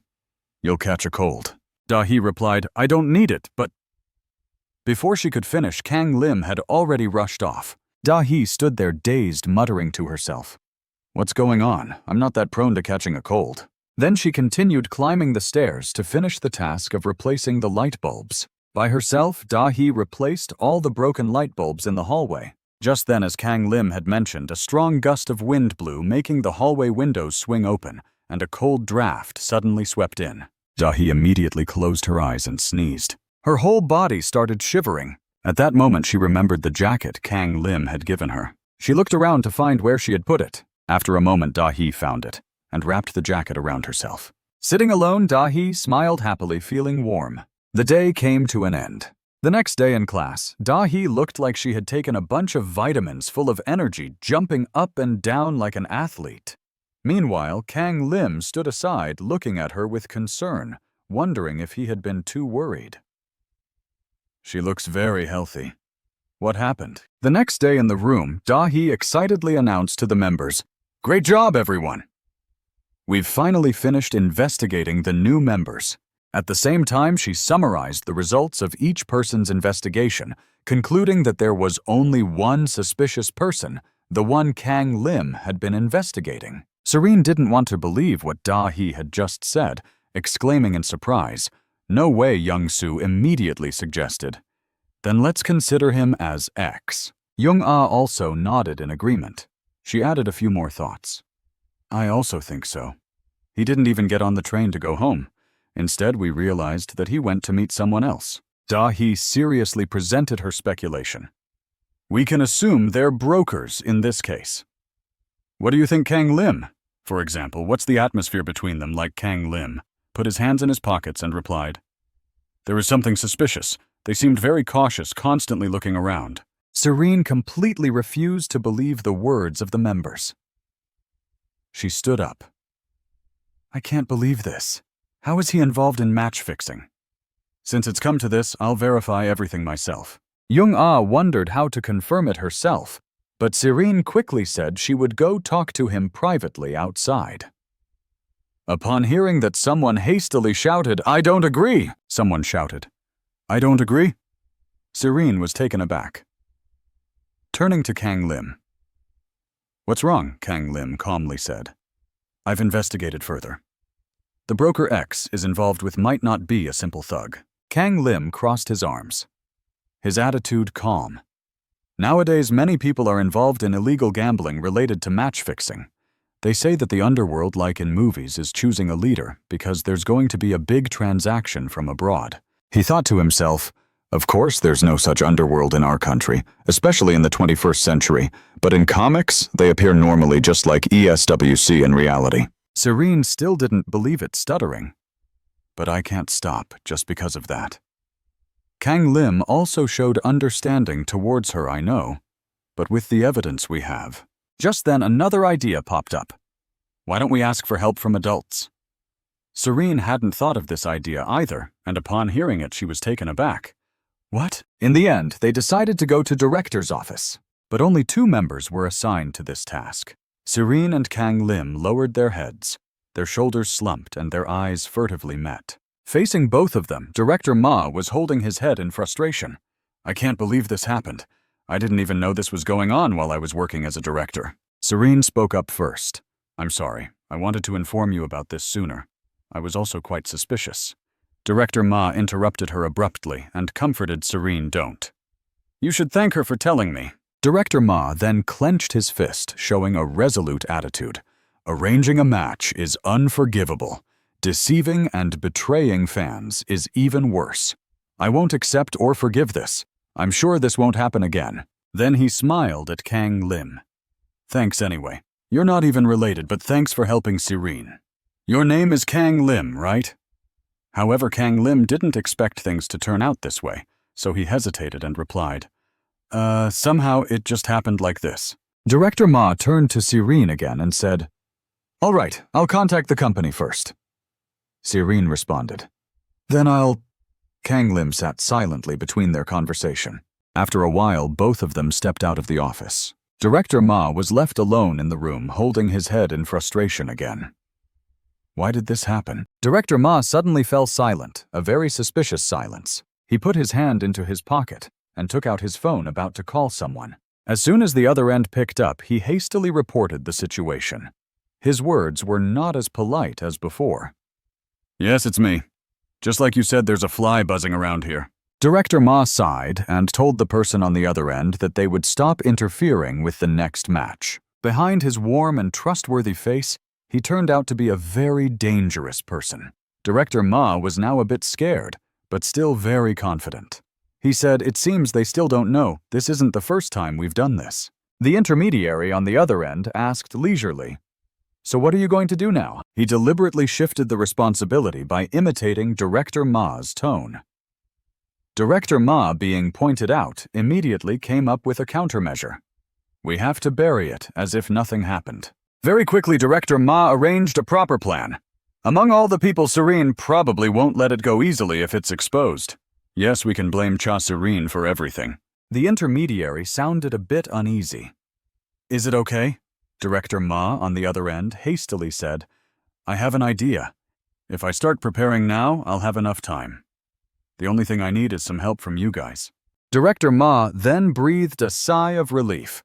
"All right, let's meet at the last store, okay?" As he hung up, he sighed in relief. "I won't get caught. Why did I start this?" He looked up at the picture of Serene holding a trophy and muttered to himself, "It's still not enough, Cha Serene." Director Ma then uttered a question full of implications. "At least she's making money, right?" Only now did he smile sinisterly, revealing his true nature. "I'm sorry, but you're involved in this now because I won't let you go." Just as he was plotting his wicked plan, Kang Lim suddenly pushed the door open and entered. "Sorry to interrupt." The sudden appearance of a stranger made him freeze. Director Ma adjusted his facial expression and smiled, asking, "Why are you back? Is there something wrong?" Kang Lim smiled and replied, "Oh, right. I remember I left my phone here." He walked to the chair he sat in earlier and searched around, then exclaimed, "Where is it? Oh, it fell between the chair and the table." The phone screen turned out to have been on recording mode all along. Kang Lim pretended to be nonchalant. "Oh dear, I need to buy a new recording device or something." Then he turned to Director Ma and smiled, but his words made Director Ma uneasy. "Oh, please continue what you're saying." "Haha, who's blaming who?" Director Ma tried to deny it, but his smile was awkward. "I think you're misunderstanding something. It's not like that." Kang Lim stared at Director Ma and said in a low tone, "Stop making up useless excuses. Are you a child?" Director Ma temporarily lowered his head and remained silent. Kang Lim continued, "I know your ex, the one who orchestrated everything about rigging the match. To be precise, I know you're the one holding the plan." Kang Lim raised 3 fingers. "The puzzle is solved. There are 3 pieces of evidence for this. First, you prevented Rosenti from participating in the match. Second, although he appeared calm on the outside, Kang Lim understood clearly that his confident words were all thanks to his speculation that Director Ma was X. When he thought of this, he was lying in bed, pondering. ESP had used various methods last time to finish this as quickly and accurately as possible. Then Kang Lim knew what he and the members needed to do next. "We just need a little more time to gather more information and evidence. The problem is keeping Cha Serene with us." One thought piled on top of another, even when he tried to resolve this matter quickly. Suddenly, he thought of the time Serene vigorously defended herself, saying that the accusation wasn't entirely wrong, that he hadn't rigged the match. Then he told himself that it would be harder for Cha Serene if she got through this alone, just like in ESWC. He was certain of this. It would be harder for Cha Serene if she overcame this situation alone, just like in ESP. It was just a matter of buying time. Kang Lim had thought about this a lot beforehand. Of course, even the appearance of X as a suspect was just a fake photo taken by himself to pretend they were X. This detail made him determined to do it that way, to directly move to the final scene. Not only did director Ma Kang Lim catch the culprit in the act, but he also had another plan in mind, and he had the opportunity to catch the broker too, even though in the comic, the broker made Cha Serene cry. He thought about that moment and felt excited inside. He could see the broker's face twisting in agony. At this moment, Director Ma still refused to admit his guilt, and because of those reasons, he thought he was related to the match-fixing scandal. He was extremely shameless, even turning the tables on Kang Lim, accusing him. Kang Lim was taken aback, and before he could finish speaking, he let out a sigh, saying, "Oh, what are you talking about? Let's assume what you said just now is true, but I've got..." Saying this, he deliberately paused, then pulled out a series of photos of Director Ma talking to the broker, declaring, "There are many pieces of evidence here." He was determined to expose this person completely. "I've taken pictures of you meeting the broker."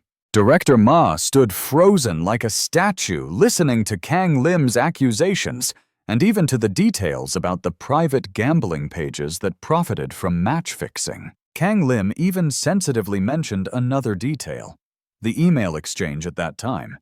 I believe your laptop was broken from then on, wasn't it? He pointed straight at Director Ma's face, affirming, I'm sure we'll find more evidence if we investigate that. Caught red-handed with clear evidence, Director Ma couldn't speak loudly anymore. He lowered his head, wondering how he had ended up like this. Although he was blameworthy, Director Ma actually had his own struggles. Remembering his past accident, Director Ma thought to himself, if only I hadn't injured my wrist back then. If only I hadn't retired so early. Fortunately, he had switched to coaching with the help of an acquaintance. He couldn't do anything more after retiring as a professional gamer. The subsequent successes came continuously to ease his past injury. Not long after, he received all the luck he had never had when he was a professional player. In the first year he started coaching, he helped the team come from behind to win. The fruits of his labor fell into Director Ma's hands. Now looking back, he was still overjoyed. Finally, the contract season arrived, and Director Ma's Team A, with his years of experience, received a large number of calls, not just from Korea. Director Ma's career at that time wasn't limited to Korea. He also had companies and centers abroad. And now he regretted it deeply. He should have gone abroad back then. He also recalled the turning point when he stayed, because the branch manager had made a request, wanting him to stay for another year. Then he bowed his head and talked about loyalty.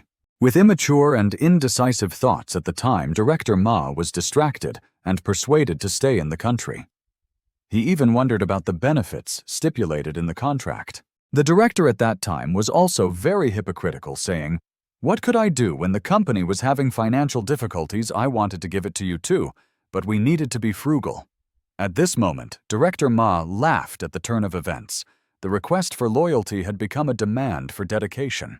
Life had played another trick on him. In the end, the sponsor went bankrupt, and he couldn't even receive the minimum payment. What made him even more disappointed was the news article at that time, an interview with a fellow coach who had proposed going abroad, signing a contract with a huge salary, and many other options. He had earned $1,000, been given a house, and even received support to get a green card. Thinking about it, he couldn't help but laugh at himself. Meanwhile, his career had been ruined. The expansion abroad was blocked due to a prolonged lawsuit. Director Ma's thoughts gradually became muddled. First he hated the country, then he hated himself. This is how the world works. The crushing failures made Director Ma change his mindset to a more negative one. Don't expect anyone to take care of you just because you're hard-working. You have to take care of yourself. Now, even though he's been exposed, he still tries to rationalize that everything started this way. But I won't be foolish enough to lower my guard. I've never been careless and always establish regulations systematically. Director Ma gritted his teeth. I only arranged things through emails direct. Contact was always kept to a minimum, and I used brokers. The fist was clenched, and he curled up. The player who participated always had to verify himself multiple times. He intentionally recruited players from other sports to completely cover his tracks. As every second passed, Director Ma's true nature became more apparent, revealing the good qualities that had been buried within him. He had also laundered money through loan accounts and cryptocurrency, living a double life perfectly. He emphasized the importance of monitoring everything. The last thing he told himself was that he should not have been caught. Then he looked at Kang Lim, feeling helpless and silent.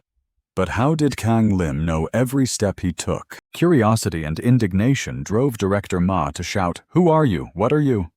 Kang Lim remained calm, replying, "I'm Na Kang Lim." Then he smiled, showing his teeth, and introduced himself. "I'm Na Kang Lim. I'm not a detective. I'm just a normal high school student." Director Ma stared at Kang Lim, feeling tense. Damn it, how did this happen? He seemed to know everything, knowing he couldn't deny the charges but not wanting to go to jail. Director Ma thought to himself that he had to silence Kang Lim to resolve the issue quickly. If he informed his brokers, it would be resolved, but if Kang Lim reported first, the situation would become complicated. Director Ma wasn't afraid to show his sinister smile. Then it's even more reason to eliminate him. He thought he could ask his brokers to handle the mess. After all, his opponent was just a child. Kang Lim, having seen through everything, sighed and stopped speaking politely. "Let me tell you, things won't go as you wish." Kang Lim put his hands in his pockets, looking relaxed but serious. Do you really think I came here unprepared? If I have to act just because I was defeated by you, the whole world will be in trouble, my friend. He continued to threaten. I've also prepared enough evidence. If I disappear, an email containing evidence of your crimes will be sent to my most trusted friends. Director Ma, who was plotting to silence Kang Lim, was now frozen, only able to utter 2 words. What is... Kang Lim continued nonchalantly rubbing his neck and pretended to sympathize. I'll let you know that I'm aware of your past. It's really bad, isn't it? But in the next moment, Kang Lim's tone turned harsh. You had a chance to escape the match-fixing scandal, but didn't take it. You even climbed to the position of director. Didn't you ever think of building your career the right way? Director Ma was stunned by Kang Lim's words, but Kang Lim continued. You don't know when to stop. Your past is just an excuse for you to justify yourself and blame others when things go wrong. Kang Lim didn't hesitate to accuse Director Ma directly. The evidence shows that you're a heartless scum. Director Ma pushed his glasses slightly. He remained silent as Kang Lim continued. You're the type of person who exploits hard-working people. Isn't that the kind of person you used to despise the most? Upon hearing these words, Director Ma was lost in thought, recalling his past. Finally, he uttered, "Damn it." Then he asked Kang Lim, Is there anything about you that's like a high school student outside this room? The police are waiting to burst in. The news was updated immediately after. Kang Lim, having survived the ordeal, was calm. It seems the match-fixing scandal is finally over. To understand the social impact and related individuals, the situation still needed to unfold, and this could be considered a prelude to the storm. However, Kang Lim was still concerned about one thing. The broker hadn't shown up at the meeting point with Director Ma, so they couldn't catch him. In the Webtoon, they never caught the broker either. There were rumors that he had escaped abroad. It was unfortunate, but there was nothing they could do. It wasn't a significant issue anyway. As thoughts crowded his mind, he worried more about Cha Sirene. After the case was closed, he met Cha Sirene privately to tell him everything. Cha Sirene seemed shocked, which was understandable since Director Ma was the one he had always trusted and followed. Kang Lim thought to himself as he walked. Although it was to solve the case, he had lied. He should apologize to Cha Sirene at school. At school, the next day as usual, the teacher took attendance. Cha Sirene is absent today. It wasn't surprising since Cha Sirene was busy. Kang Lim looked up surprised upon hearing the teacher. Da-hee took the opportunity during the break to ask Kang Lim, is Cha Sirene not coming to school today? Is everything okay? Kang Lim replied honestly, I'm not sure. We spoke yesterday and he said he'd meet up today. Maybe he's been called in for investigation as a witness or something. Da-hee understood, that's probably why he didn't respond to my messages. Da-hee suddenly remembered, oh, I heard there's a competition coming up. Everyone's talking about it. Cha Sirene is participating, right? It's an international competition. He said he'd be late tonight. Then she leaned down to secretly talk to Kang Lim, wondering if he could still participate in the competition, even though the outside world was still unaware of it. Kang Lim calmly explained to her that the players hadn't done anything wrong. It was just a friendly match, and it would be easier to investigate if they remained calm. He emphasized that the official results would be announced after the competition ended, along with the dissolution of the team. Da-hee listened silently to Kang Lim's words, saying that he wanted to leave a good impression, because it was his last time and he must have been busy with training, which was why he was absent. After Kang Lim finished speaking, he continued to ponder, thinking that it would be fine, and the case of match-fixing should have been closed by now. He was preparing for any unexpected circumstances. After school hours, he stood in front of an apartment and pressed the doorbell. His intuition told Kang Lim that something was off. The dormitory was temporarily sealed off for investigation purposes. Young-ah was with him, and she was also in touch with their friends to gather information. He doesn't have anywhere else to go besides his studio apartment. How is Young-soo doing over there? Oh, really? After hanging up, Young-ah immediately reported to Kang Lim Sirene isn't at the cafe or the PC room. Maybe she's gone home to her parents. However, Kang Lim didn't find it convincing at all. He was restless, thinking that something was off. At this time, Serene's parents and teachers were abroad. "There's something wrong. Let me call again to check." He picked up the phone and dialed, and there was a ringing sound. Near Serene's apartment, a familiar red phone was lying abandoned in the hallway. Both people rushed to pick it up. Jung-ah immediately recognized that it was Kang Lim, but he had already known from the moment he saw Cha Serene's phone. Serene's phone had a cracked screen corner. After doing a few operations, Kang Lim realized there was no password and the camera was on standby. The latest photo was what he feared the most had finally happened. Serene had indeed been played with by the broker. He and his accomplice had kidnapped her. Inside the car, the broker's underling was fearful, asking, "Are you sure it's okay?" "We should have quietly retreated instead of causing more trouble." The broker, focused on his phone, replied, "I'm doing this so we can slip away without anyone noticing. This is our escape route, prepared for emergencies like being detected earlier than expected." The broker continued, his face expressionless. "If we hesitate, we'll be caught before we can leave the country. I'm trying to slow down the police's progress by silencing everyone." He added, "Anyway, Director Ma will keep this quiet. The remaining issue is this girl. She's the only one who can expose the truth." Then he suddenly remembered the previous conversation with Director Ma after he had just ended the call with Kang Lim. "As you said, there's a fly buzzing around everyone. It must be Rosenti. She won't let this matter rest easily. If it comes to this, yes, we can pin everything on Cha Serene." The broker narrowed his eyes, his voice dripping with danger. "Of course, it's not just that. She needs to take responsibility for the trouble she's caused and pay for it." Another car was rushing down the road. Kang Lim, sitting in the car, was frantically raking his hair and shouting, making the driver feel scared. The driver asked cautiously, "Excuse me, sir, are you okay?" Kang Lim was furious, feeling like his head was about to explode. Why didn't the Webtoon mention anything about this situation? Isn't that inhumane? What am I supposed to do if the future changes like this? Damn this butterfly effect. He was extremely frustrated, thinking that it was pointless to dwell on it now. "I've got to figure out how to handle this situation." Kang Lim's mind was in disarray, filled with fear and anxiety. Even if they did something to Serene, it's not like I've completed the loop yet. Why did they kidnap her instead of just getting rid of her, judging by their actions in the Webtoon? When Kang Lim thought of the broker's face, he couldn't calm down.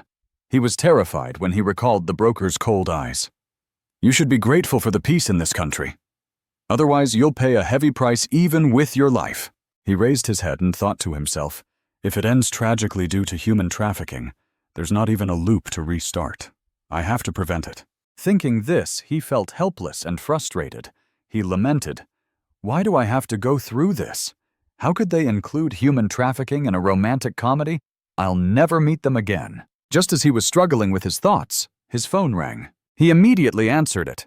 "Dahi, what's going on? What's happening with the police?" Dahi reported the situation, which didn't look good. "I've called the police, and Jung-ah and Young-soo are giving their statements, but it seems they're not believed. It'll probably take some time," she added. "Looking at the photos you sent, it's clear that it's a kidnapping. Thinking about international human trafficking. Is it really happening in Seoul? It's hard to believe it's still happening these days." She flattered Kang Lim, understanding what she was thinking, and affirmed resolutely that she was on her way to the port.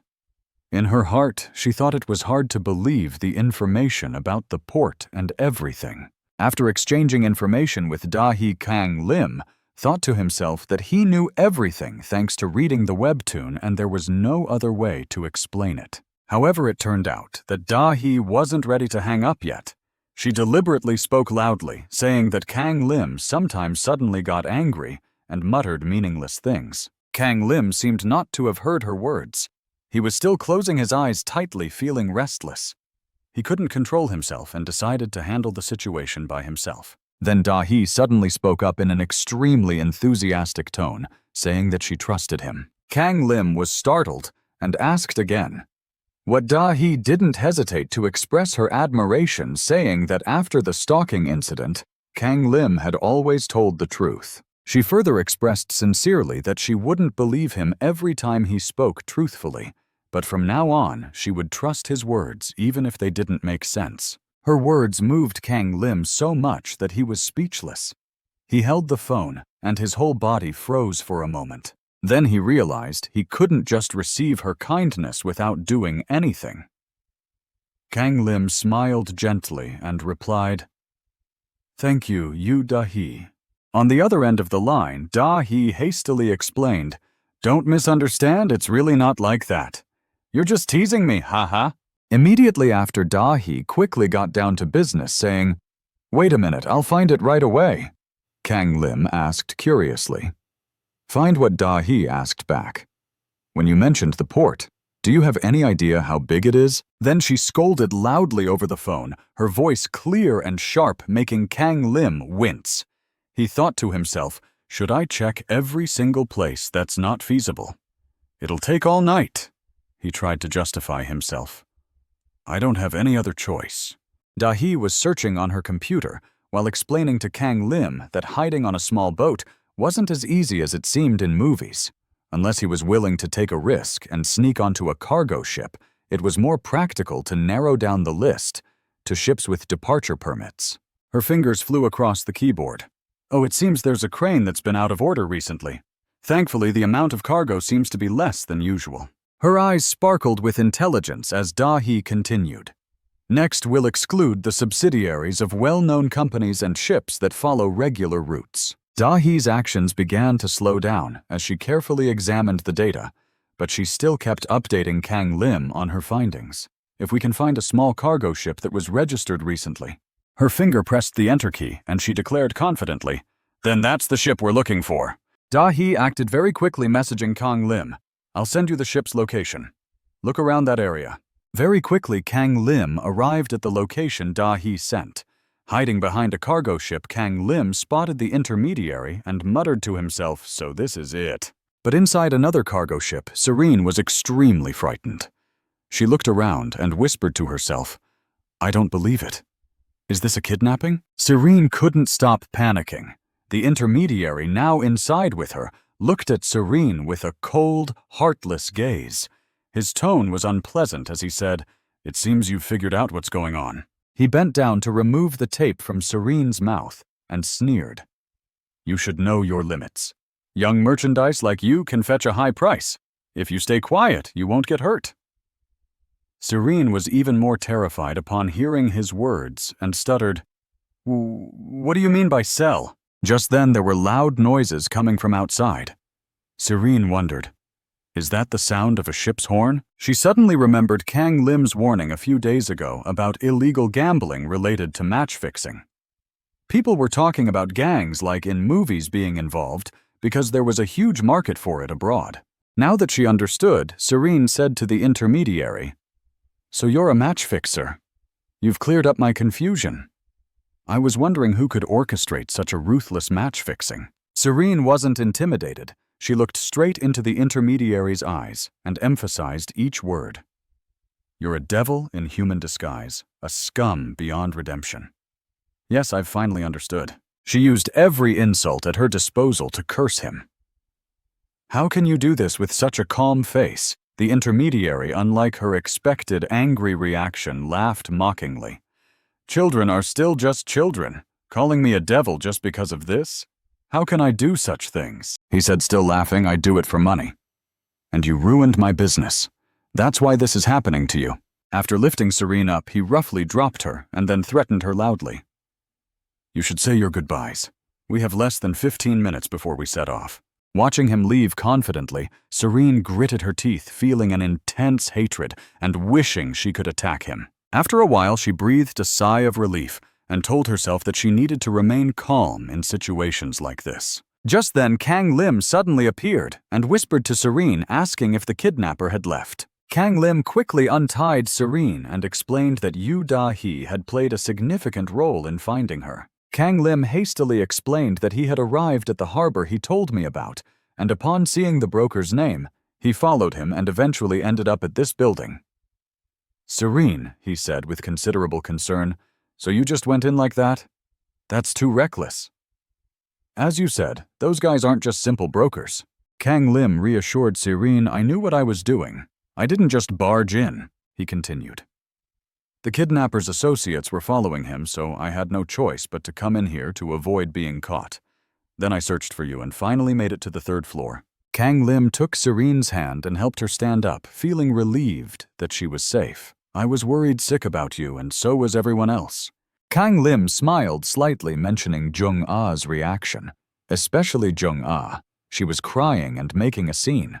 It was quite a challenge to explain things to the police, to be honest. Then Kang Lim immediately pulled out his phone and said, "Let's send our location to the police and wait. Since this isn't an emergency, it's better to wait for them to arrive rather than acting rashly and complicating things." Serene looked contemplative and said, "It's not that simple." Kang Lim didn't understand, so he asked, "What do you mean?" Serene replied honestly, "They'll set sail in 15 minutes. Upon hearing this, Kang Lim's expression changed to one of alarm. Serene summarized the situation. "We need to figure out a way to escape both of us." Kang Lim started to sweat, whispering, "I've seen quite a few of his men around. At least 6. Both of them fell silent, unsure of what to do next in this precarious situation. But then Kang Lim shrugged it off. "Let's just move away from here first. Standing still won't solve anything. Let's observe our surroundings first." Just then a clicking sound came from behind, making them both fall silent. Just as they were about to move, a noise was heard from behind, and one of the kidnapper's men walked in. The man's face was menacing as he asked Kang Lim, "Who are you? What are you doing here?" Before Kang Lim could respond, the man continued, "And why is this girl?" The man quickly grabbed Kang Lim's neck, threatening him.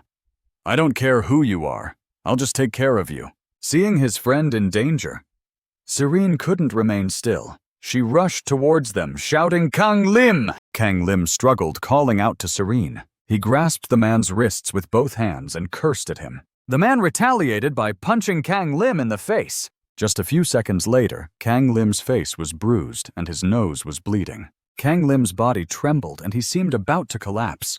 He muttered a few words. "Please, please."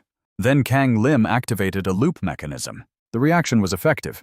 He used it once. After catching his breath, Kang Lim thought to himself, "It worked. The loop is beneficial. I've confirmed Serene's safety and location, so this time I'll wait outside instead of entering the building." The situation replayed from the beginning. Serene analyzed the situation. "We need to figure out a way to escape both of us." Having experienced it once, Kang Lim's reaction was different this time. Serene noticed he was standing there stunned and asked Kang Lim, "What's wrong with you?" Kang Lim's eyes widened in surprise. "I've already looped back, so why am I still here?"